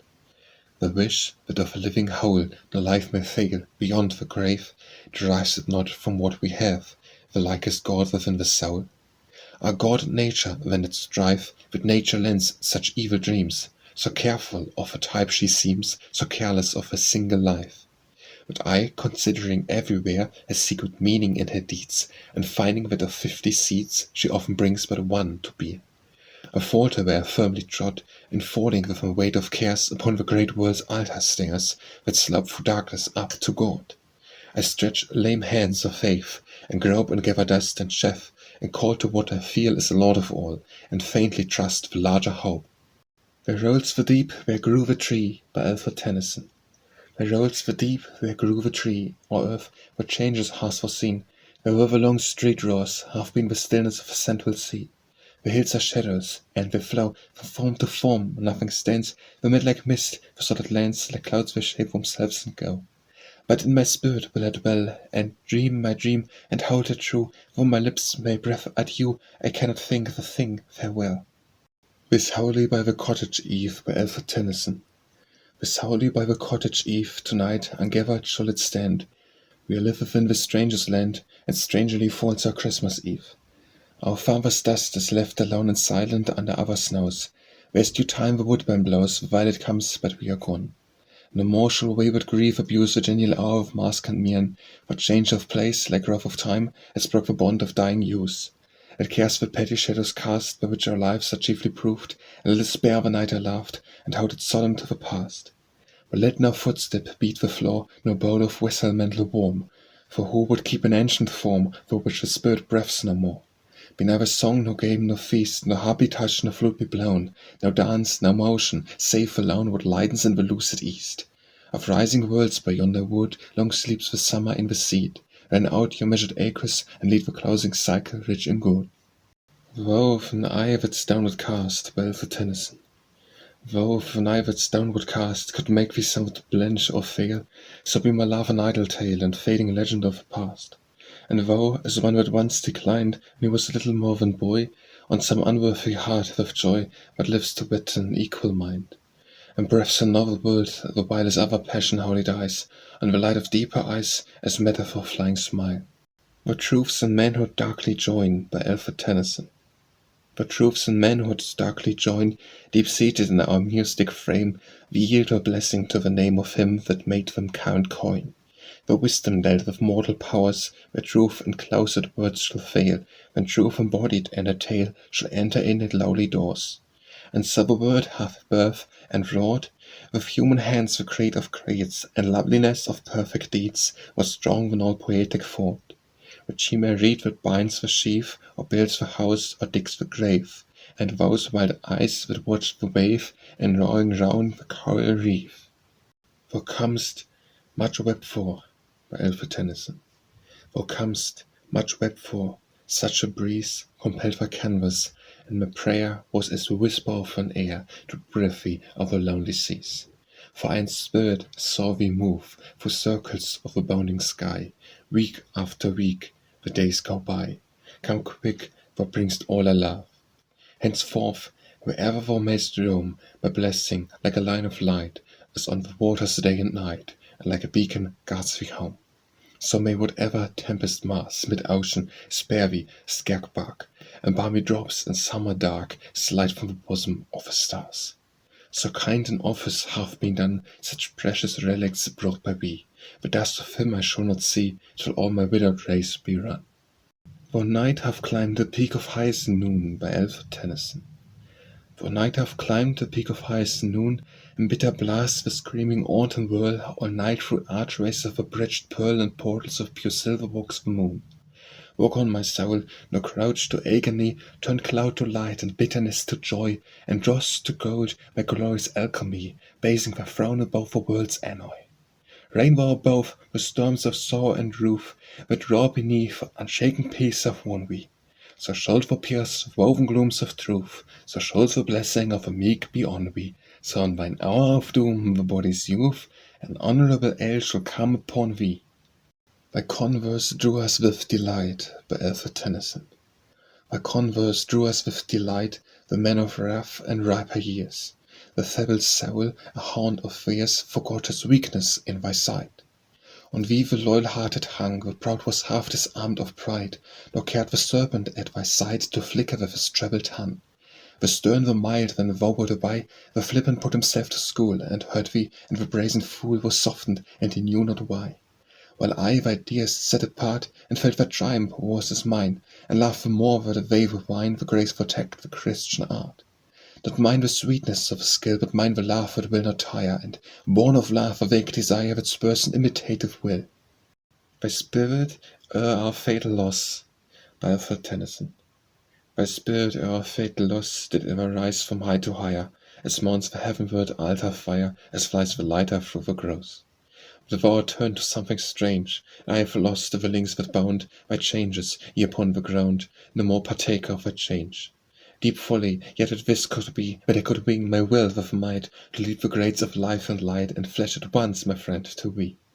For my nature realer yields to that vague fear implied in death, nor shudders at the gulfs between the howlings from forgotten fields, yet oft when sundown skirts the moor and inner trouble I behold, a spectral doubt which makes me cold, and I shall be the mate no more.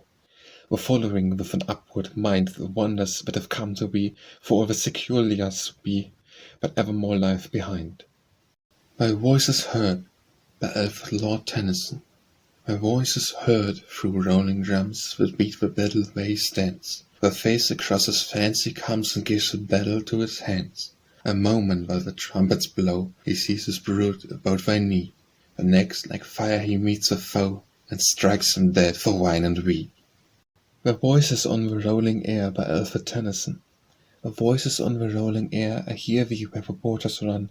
Thou standst in the rising sun, in the setting thou art fair.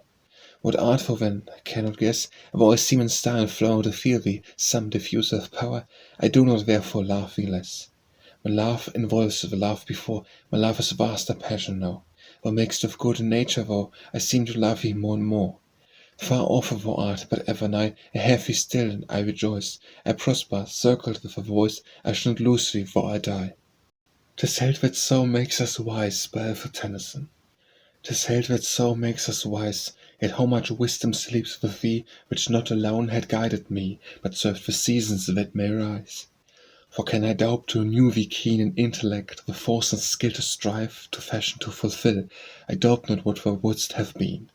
I live in civic action warm, a soul on highest mission sent, a potent voice of parliament, a pillar steadfast in the storm. Should license boldness give a force becoming, and the time has birth, a level to uplift the earth, and roll it in another course, with many shocks that come and go, with agonies, with energies, with overthrows, and with cries, and undulations to and fro. 'Tis well, 'tis something we may stand, by Alfred Tennyson. 'Tis well, 'tis something we may stand, where he in English earth is laid, and from his ashes may be made the violet of his native land. 'Tis little, but it looks in truth as if the quiet bones were blessed among familiar names to rest, and in the places of his youth. Come then, pure hands, and bear the head that sleeps, or wears the mask of sleep, and come, whatever laughs, to weep, and hear the ritual of the dead. Yet, even yet, if this might be, I, falling on his faithful heart, would breathing through his lips impart the life that almost dies in me, that dies not, but endures with pain, and slowly forms the firmer mind, treasuring the look it cannot find, the words that are not heard again. To a Lady Sleeping, by Alfred Tennyson. O thou whose fringed lids their gaze upon, for whose dim brain the winged dreams are born, and roof the shrines of clearest vision in honor of a silver-flecked morn. Long hath the wide wave of the virgin light driven back the billow of a dreamful dark. For all unwittingly prolongs night, though long ago listening the poised lark, with eyes dropped downward through the blue serene, over heaven's parapets the angels lean. To Christopher North, by Alfred Tennyson. You did late review my lace, crusty Christopher. You did mingle blame and praise, rusty Christopher. When I learned from whom it came, I forgave you all the blame, musty Christopher. I could not forgive the praise, fusty Christopher. To Edward Fitzgerald, by Alfred Tennyson.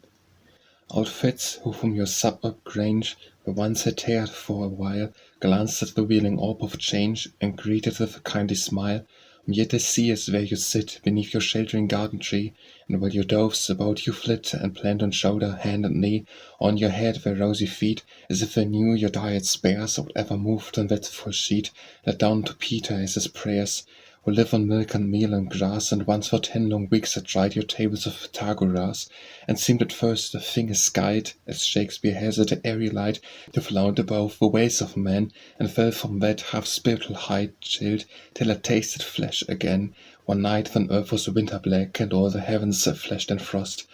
And on me half asleep came back that wholesome heat the blood had lost, and set me climbing icy capes and glaciers, over which they rolled, to meet me long-armed vines of grapes of as cold hugeness. For the cold without and warmth within me wrought to mould the dream, but none can say that Lenten, fair makes Lenten thought, reads your golden eastern lay, than which I know no version done in English more divinely well. A planet equal to the sun, which casted that large infidel of Omar, and your Omar drew full-handed plaudits from our best and modern letters, and from true old friends outvaluing all the rest, to voices heard on earth no more, but we old friends are still alive, and I am nearing 74, while you have touched at 75, and so I send a birthday line of greeting. And my son, would have been some forgotten book of mine, with swallow scraps of manuscript and dating many a year ago, has hit on this which you will take my fits and welcome, as I know, less for its own than for the sake of one recalling gracious times, when in our younger London days you found some merit in my rhymes, and I more pleasure in your praise. To Edward Lear, on his travels in Greek, by Alfred Tennyson. Illyrian woodlands, echoing falls of water, sheets of summer glass, the long divine Penian pass, the vast Acheroncan walls. To Mochit, Aphos, all things fair, is such a pencil, such a pen, you shadow forth to distant men, I read and felt that I was where. And trust me, when I turned the page, and tracked you still on classic ground, I grew in gladness till I found my spirits in the golden age. For me the torrent ever poured and glistened here and there alone, a broad-limbed gods at random frown, by fountains urns, and airs odd. A glimmering shoulder under gloom of cavern pillars, on the swell the silver lily heaved and fell, many a slump was rich in bloom. From him that on the mountain lay, by dancing rivulets fed his flocks, to him who sat upon the rocks and fluted to the morning sea. To her royal highness Princess Beatrice, by Alfred Tennyson. Two sons of love make a day of human life, which else with all its pains and griefs and deaths were utter darkness.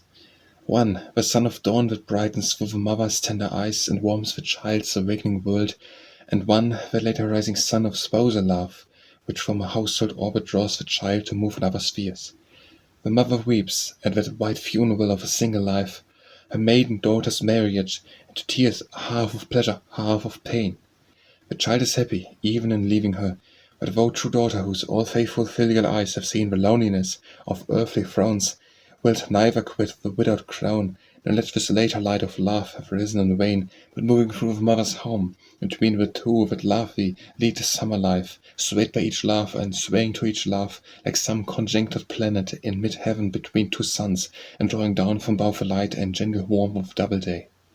To Joseph Williams Blaxley, by Alfred Tennyson. Clear-headed friend, whose joyful scorn, edged with sharp laughter, cuts at twain the knots that tangle human creeds, the warning cords that bind and strain the heart until it bleeds, wraithing the eyelids of a morn, roof not a glance so keen as thine. If aught of prophecy be mine, I will not live in vain. Low covering shall the sophist sit, falsehood shall bear her plated brow, fair-fronted truth shall drop not now the thrilling shafts of subtle wit.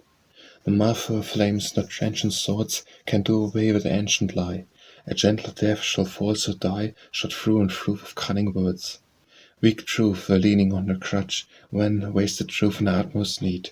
Thy kingly intellect shall feed until she be an athlete bold, and they with the fingers touch with rift limbs of lightning speed, like that strange angel which of old, until the breaking of the light wrestled with wandering Israel past the Jabbok brook the livelong night, and heaven's mazed signs stood still in the dim tract of Penuel. Tonight the winds begin to rise, by Alfred Tennyson. Tonight the winds begin to rise and roar from yonder dropping day. The last red leaf is whirled away, the rocks are blown about the skies. The forest cracked, the waters curled, the cattle huddled on the lea. and wildly dashed on tower and tree, the sunbeam strikes along the world. And but for fancies, which aver, with all their motions gently pass, averve a plain of molten glass, a scare could brook the strain and stir that makes the barren branches loud. And but for fear it is not so, the wild unrest that lives in woe would dote and pour on yonder cloud. It rises upward, always higher, and onward drags the laboring breast, and topples round the dreary west, a looming bastion fringed with fire. To one who ran down the English by Alfred Tennyson. You make our faults to gross, and thence maintain our darker future. May your fears be vain. At times the small black fly upon the pane may seem the black ox of a distant plain. To Princess Frederica on her marriage, by Alfred Lord Tennyson. A Hubert were eyes and lights with the king till he passed away from the darkness of life. He saw not his daughter, he blessed her. The blind king sees you today, he blessed the wife. To Professor Jeep, by Alfred Tennyson. Fair things are slow to fade away. Be a witness you that yesterday from out the ghost of Pindar in you rode an Olympian, and they say that here the torpid mummy wheat of Egypt bore grain as sweet as that which gilds the gelb of England, sun with a summer of milder heat. So many this legend for a while, if greeted by your classic smile, or dared in its Theresian inner blossom again on the colder isle. To sleep I give my powers away, by Alfred Tennyson. To sleep I give my powers away, my will as bondsman to the dark. I sit within the helmsless bark, and with my heart I muse and say, O heart, how fair sit with thee now, if thou shouldst fail from thy desire, who scarcely darest to inquire, what is it makes me beat so low? Something it is which thou hast lost, some pleasure from thine early years. Break, thou deep waves of chilling tears, that grief hath shaken into frost. Such clouds of nameless trouble cross all night below the darkened eyes. With morning wakes the will and cries, or should not be the fool of loss. To the Duke of Argyll, by Alfred Tennyson. O patriot statesman, by thou wise to know the limit of resistance, and the bounds, determining concession, still be bold not only to slight praise but suffer scorn, and be the heart a fortress to maintain the day against the moment, and the year against the day. The voice a music heard through all the yells and counter-yells of void and faction, and the will a power to make this ever-changing world of circumstance in changing gem with never-changing law. To the Queen, by Alfred Tennyson. O loyal to the royal and thyself, and loyal to thy land, as this to thee, be a witness that rememberable day, when pale as yet and fever-worn the prince of Scark had plucked his flickering life again from halfway down the shadow of a grave, passed with thee through thy people and their laugh, and London rode one tide of joy through all her troubled millions, and loud leagues of men and welcome, witness, too, the silent cry, the prayer of many a race and creed, and climb thunderless lightning striking under sea from sunset and sunrise of all thy realm. And that true north, whereof ye lately heard a strain to shame us, keep you to yourselves, so loyal is too costly, friends, your laugh is but a burthen, loose the bond and go. Is this a tone of empire? Here the faith made us rulers. This, indeed, her voice and meaning, whom the roar of Hugomund left mightiest of all peoples under heaven. What shock has fooled her since, that she should speak so feebly? Wealthy hour, the voice of Britain, our sinking land, some third-rate isle half lost among her seas. There rang her voice, then, the full city peer and the prince, were loyal to their crown, and loyal to their own fair sons, who love our ocean empire, with boundless homes, forever brooding England, and enthroned our vast Orient, and one isle, that knows not her own greatness. If she knows and dreads it, we are fallen. But thou, my queen, not to itself, but through thy living love for one to whom I made it his grave, sacred, accept this old imperfect tale, new old, and shadowing sense at war with soul, ideal manhood closed in real man, rather than the grey king whose name a ghost streams like a cloud, man-shaped from mountain peak, and cleaves to cairn and cromlech still. I am of Joffrey's book, I am of Malagas, one touched by the adulterous finger of a time that hovered between war and wantonness, and crowing and death from immense. Take with all the poet's blessing, and distrust that heaven will blow the tempest and the distance back from thine and ours.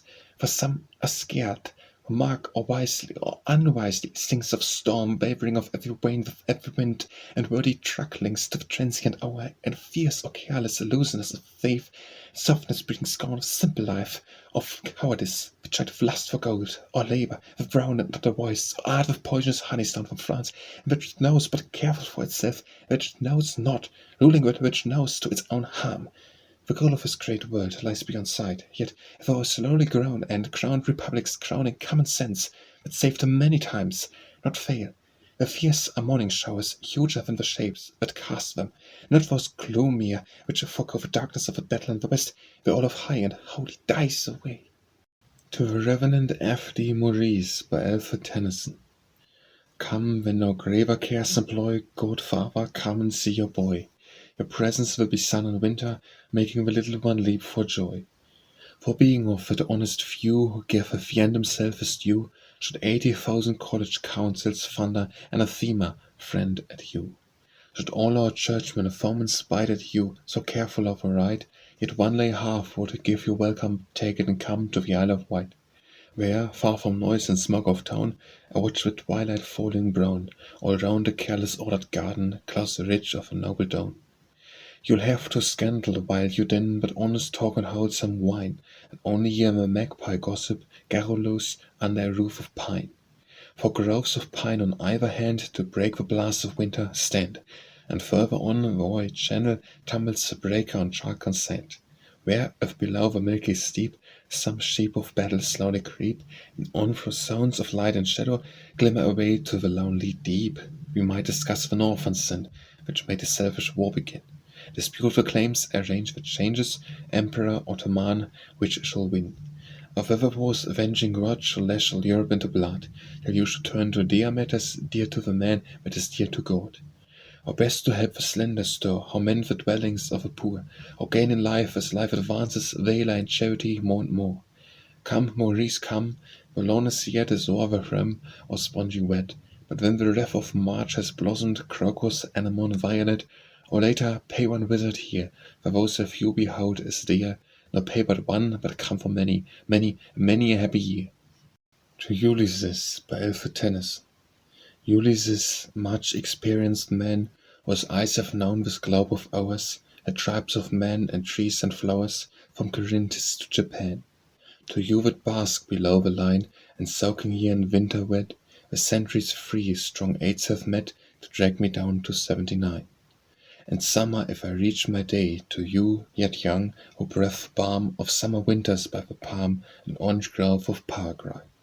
A tolerant of a colder time, who love the winter woods, to trace on paler heavens the branching grace of leafless elm or naked limb, and see my cedar green, and where my giant ilex keeping leaf, and frost is keen and days are brief, or marvel how in English air, my yucca, which no winter quells, all the months have scarce begun, its bush toward our faintest sun, its wake of half accomplished bells. Or watch the waving pine which here a warrior of Caprera said, a name that earth will not forget till earth has rolled her latest year. I once half crazed for larger light on broader zones beyond the foam, but chaining fancy now at home among the crow's down of white.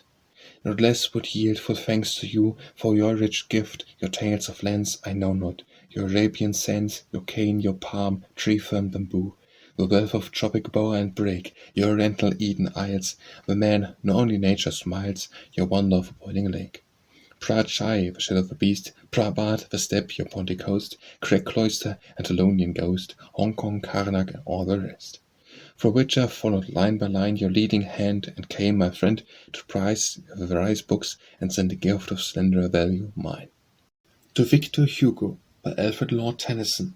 Victor in drama, Victor in romance, cloud weather, phantasmal hopes and fears, French of a French and lord of human tears. Child lover, Bartus famed Lord's glance, darkening rifts of all that would advance beyond our straits, their claim to be thy peers. That heightened by the winter ways of years, as yet unbroken, stormy voice of France. Who does not love our England, so we say, I know not England, France, all man to be will make only people, and man's race be run. And I, desiring that diviner day, yield thee full thanks for thy full courtesy, to younger England in the boy my son.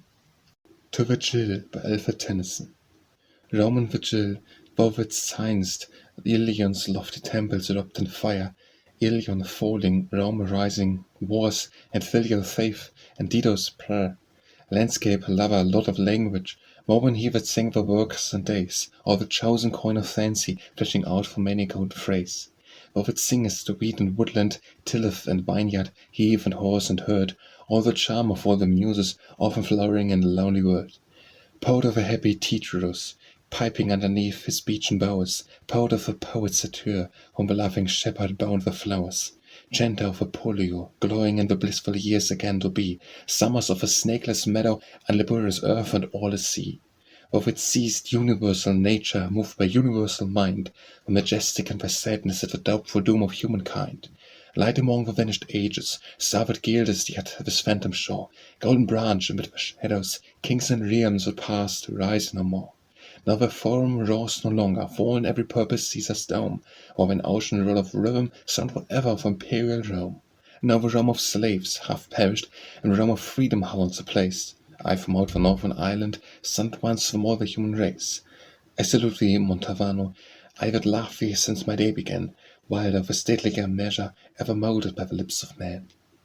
Unwatched the garden boar shall sway, by Alfred Tennyson.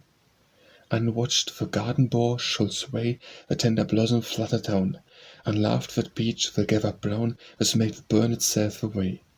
Unloved the sunflower shining fair, around the flames your disk of seed, many rose carnation feed with summer's wise the humming air. Unloved by many a sandy bar, the brook shall babble down the plain, at noon or when the lesser wane is twisting round the polar star. Uncared for girt the windy grove, and flood the haunts of fern and crake, and the silver arrows break the setting moon in crack and cove. Then from the garden and the wild a fresh association blow, and year by year the landscape grow familiar to the stranger's child. As year by year the labourer's tills his wonted glebe, or lops the glades, and year by year memory fades from all the circles of the hills. Urania speaks with darkened brow, by Alfred Tennyson. Urania speaks with darkened brow, for pratest here where thou art least. With faith is many a pure priest, and many an abler voice than thou. Go down beside thy native rill, and thy panrus are set thy feet, and hear thy loyal whisper sweet about the ledges of a hill. My mid-poem replies the touch of shame upon a cheek, I am not worthy but to speak of thy prevailing mysteries. For I am but an earthly muse, and owning but a little art, to lie with song and aching heart, and in a human love's use. But brooding on the dear one dead, and all he said of things divine, and dear as sacramental wine to dying lips is all he said. I murmured as I came along, of comfort clasped and truth revealed, and loitered in the master's field, and darkened sanctities of song. Wages, by Alfred Lord Tennyson. Glory of warrior, glory of orator, glory of song, paid with a voice flying by to be lost in an endless sea. Glory of virtue, to fight a struggle to right the wrong. Nay, but she aimed not a glory nor lover of glory she. Give her the glory of going on and still to be. The wages of sin is death, the wages of virtue be dust. Would she have heart to endure for the life of a worm and the fly? She desires no isle of the blest, nor quiet seats of the just, to rest in a golden grove or to bask in a summer sky. Give her the wages of going on and not to die. We are free, by Alfred Tennyson. The winds, as at their hour of birth, leaning upon the rigid sea, breathed low around the rolling earth with mellow preludes. We are free. The streams through many a lilted row, down caroling to the crisp sea, loud tinkled with a bell-like flow, atween the blossoms. We are free. We leave the well-beloved place, by Alfred Tennyson. We leave the well-beloved place, where first we gazed upon the sky. Roofs that heard our earliest cry will shelter one of stranger race. We go, but ere we go from home, as down the garden walks there move, two spirits of diverse love, content for loving masterdom.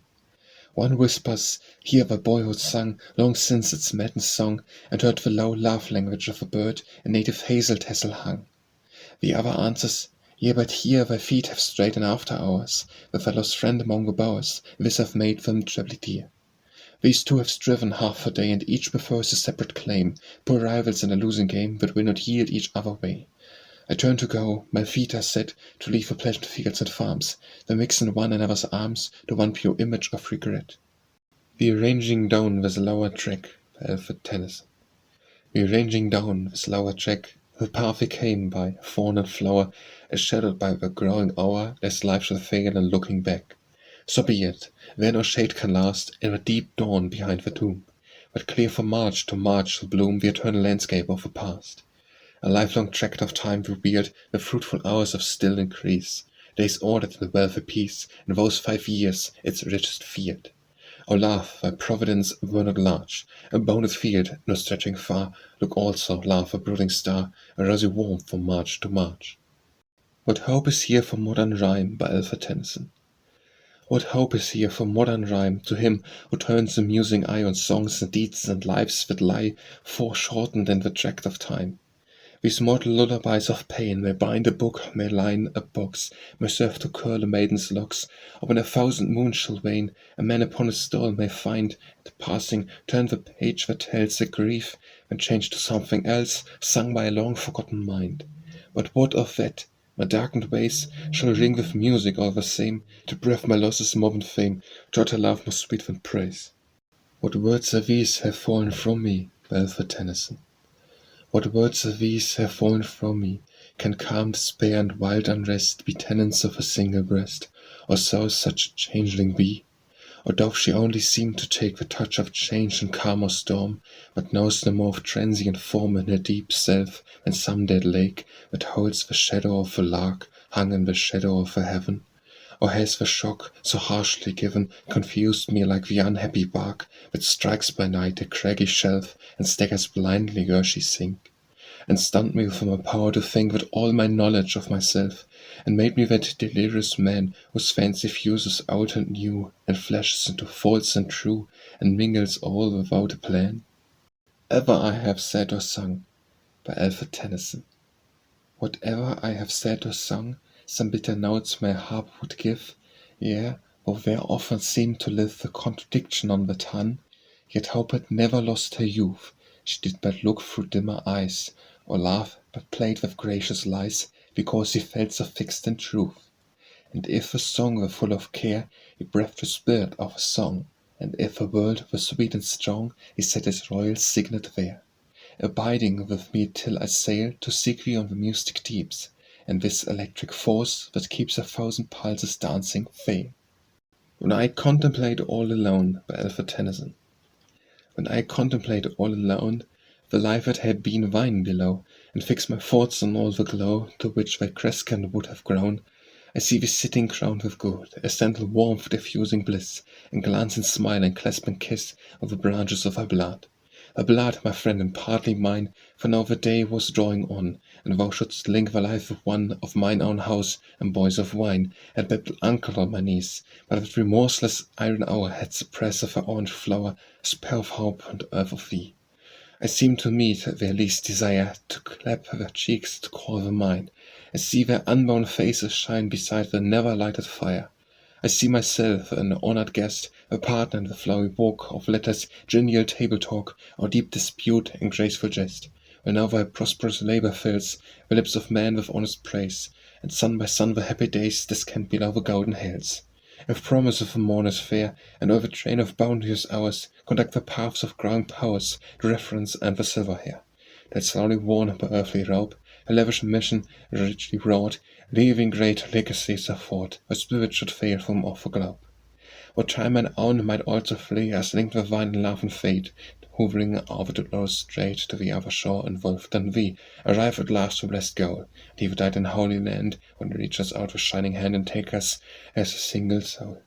What reed was that on which I leant back with fancy, wherefore wake the old bitterness again, and break the low beginnings of content? When in the dawn I sink my head, by Alfred Tennyson. When in the dawn I sink my head, sleep, death's twin brother, times my breath. Sleep, death's twin brother, knows not death, nor can I dream of thee as dead. I walk as I walked forlorn, while all my path was fresh with dew, and all the buggy breezes blew that will lead to the breaking morn. But what is this? I turn about, I find a trouble in thine eye, which makes me sad, and know not why, nor can my dream resolve a doubt. But though the lark hath left to thee, I wake, I discern the truth. It is the trouble of my youth, which foolish sleep transfers to thee. When Lazarus left his charnel cave, by Alfred Tennyson. When Lazarus left his charnel cave, and home to Mary's house returned, was this demanded, if he yearned to hear her weeping by his grave. Where wert thou, brother, both for days? There lives no record of reply, which telling what it is to die, yet surely added praise to praise. From every house the neighbors met, the streets were filled with joyful sound, as solemn gladness even crowned the purple brows of Olivet. Behold, a man raised up by Christ, the rest remaineth unrevealed. He told it not, or something sealed the lips of that evangelist. When on my bed the moonlight falls, by Alfred Tennyson. When on my bed the moonlight falls, and now within thy place of rest, by the broad water of the west, there comes a glory on the walls. The marble bright and dark appears, slowly steals a silver flame, along the letters of thy name, or the number of thy years. Mystic glory swims away, from off my bed the moonlight eyes, and closing heaves of velvet ice, I sleep to dusk, steeped in grey. When I know the mist is drawn, and lucid veil from coast to coast, in the chancel like a ghost, the tablet glimmers to dawn. When rosy plumlets tough and large, by Alfred Tennyson. When rosy plumlets tough, though large, and rarely pipes the mounted thrush, or underneath the barren bush flits by the sea-blue bird of March. Come, where the form by which I know the spirit in time among thy peers, the hope of unaccomplished years, be large and lucid round thy brow. When summer's hourly mellowing change, by breath of many roses sweet, upon the thousand waves of wheat, and travel round the lonely grange. Come, not in watches of a night, but where the sunbeam broodeth warm, come, beauteous in thine after-form, and like a finer light in light. Who can say, by Alfred Tennyson, who can say why today, tomorrow will be yesterday? Who can tell why to smell the violet recalls the dual prime of youth and buried time? The cause is nowhere found in rhyme. Who loves not knowledge, by Alfred Tennyson. Who loves not knowledge, who shall rail against her beauty? May she mix with men and prosper, who shall fix her pillars, let her work prevail. What on her forehead sits afire, she sets her forward countenance, and leaps into the future change, submitting all things to desire. Half grown as yet a child and vain, she cannot fight the fear of death. What is she, cut from love and faith, but some wild pillars from the brain of demons, fiery hot to burst, or barriers in her onward race for power? Let her know her place, she's the second, not the first. I, a hand, must make her mild, if all be not in vain, and guide her footsteps, moving side by side with wisdom, like the younger child. For she is earthly of a mind, but wisdom heavenly of a soul. O friend, who camest to thy goals so early, leaving me behind, I would the great world grew like thee, who grewst not alone in power and knowledge, but from hour to hour in reverence and charity. Wild bird, whose warble, liquid sweet, by Alfred Tennyson. Wild bird, whose warble, liquid sweet, rings Eden through the budded quicks, or tell me where the senses mix, or tell me where the passions meet. Whence radiate, fiercest extremes employ thy spirits in the dusking leaf, and in the midmost heart of grief thy passion clasps a secret joy. And I am a harport prelude woe, I cannot all command the strings, the glory of the summoned things that flash along the chords and go. Will, by Alfred Lord Tennyson. Will for him whose will is strong, he suffers, but he will not suffer long, he suffers, but he cannot suffer wrong. For him no moves for loud words render mock, nor all can the mighty's hugest waves confound, who seems the promontory of rock.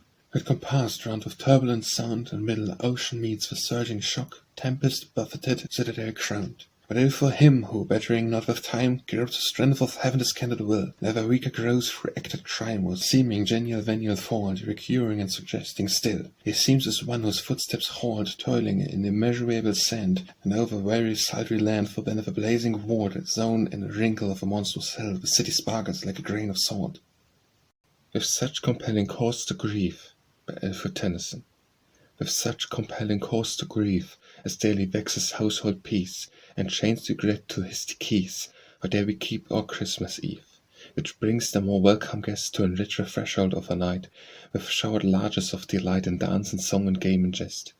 Yet go, and while the holy wars entwine the cold baptismal font, make one rev more for use and want, that guard the portals of a house. Old sisters of a day gone by, grey nurses, loving nothing new, why should they miss the yearly dew before the time, they too will die? With trembling fingers did we weave, by Alfred Tennyson. With trembling fingers we weave wholly round the Christmas hearth. A rainy cloud possessed the earth, and sadly fell our Christmas Eve. At our out pastimes in the hall we gambolled, making vain pretence of gladness with an awful sense of one mute shadow watching all. We paused, the winds were in the beach, we heard them sweep the winterland, and in the circle, hand in hand, sat silent, looking each at each. When echo-like our voices rang, we sung, for every eye was dim, a merry song we sang with them last year, impetuously we sang. We ceased, a gentler feeling crept upon us, surely rest is meet. Where rest, we said, where sleep is sweet, and silence followed, and we wept. Our voices took a higher range, once more we sung.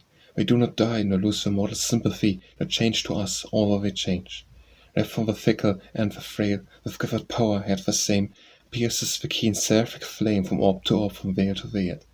Rise, happy morn, rise, holy morn, draw forth the cheerful day from night. O Father, touch the east, and light, the light which shone when hope was born. With very steps I loiter on, by Alfred Tennyson. With very steps I loiter on, but always under altered skies.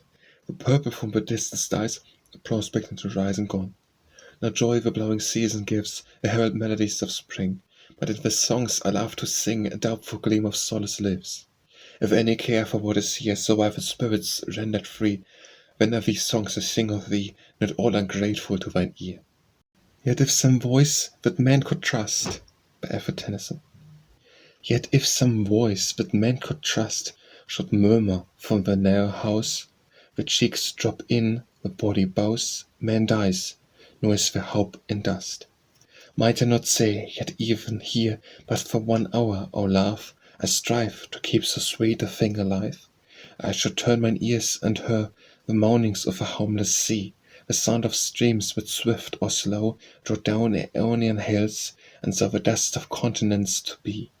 And love would answer with a sigh, the sound of that forgetful shore, will change my sweetness more and more, half dead to know that I shall die.